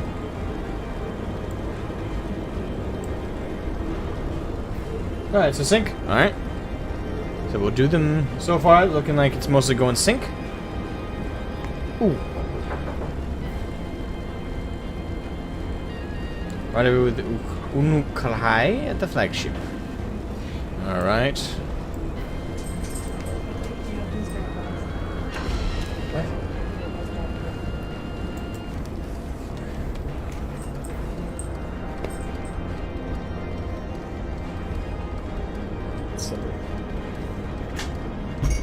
How long was it in the freezer? In the fridge?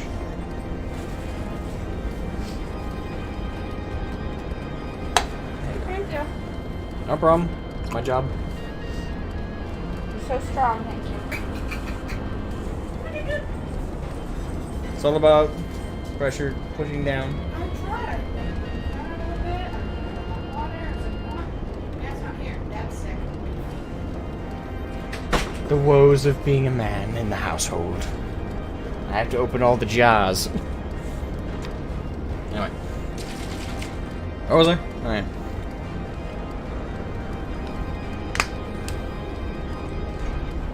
Alright, so sync down seems to be... Alright, so where were we? Ah!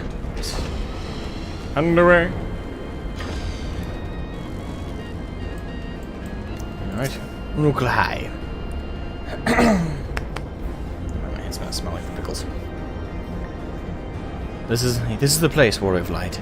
Here, we will find the containment facility wherein entities of incalculable power lie chained. Their fathomless, for some reason I want to say fathomless. I don't know why. Fathomless energies siphoned away from Alagon devices. As I warned you, Sephiroth poses the most immediate threat, and his name is dangerously close to being a certain villain who I really enjoyed from 7. Poses the most immediate threat. His dreaming mind drafts perilously close to consciousness. Thus must his destruction be our first concern. Your fellow Scions will be joining us anon, accompanied by the uniquely talented individual of whom I spoke. From what I gather, the two of you are already well acquainted. Let us continue inside and wait before the doors to the containment facility. Alright. Oh, this is a cinematic here. Okay.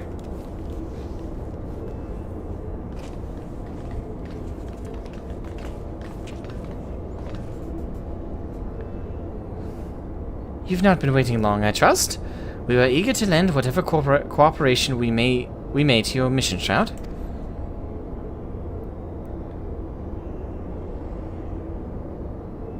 Back during their Heaven's Ward outfits.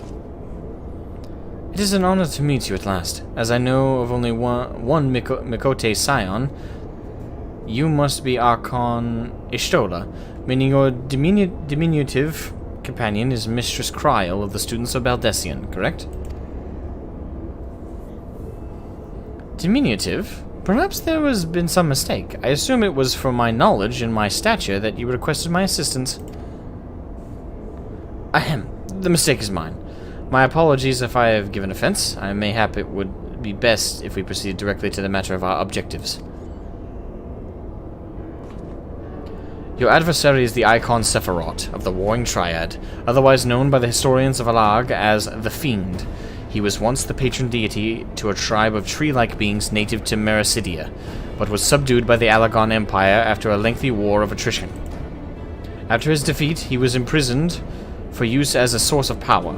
Even now, Sephiroth is neither truly living nor dead, his mind bound in a dream while his body's energies are harnessed by Alagon technologies. The explanation for his failure to dissipate into ether lies in his restraints. These ingenious devices serve not only to bind him, but to continuously regenerate his corporeal form.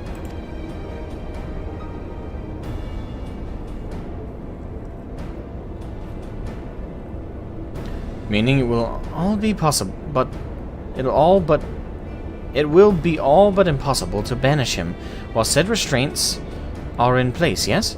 Remove them, however, and we risk allowing an unfathomably powerful and doubtless vengeful Icon to run rampant. It seems we have no choice but to divide our forces. One team must locate the controls to Sephiroth's shackles and disable them, while the others stands ready to destroy him at the moment of his awakening. A most succinct assessment, Mistress Kryl. While I was aware that the Echo provided you with uncanny insight, I did not expect you to intuit the core of my strategy quite so swiftly. Ha! If only my gift offered such detailed analysis, which is to say, it doesn't. I merely took it upon myself to learn as much about the Triad's imprisonment as I could before coming here. It will be Shroud and I, after all, who enter the Icon's den. Indeed, given the nature of our adversary, none save those under the aegis of the Echo should be permitted to enter the containment facility. The risk of primal influence is too great. Well, that's that settled, then. I will disable the restraints, and Shroud and his gifted adventurer friends will welcome Sephiroth back to the waking world. Better that than the other way around, I'd say, considering our respective fields of expertise, and, of course, my diminutive stature. Right. It's time I had a little chat with the doorkeeper over there.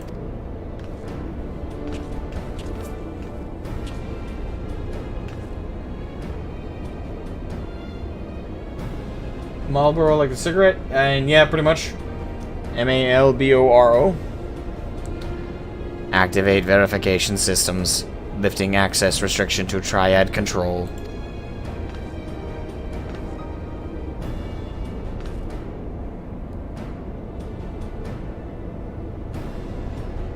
I had no I had no idea the Baldessian curriculum was so comprehensive. When we locate... Curriculum was so comprehensive. Locate the controls of Sephiroth's restraints. I shall gladly leave their operation to you. When we locate the controls? Mayhap my words were unclear. Only those blessed with the echo may safely enter the facility. Your concern for my sanity is touching, but unnecessary. Suffice it to say, I am in no danger of falling under the Icon's sway. Warning, verification systems detect multiple unauthorized vessels entering restricted airspace. Security systems engaging intruders. The Guardians. Come, Oriange, we must keep the Imperials occupied.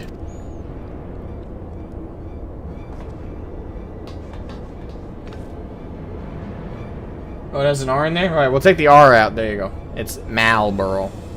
Marlborough. Which around here is how we say Marlborough. No one says Marlborough. It's Marlborough. The R's are usually ejected out of words around here. We too should be on our way. Gods, I would be lying if I said I wasn't slightly terrified, but I can't very well leave every deadly task to you scions. According to the history, Sephiroth was immense in both size and strength, mighty enough to rout even the impeccable armies of the Allagons, and that more than once. To cut a long story short, we have to get this right. I shall do my best to not wake the Icon up too much. As my grandfather always used to say of certain little monsters, get them up and get them moving while their brains are still abed.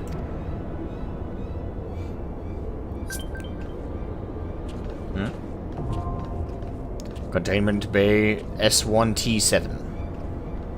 Now accessible. Someone sent me a friend request. I have no idea who this is, but it might be Dugunis, so... And more friends is never a problem. Anyway,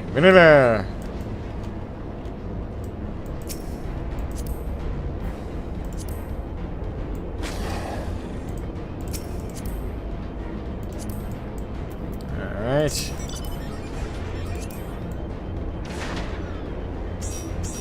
Alright. 2 tanks, 2 healers. That pretty much covers all the necessaries.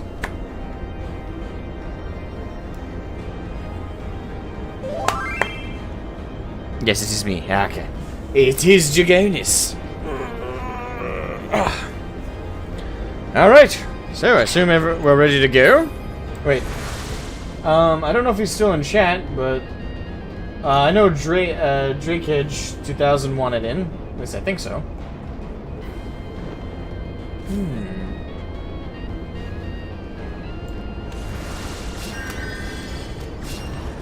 I can't remember.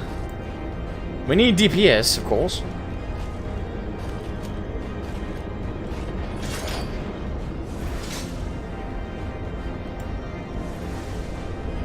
I don't. Mark Oliver, St. Louis. I almost forgot to welcome you, by the way. My apologies. I don't. You prefer having you still a Seven Sword outfit? I don't.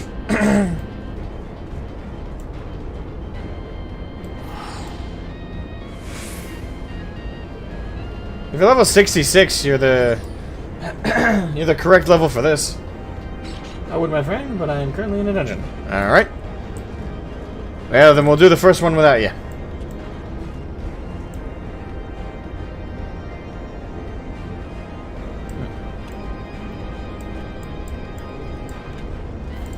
All right. I guess we'll queue up with the people we got.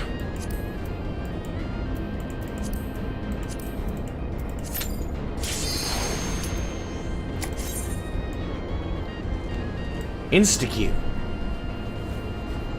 Containment Bay S1T7. Oh, that reminds me. I could probably jump into VC.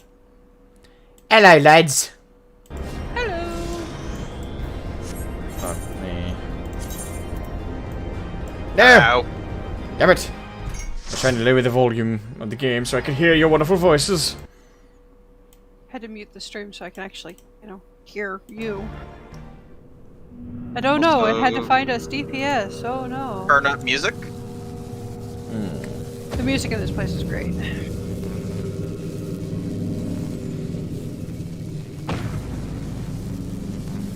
So that's Sephiroth. Interesting. He's He's muscly. Muscles. Strength now. Good luck. Thank you, Cryo. Glorious muscles. Glorious muscles. Now, it's been a while, but I think I remember all the mechanics here. I think I do as well. I'm not sure.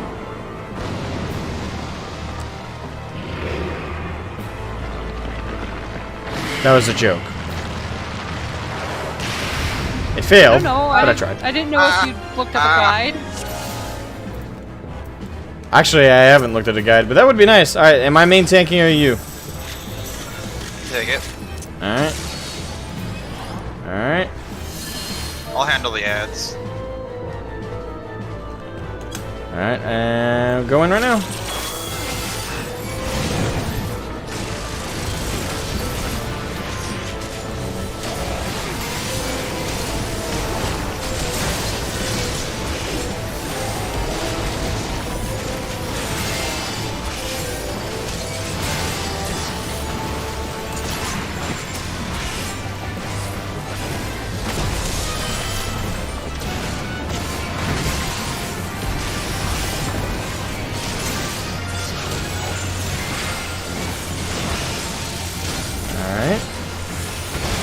Ow! That was mean! Hey! You punched me in the face! Well, he's rude. Oh boy. Ah, no, I'm already good.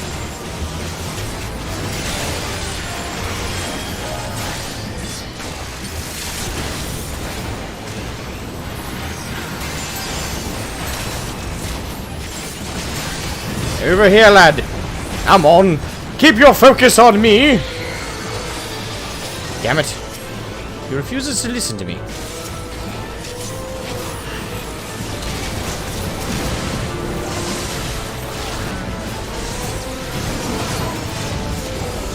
Oh, that's right. This is level 60. I don't have all my abilities. Damn.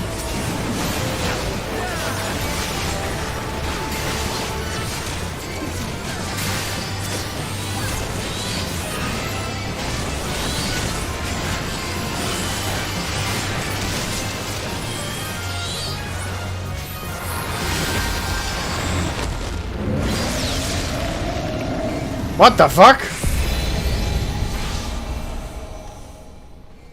Huh. Well, that was easy. He's dead. Never mind!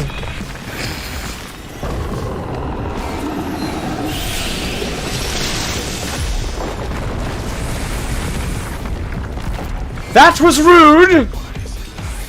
Oh, the music. Got funky. Oh, I walked right into that. I'm an idiot. For some reason, I thought that was for some reason I thought that was someone's ability. Cause I'm dumb.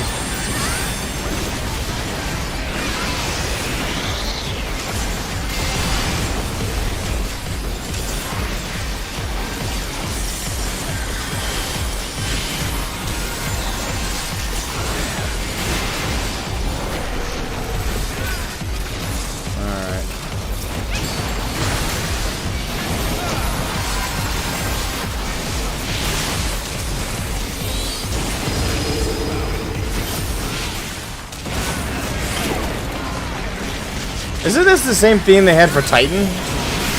Nope. Why does it sound similar? Because it's Koji Fox singing.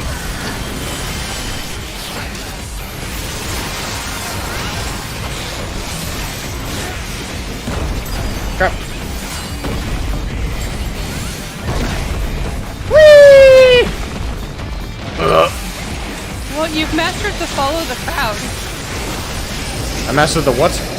Follow the crowd.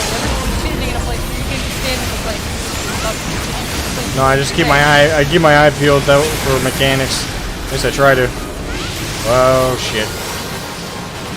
Killers. Hey, what's up?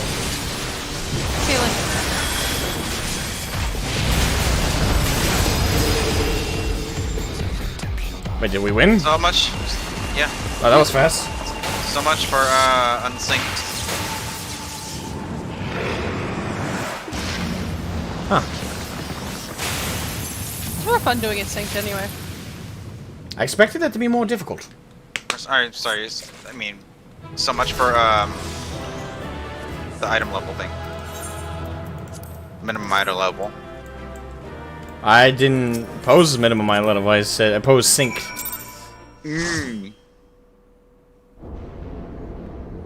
Wait. Why did you think minimum item level was in there? I never said that. Because otherwise it wouldn't have made sense. What do you mean? Because the original mode's easy, just as easy as doing it unsynced. I only asked chat, synced or unsynced. I never, ever once said item level. You did it. I've seen you in action before, but never against anything that big. My legs kept telling me to run, but I just couldn't tear myself away. I don't think I blinked once during the whole battle.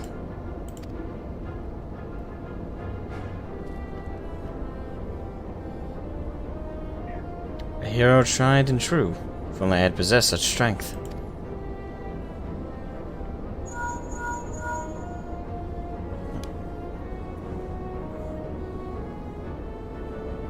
Istrola? This is Kryl. Icon eliminated? Oh, if only you could have seen it. Shroud gave Sephiroth the mother of all rude awakenings.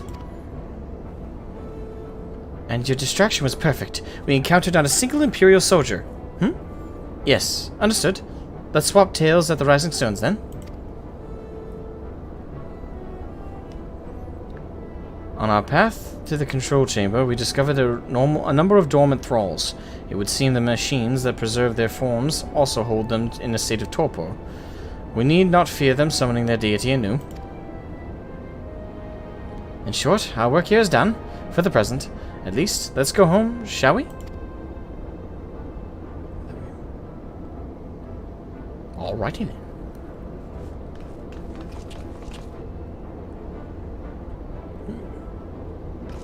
Wouldn't minimum item level require a full pre-made party? I do not know. Yes? Maybe? I don't know. I don't know how that works. I've never done it. It's just, all minimum eye level does is force your stats to be the minimum eye level of whatever content you're doing. So if it was a 375 content, it would force your weapons stats and gear to be... No, but we need a full party to do it. That was the question. The question wasn't what it does. I think most people know what it does, but to actually do it, I don't know if it does require a full party. I think it does. Yeah, so we couldn't do it anyway. Your sense is... Put a party finder for it, but it might take a while. It's not that important to me to wait, so... Your senses are sharp, young one.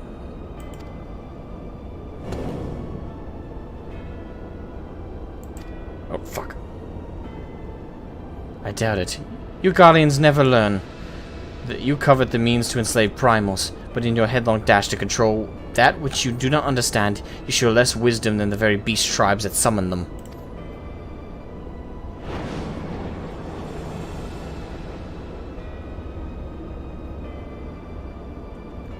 I have no interest in crossing blades with children. Live, grow strong, and mayhap one day you will want my attention. Fuck off. Looks like someone should pick him up and hang him off of a hook with that helmet. Like a keychain? Yeah. Hey, Hydrus is cool for a Garland.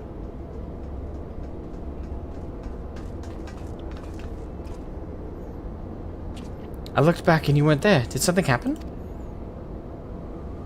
Not of consequence. I mistook a shadow for a man.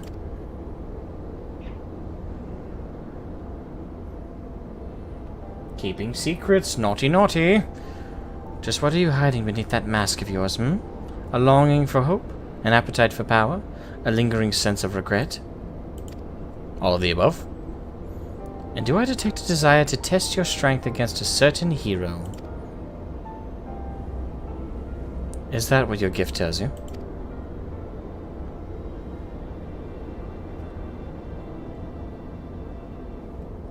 No, those were just wild guesses. But I wonder if some few of my words didn't strike close to the mark. That guy was the dad he used for the sapphire weapon? Okay.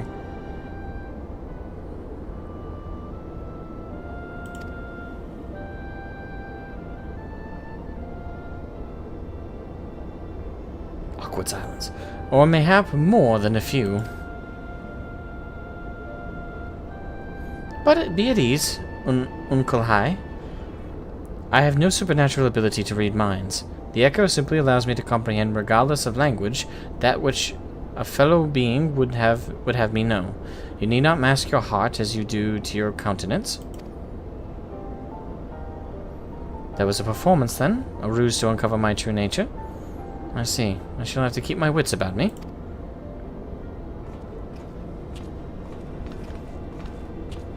What a suspicious person.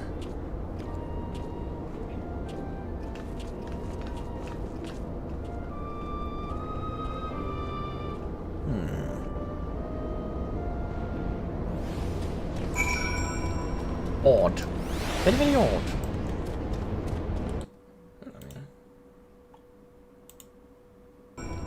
I'll rejoin the group in a minute. I have to leave to do the stupid trial thing, because I'm on the same quest you are. Okay.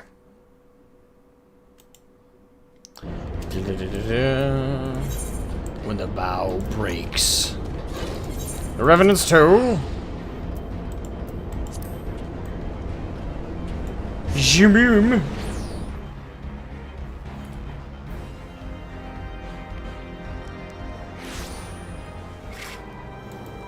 Righto.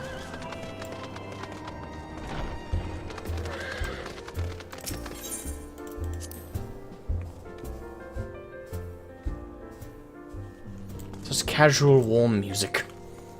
Alright. Now, let's stop on in and check in with Uncle Hai.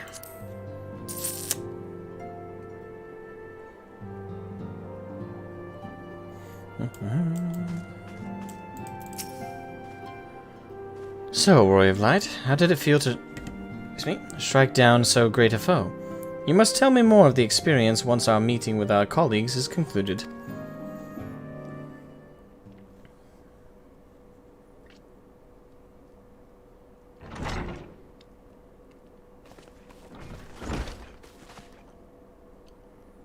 Through thine all-surpassing skill at arms, do we now take our first step in ridding this star of the warring Triad's baleful presence. And in such wise do we lessen the burden bequeathed unto us by the vainglory of Alag. Know, however, that the two icons which remain are thought equal in might to Sephiroth, and may yet exceed him. Yeah? Isn't that usually the rule? You start with the weakest and then work your way up? How often do you start with the strongest and work your way down? Ere thou proceed, I would counsel thee to marshal thy strength and give careful thought to thy preparation. Assuming the Garleans afford us the luxury of time, even now they grasp for the means to dominate primals, blind to the technology's potential for calamity. My master taught me that the entity known as Sephiroth was this world's first sacred tree, elevated to godhood by the belief of its worshippers. There is no power more fearsome than that born of unconditional faith and unbending ideal. 'Tis plain your master found in you a willing student. Tell me, was it he who taught you of Alagan technology's potential for calamity, or are those your own words? 'Twas but a figure of speech, nothing more. When last we met, I thought I caught a glimpse of the boy behind the mask. But it would seem your defenses are firmly back in place. Must you persist with this infuriating veil of secrecy? I, for one, would very much like to know who this master of yours is, amongst other things. As long as our purposes align, what matter my affiliation? It matters a great deal. I do not ask out of idle curiosity. If we are to fight as comrades, we need to be able to trust each other. On which note, I should apologize for my earlier trickery. It was merely an attempt to get to the heart of the enigmatic companion. Truth be told, I was rather glad you reacted as you did. No person of your age has any business being calm and aloof all of the time, much as you might wish to be. Anyway, we had best be off. Do send word if there are any further developments.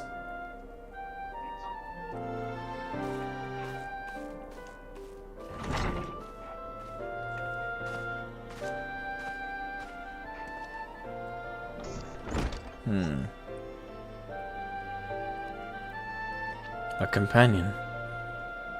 A companion now, am I?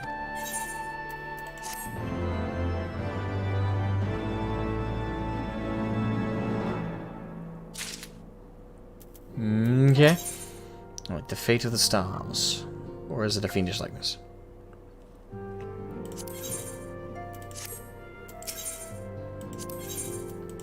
Fate of the stars. Oh, what's a fiendish likeness? Sephiroth? Sephiroth Extreme. Oh, okay. Fate of the stars. Still want Sephiroth's bird, even though it doesn't play the right music. I am troubled, Warrior of Light. The 6th Legion will not soon surrender its pursuit of Alagon technology. While it is true that the 6th suffered heavy losses in attempting to breach Aziz La's defenses, the Legion is still very much a force to be reckoned with. Left to his own devices, it will not be long before the Legatus moves to... Pray, excuse the interruption, but a call to this link pearl can only come from one of your fellow scions. Archon Ishola? Archon Ishola? What news? And you are quite certain they have broken through? Yes, of course. We shall leave immediately. It would seem the thing I feared most has come to pass. The Gallians have succeeded in dispelling the barrier Orionje placed upon the entrance to the research facility. We must intercept and destroy them before they acquire the means to control primal entities. Archon Ishtola requests that we assemble at the scene of the intrusion. Pray depart at once. I will join you when I have informed the other scions of this development. Interesting. Avengers Assemble. Good theme song. The world's about to break. If anyone knows which show I'm talking about, I will be impressed.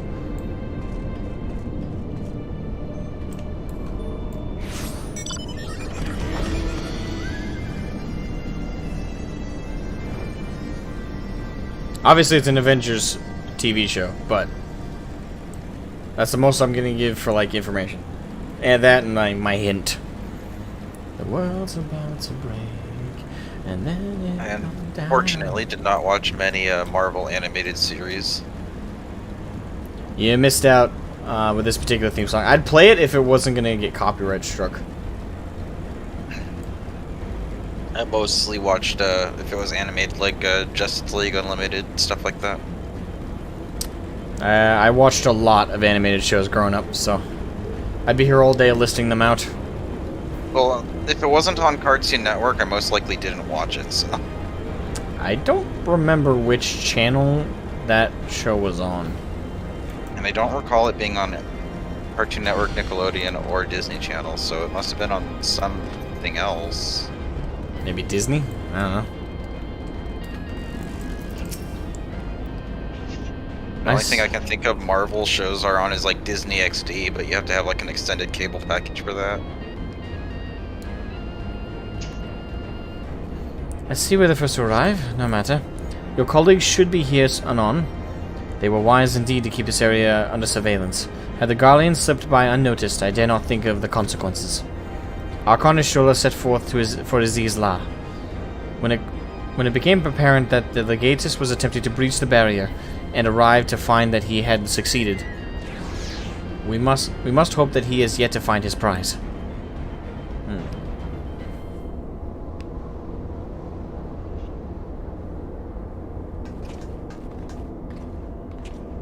Hello, Cryle. Well met, Uncle High, and thank you for answering my summons so swiftly. Shroud. We shall all be glad of your presence should we meet with the 6th Legion, as seems all but certain. As you may be aware, this facility houses some of Alag's most advanced technology. Accordingly, Urianger sought to deny the Empire easy ingress by weaving a ward of singular potency. Not singular enough, it would seem. I would be surprised if the Legatus had not reached the core laboratories already. 'Tis passing strange. I wove the ward in accordance with the most closely guarded teachings of the Archmages of Sharlayan. Not left to chance. Not. 'Tis well known that the children of Garlemald have no talent for arcane manipulation, nor hath the Empire more than a cursory knowledge of sorcery. That they should succeed in unraveling so complex a skein of magecraft, and with such surpassing swiftness, 'tis passing strange. That it is, Urianger, but 'tis a mystery for another day. Archon Ishula. Archon Ishula has the right of it. Before all else, we must move to safeguard the knowledge which enabled the Allagons to harness primal energies. Of particular concern is the Genesis expression, an aether chemical formula that allowed these scholars of yore to create substance from nothingness. I know of no such formula. Whence came you by this information? From your enigmatic master, perchance? He did furnish me with the morsel, yes. And knowing exactly which prize the Legatus now seeks enables us to predict his position. Do you not see? We have been gifted the perfect opportunity to remove the head of an entire legion. I didn't think you quite so bloodthirsty, Uncle High. Surely safeguarding secrets should take precedence over slaying Legatuses. Cryo's sentiments reflect my own, yet the two objectives need not be mutually exclusive. What say you, Urianger?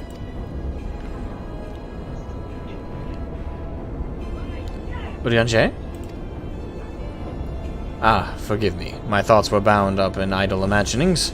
In answer to thy question, milady, I am content to be led by thee in this matter.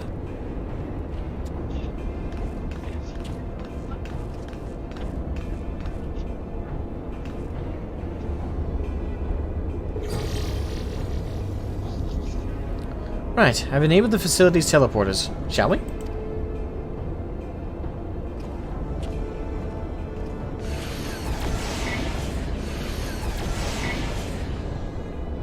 You dwell on the matter of the barrier. I do. Verily, it was a warding spell of labyrinthian intricacy, the brainchild of the head of the students of Baldessian himself. Even the most learned Archon would require some several moons to disentangle such an enchantment. To do so in mere bells would require some preternatural power akin to the very echo itself.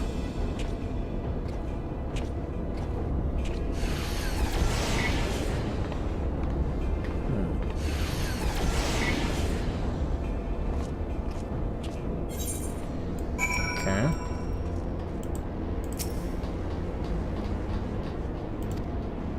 Wait, is this a duty? Oh, it's a duty. Okay. Alright, I gotta spam the group while I do that. I'll be back.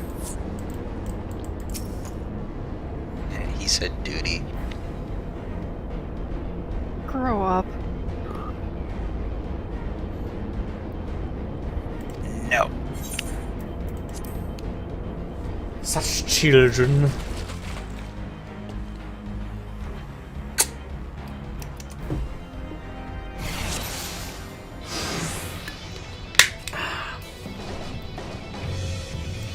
I'm gonna make myself a cup of tea while he's doing this. I'll be right back. Righto. Alright. Of course, my tank stance, because I synced down. Well, that was easy.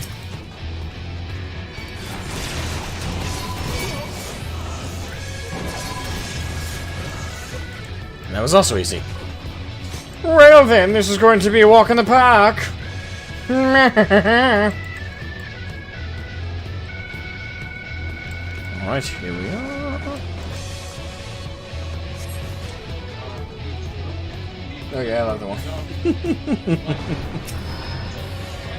Glad you did. Skyrim noises. Skyrim? Are you playing Skyrim? There it is. Yes, There's I am. Mike. I'm trying to mod it as much as PlayStation says I can mod it.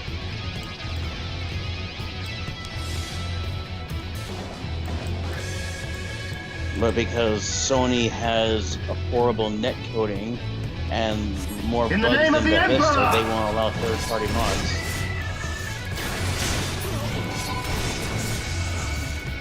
So I can't have Thomas the Tank Engine Dragons or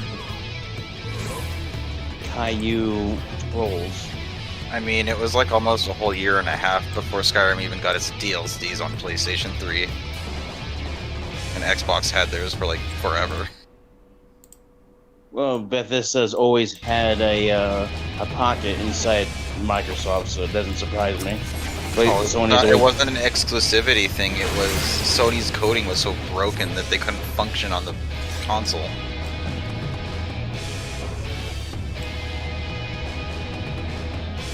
They were supposed to come out, but they didn't work on the console, so they had to work on them. That explains New Vegas.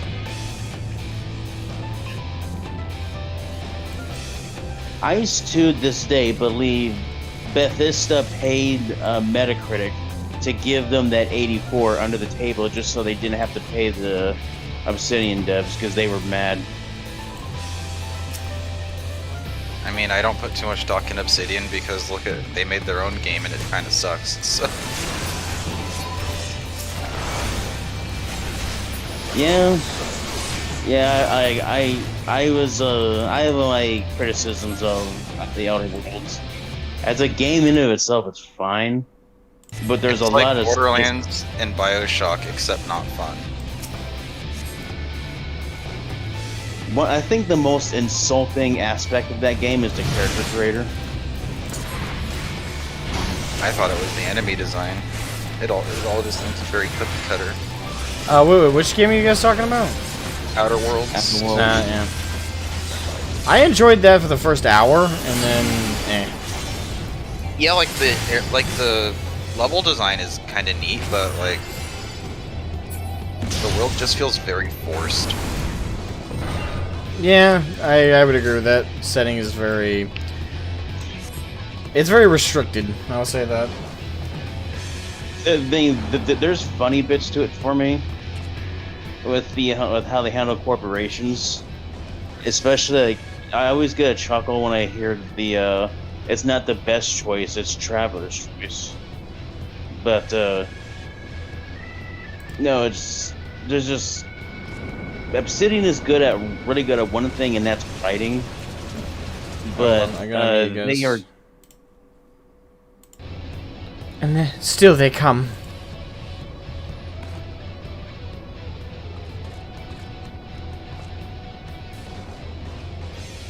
Press on, Shroud. I will handle this.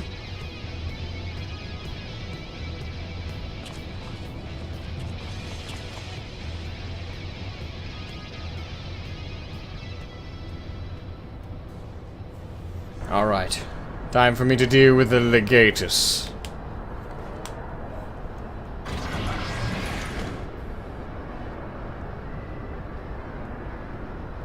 I have exposed the bones of their work. Now to extract the marrow.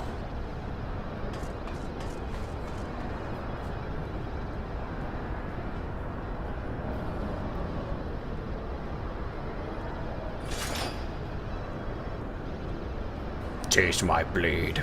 Even in the moment of my triumph, you persist in your misguided crusade. So be it. I shall present my prize to the Emperor alongside your head.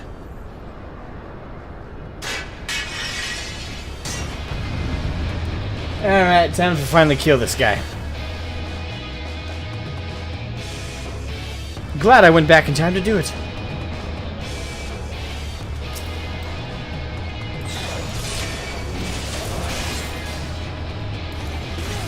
Savages.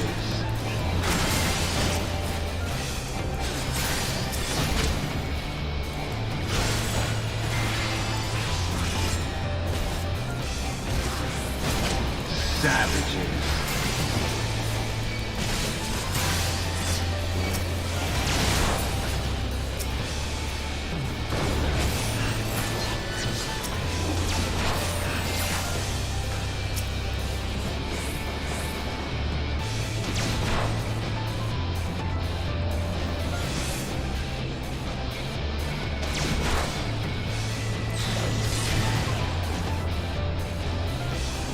Can you withstand this? Yes. Can you? There is nowhere to run. Except over here, of course. Can you withstand this? Yep.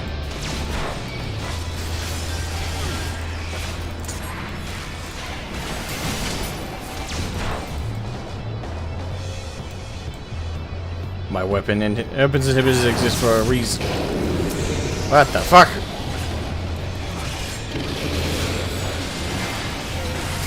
Well, that explains the lions. Oh, sorry, tigers. But did I kill it too fast or something? What the fuck?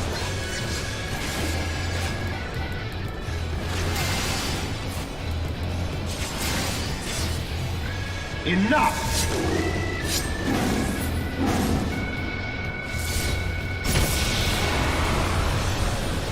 You know I'm a tank, right?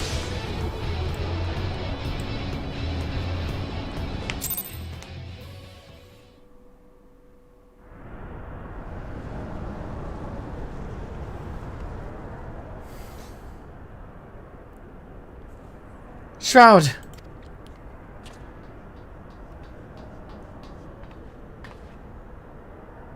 The Tomolith is unbreached, then?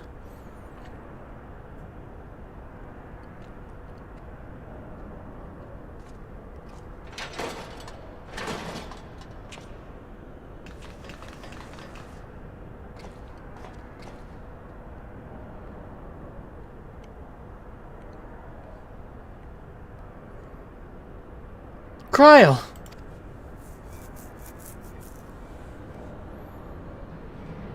My wounds will not slow my blade, should you seek to bar my path.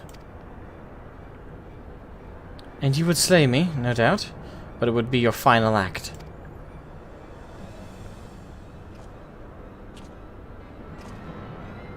I will cleave you in two with a single flick of my wrist. Feck off.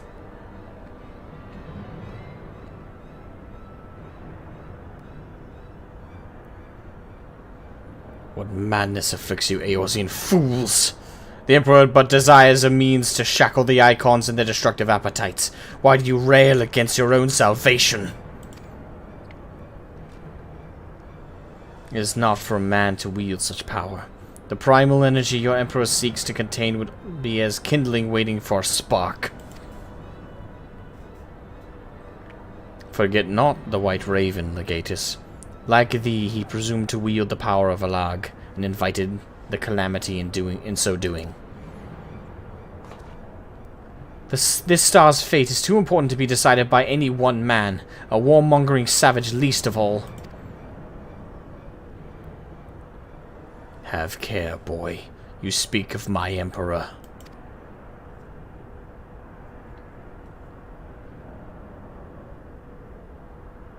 By dying here in defense of his honor will not further his cause.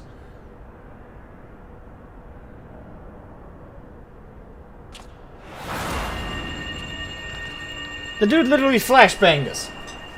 Motherfucker.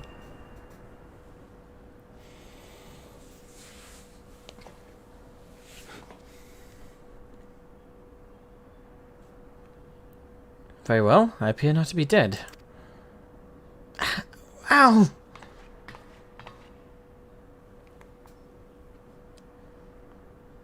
Cryo. I may have cracked a rib. Or two. But I'll be fine, honestly.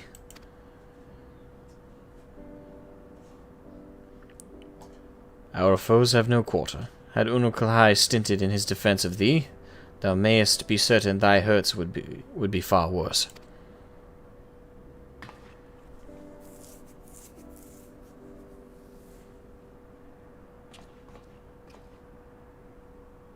I could do no less. Mistress Cryle is here at my behest, after all.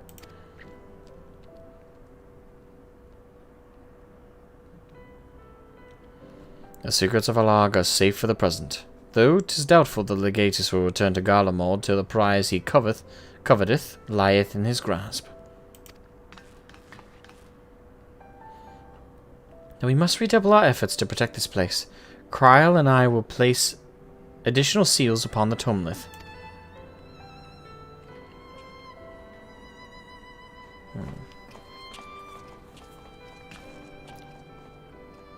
Unokohai.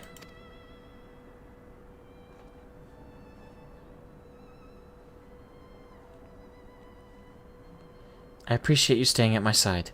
Thank you.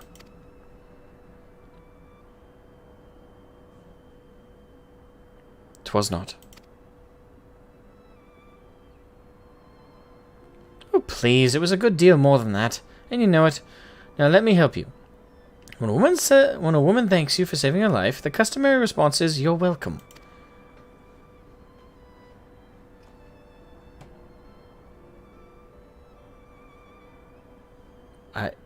You are welcome.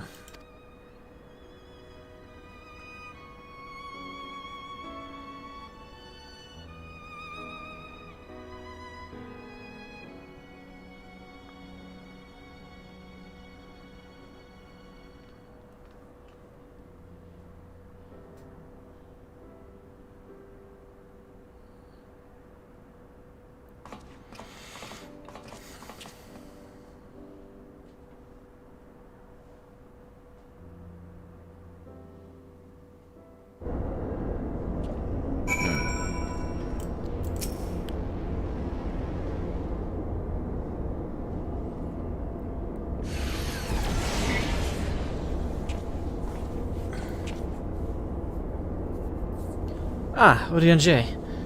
Are the new wards already in place? My colleagues yet toil upon their enchantments. I come unto thee in secret that I might question thee outside their hearing. Question me? Aye, I would speak with the one who undid my subtlest magecraft. He who invited an Imperial Legatus into this facility.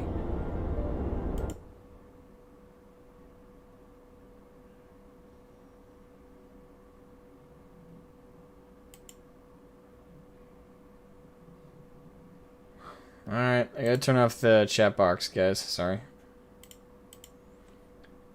This bot has been very fucking annoying. My subtlest magecraft. He who invited an Imperial Legatus into this facility, in hopes of engineering the man's demise at the hands of a warrior of light. You accuse me of masterminding this day's events. The plan may have been thy master's, but the deed was thine. Thou didst lure the Legatus of the Sixth Legion into a trap from which he was not intended to emerge. 'Tis plain to me now that thy seeming opportunism in proposing his elimination was feigned, and that his death was the object of thy plan from the first.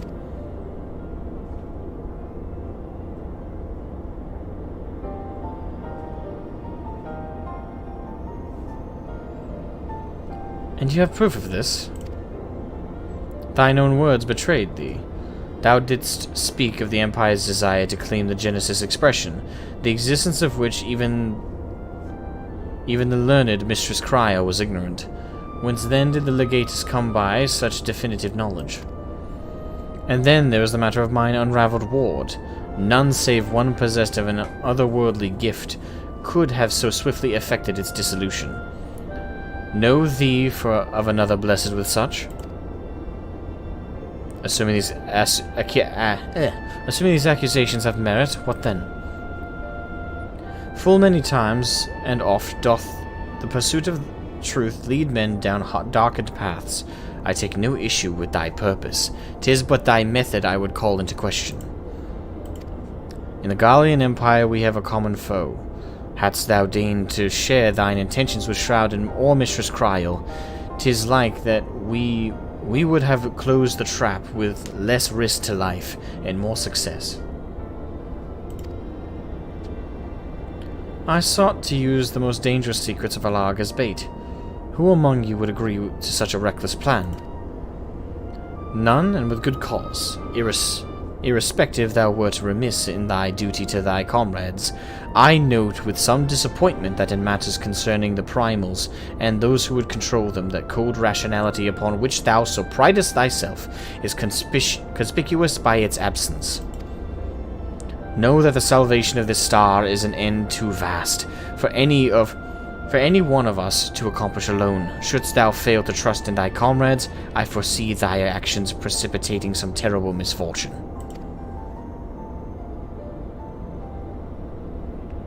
Indeed. That's the only response you have to such amazing oration of words. I say, yes. My apologies, Shroud. Orionje is correct in his suspicions. It was I who orchestrated this encounter with the Empire. I would ask that thou forgive Unkulhai this transgression, and keep mention of it from Mistress Cryo. 'Twould be a pity for one foolish decision to wither their budding camaraderie ere it had a chance to bloom.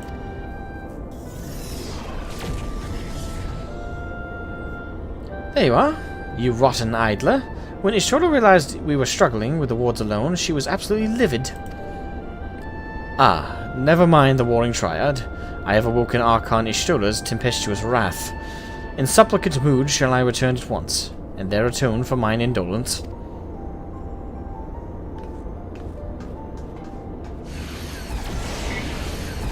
He can't say anything without being grandiose about it. Come, Shroud, it is time we return to the Rising Stones.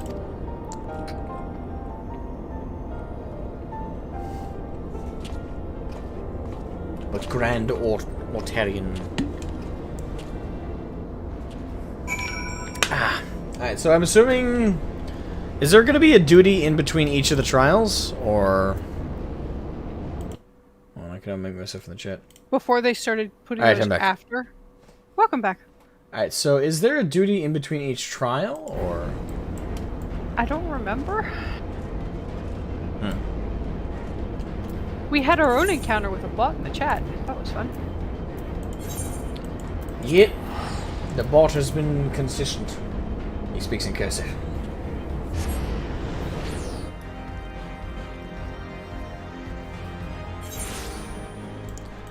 I don't really understand why your YouTube feed doesn't update to moderator actions. That's because the chat feed is provided by Streamlabs, who I don't know how their system works about it, but once they submit the metadata of the chat, for some reason they can't unsubmit it, so if you make an edit or delete a comment, it's not registered. Oh, I'm not the one who programmed it. Well, that's why the YouTube auto-deleted comments still show up on your screen. Mm-hmm.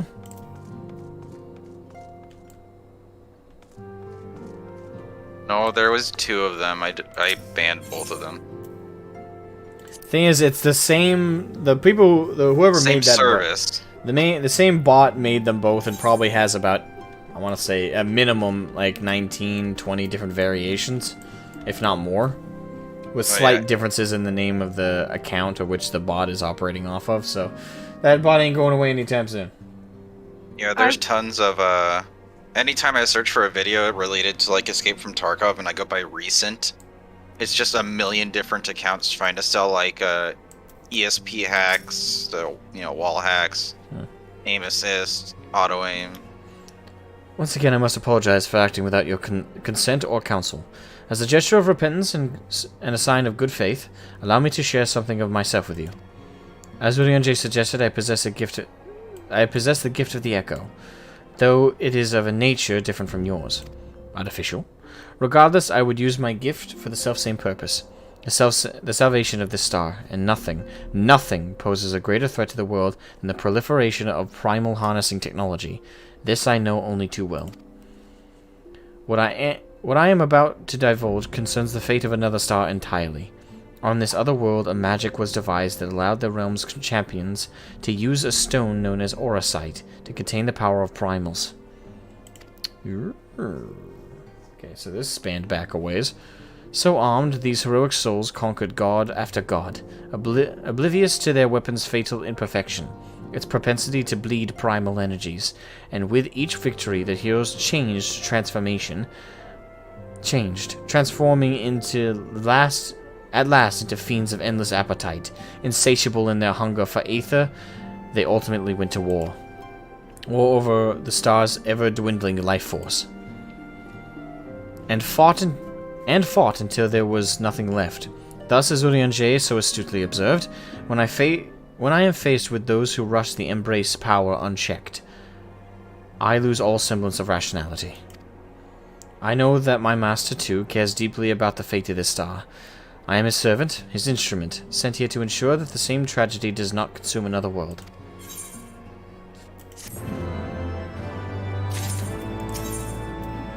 Interesting. A balance unto all. Uncle Hai has urgent news to share the current state of the warring triad. Okay. Warrior of Light, if this world is to survive, we must needs move forward with our plan. Another pillar of the warring triad must be toppled. The question of which has already been answered.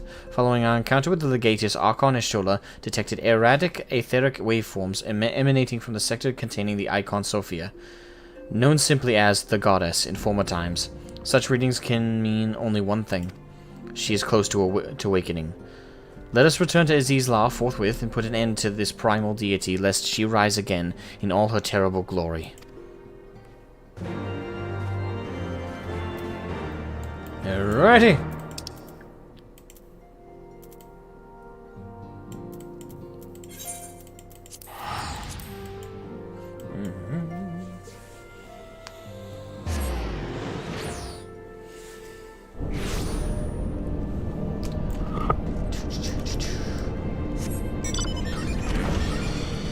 Alright.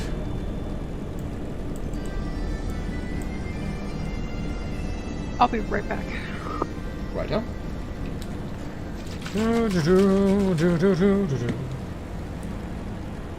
Apparently, there's a video about 9.2 out today.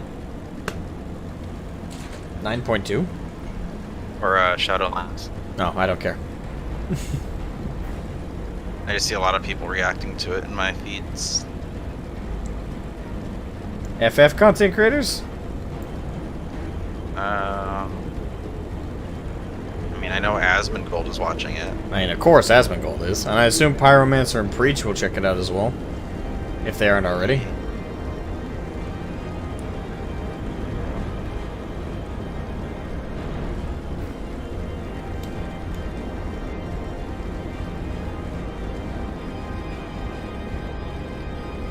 You're way behind on your Dragoon stuff? Hurry up, man. It was hot. We appear to be the first to arrive. Shall we await our colleagues here?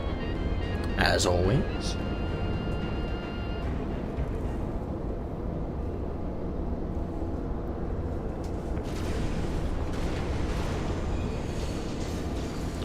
Could the 6th Legion have returned? Shroud! Uncle Hai!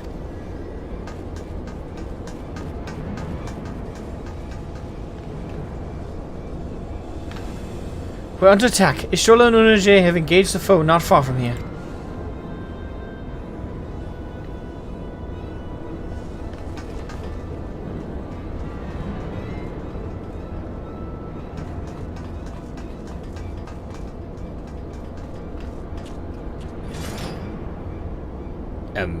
Hello? Ah, rarely is my shield thus tested. 'Twould seem the Allagons have not been lax in their recruitment. What?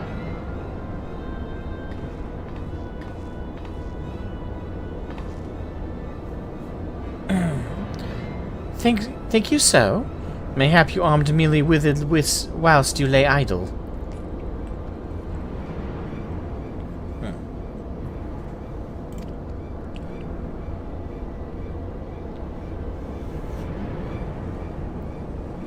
Still your tongues. We have stalled them long enough.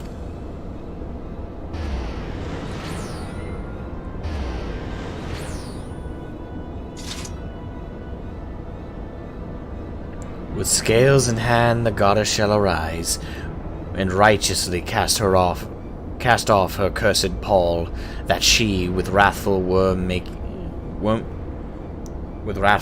king at her side, might judge and thence bring balance unto all. Hear my words in despair, Alagons. Our goddess is awoken. Your civilization has birthed the instrument of its own undoing. Someone might want to give them an update.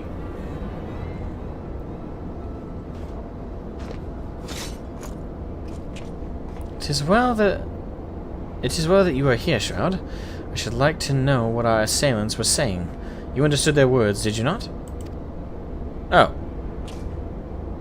It's like parcel tongue. It was a Mercidian dialect, if mine ears do not deceive, though one which beareth scant resemblance to any spoken in recent times.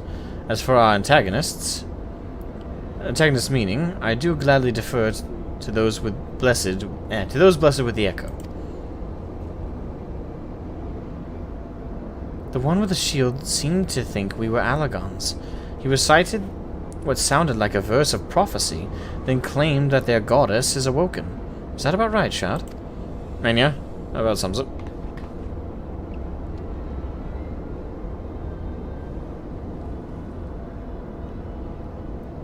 And might we assume that this deity of theirs is the very icon we've come to topple?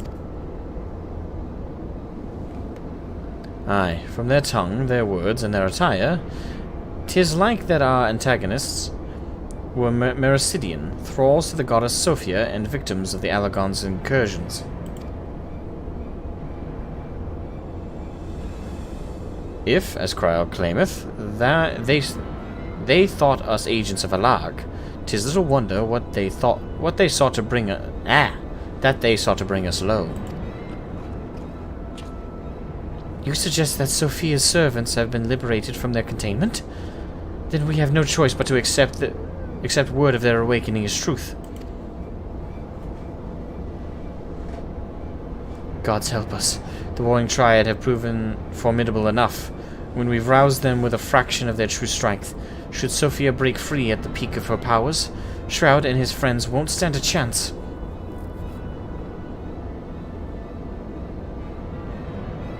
Let us be about it then, Shroud. Shroud, Kryl, Unkelhai. The three of you will make directly for Sophia's containment facility. Urianger and I will do what we can to occupy the Icon's thralls.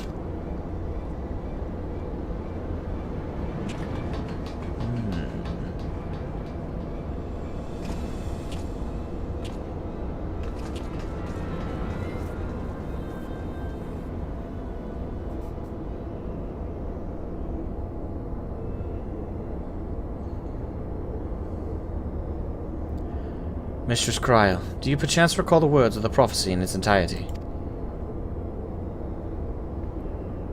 Let me see. I believe it was, with scales in hand, the goddess shall arise, and righteously cast off her cursed pall, that she, with wrathful worm king at her side, might judge and thence bring balance unto all.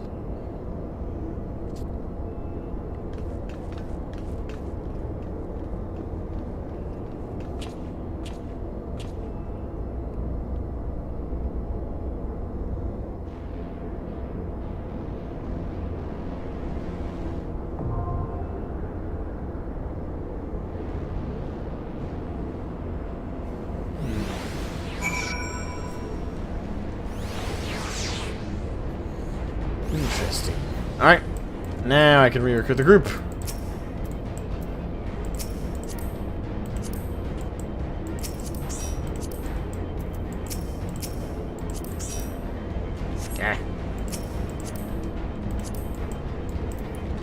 Alright.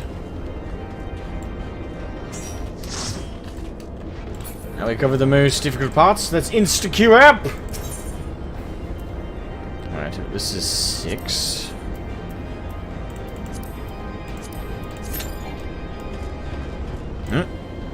What? One of the party members does not meet the requirements. Danny? No, I have used Duty Finder to confront Sophia. The fuck? Is there a quest you gotta do? No, I have done the quest. I did the same quest you did just now. It's not me. The fuck? Hold on. Oh, it's Lauren. Wait, why? Because Lauren hadn't done this one. Oh! Lauren, naughty, naughty.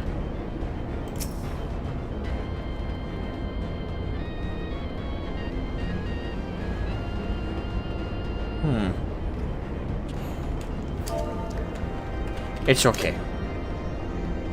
What? Oh, yes, that's a command. Damn it.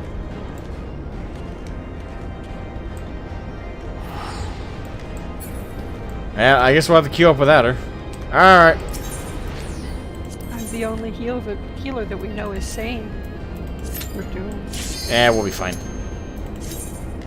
For a minute there, I was convinced it was actually me. I was like, but I did this. I just did this. We'll be fine. Just need 2 more DPS to check off anyway. 1 more. Come on. Come on, last DPS. Get yours They've now. probably been waiting in queue for like half an hour. Probably. Did we randomly show up? Covering Wake all up, the bases. DPS. Time to wake up. Time to wake up. Time for a new wife. What? I'm happy with my old wife, thanks.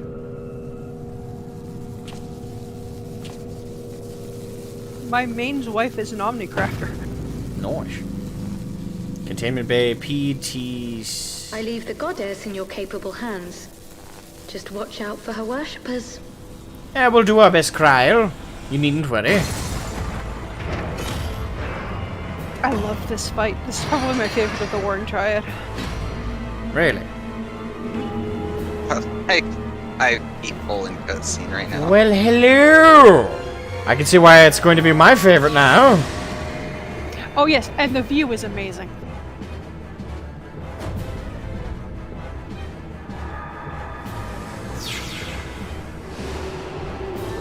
The plot is on full display.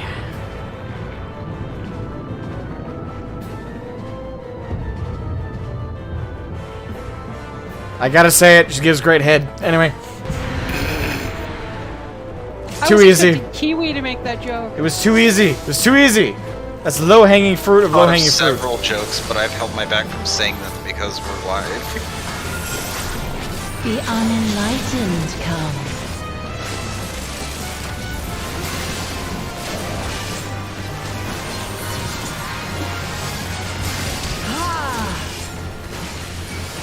Shit.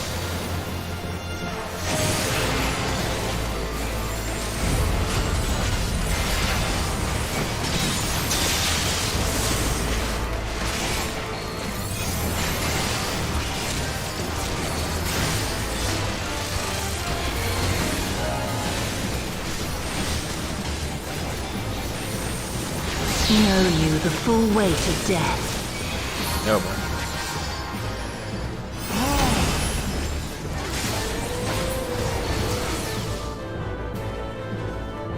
Uh-oh. What? That healer's sliding on the ground. Yep, I've already thrown a res at it. That's not good. It managed to get hit by both meteors. Magical. How do you get hit by both? They're lagging. No, they were just standing between the two and got hit by the most powerful part of both of them. Well, no, they're lagging because their body was sliding across the floor while it was dead.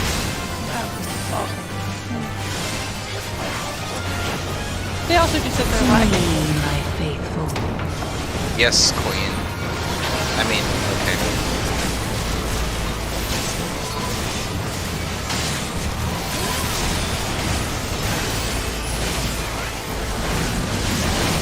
Ow. BS. You got paralyzed. Even in death, there is no release.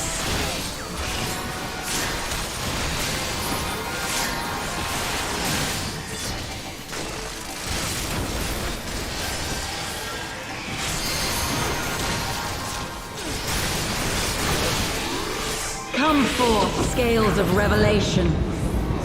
I am for song. I would know the weight of your souls.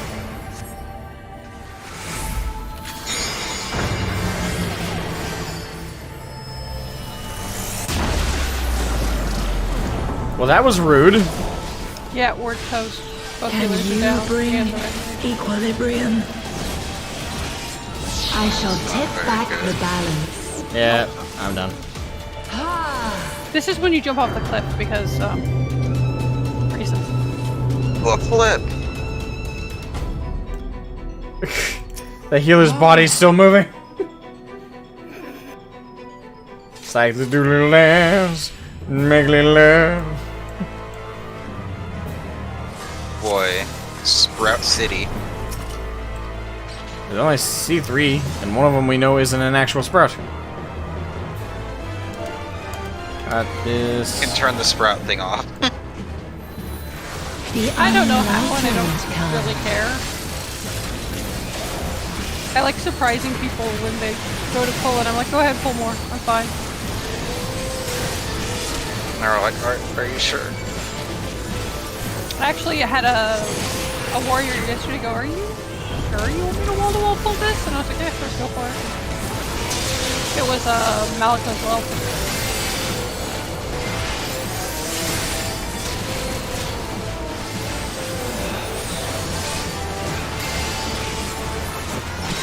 You know, it'd be funnier is if you, Know you the full weight of death. if you were just wearing the unglamored Allegan set. So you like even more new than you actually are.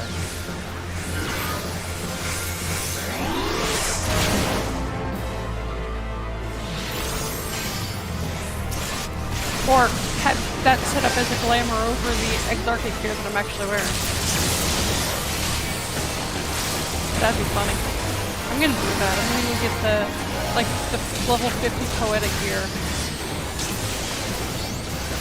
And set it up as a glamour plate.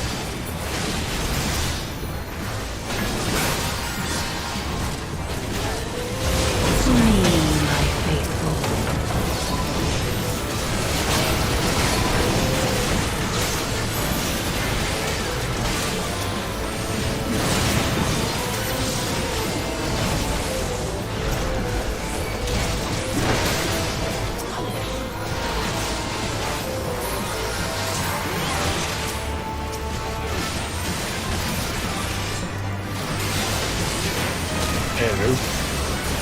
Hello. Okay, good. Bowen's working now. Come forth, scales Where? of revelation. I would know the weight of your souls. Oh, shit. We'll see if that's that cost every time.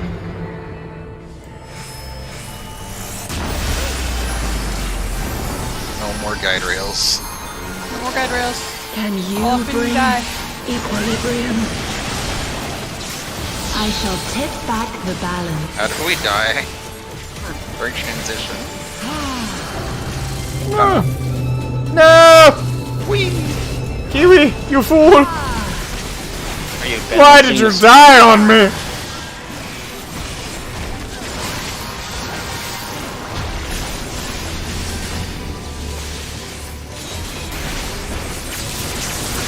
Forgot that she does it that quickly. Yeah, you just watch for the chain and then look for Yeah, I noticed the chain and I went the opposite direction. Sin must Then be she was gonna yank balanced with us. suffering.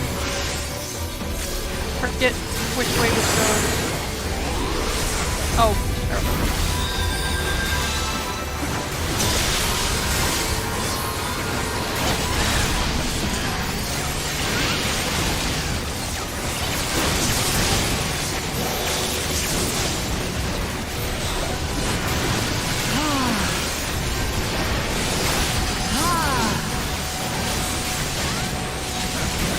What the?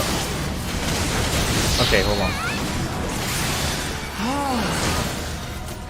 One side has two chains, one side has one chain. Right. Daughter, be Oh, the that bearer was a of my slick wisdom. rescue.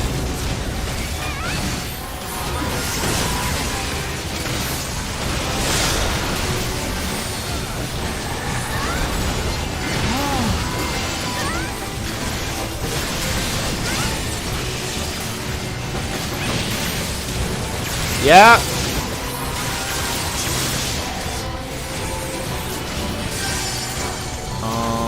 Which store?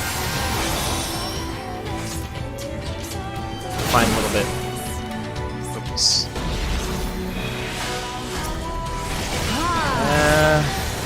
Yeah. Yeah.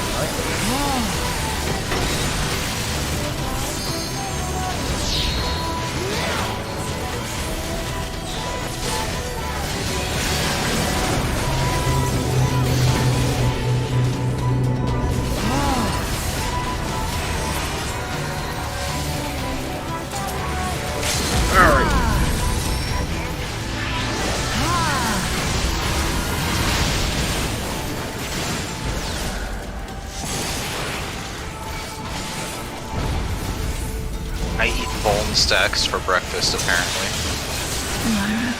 Are they delicious? Kind of cardboardy. Look at that jiggle. High in fiber. I mean, look at that. Yeah. You meant what you said. Look at that victory. That glow. It's amazing. Hey, Zero. Enjoying the Triad? And so far. Unfortunately, I have to go to the store. Yes.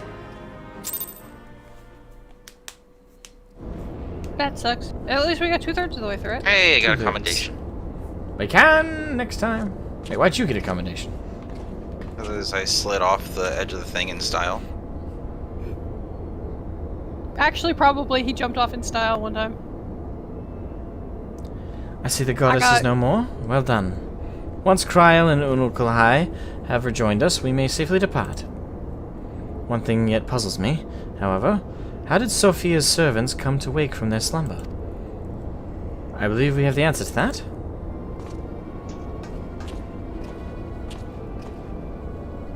We discover the remains of a Garlean soldier in an adjacent sector of the containment facility.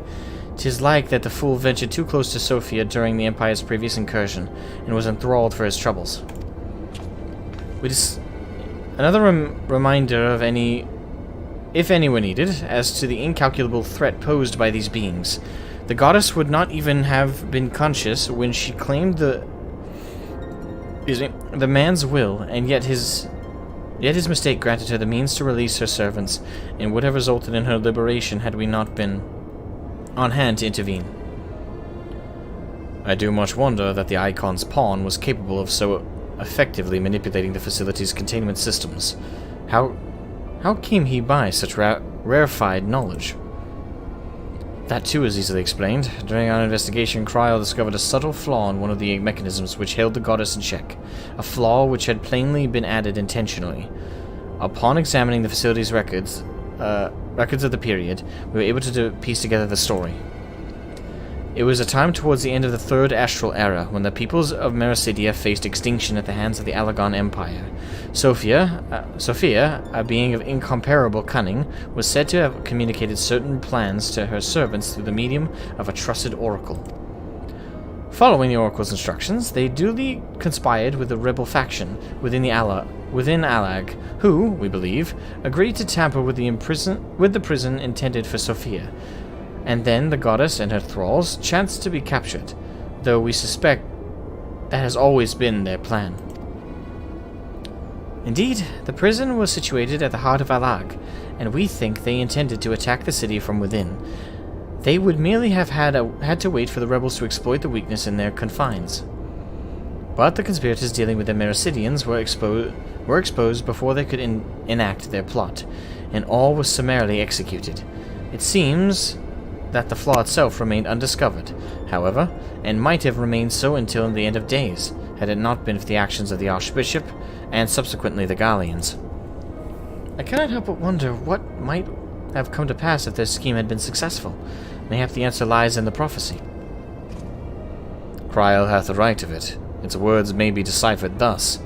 The cursed Paul speaketh of Sophia's prison, from which she was supposed to emerge at their agreed hour.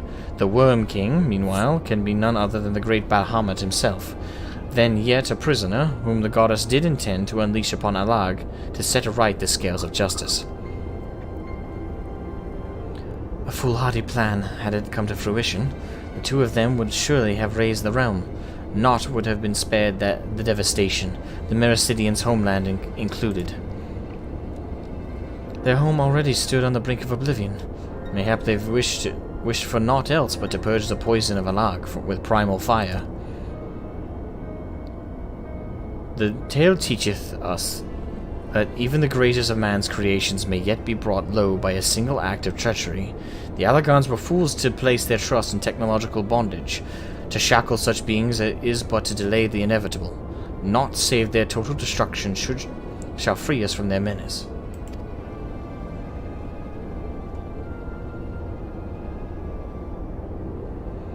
Let us return now to the Rising Stones, and there consider the final steps of this most needful task.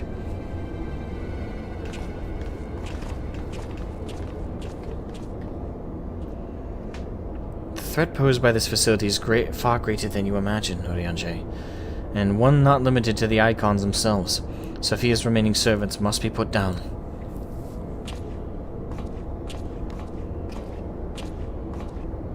They survived Holtzman.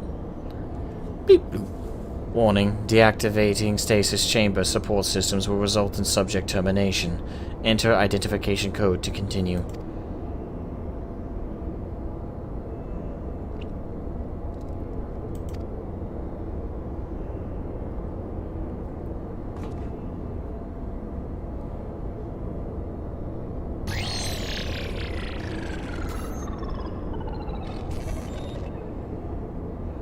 Identification code accepted. Subjects terminated. Pretty cold.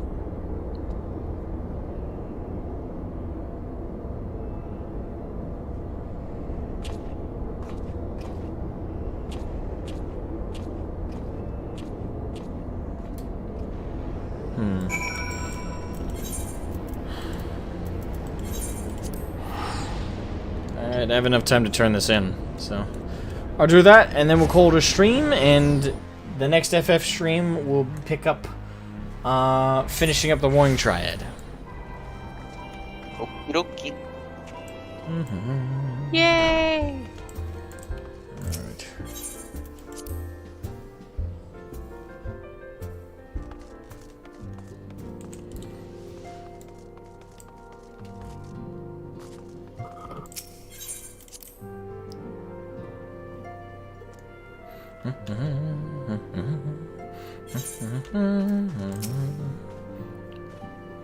Is aught amiss, for Everlight? Arcana Shola mentioned that there was a matter she wished to discuss.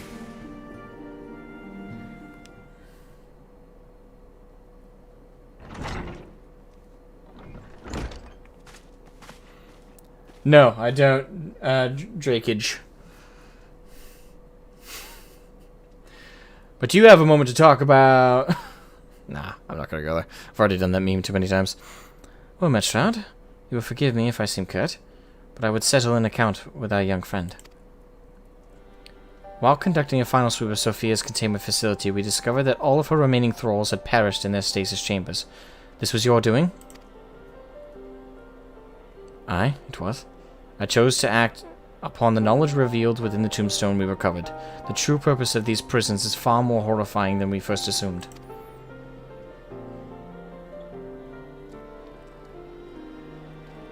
The Alagons were not simply observing the icons and siphoning away their energies. They were conducting experiments in preparation for a far more ambitious project. If you recall, both the Fiend and the Goddess were imprisoned within massive spherical structures. These spheres were the prototypes which paved the way for the successful construction of an artificial celestial body. You speak of Dalamud. Aye, the Icon's cages are unmistakably of the same design as the Red Moon. To be plain, the research facility contains the seeds of 3 calamities, which might feasibly be visited upon a chosen target. Eliminating one of them necessitated the destruction of the goddess's slumbering thralls, a distasteful task unbefitting one such as the Warrior of Light. Thus did I resolve to perform the deed myself.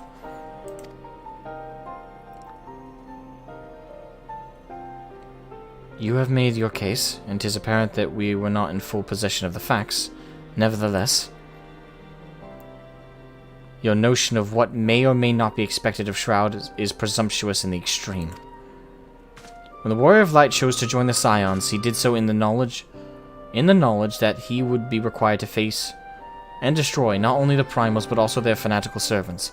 That which you term a distasteful task is an essential part of our calling, a burden which every Scion is sworn to shoulder.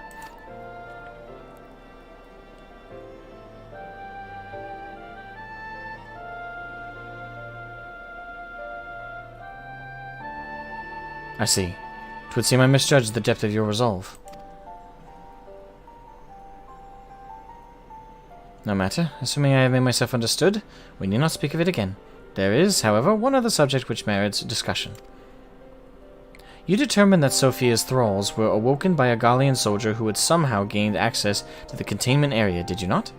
If that is the case, it seems highly doubtful that the interloper wandered into such a dangerous part of the facility by chance. Dissidents with the Empire claim that the 6th Legion is rife with agents, under orders to thwart the Legatus' mission by any means necessary. Lest you imagine that we have allies in Garlemald, I should clarify that their motive is wholly uncharitable. Regular Van Hydrus rose to the top of the Gallian military on merit alone, and is fiercely loyal to the Emperor for recognizing his efforts. His compeers, by contrast, rose through the favor of the established order, and would accordingly do anything to see him fall. Or fail. That they would be so reckless. You truly believe that the actions of these agents contributed to the recent crisis? Aye. And that they pose no less risk to the realm than those loyal to the Emperor. Plainly, we must needs continue to do all in our power to prevent the technologies of Alag from falling into the hands of man. On that point, at least, we have ever been in complete agreement.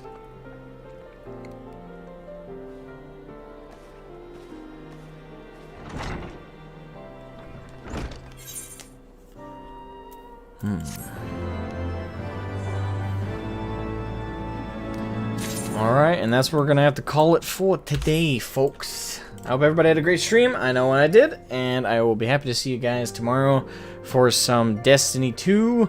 I don't know if I'll do Dark Souls 3 tomorrow. We'll see where I'm at. But I'm definitely going to do Destiny 2 tomorrow, so I'll see you guys for that. And I hope everyone has a fantastic evening, day, late night. I don't know, whatever time you're at right now. Have an amazing one, everyone. Goodbye.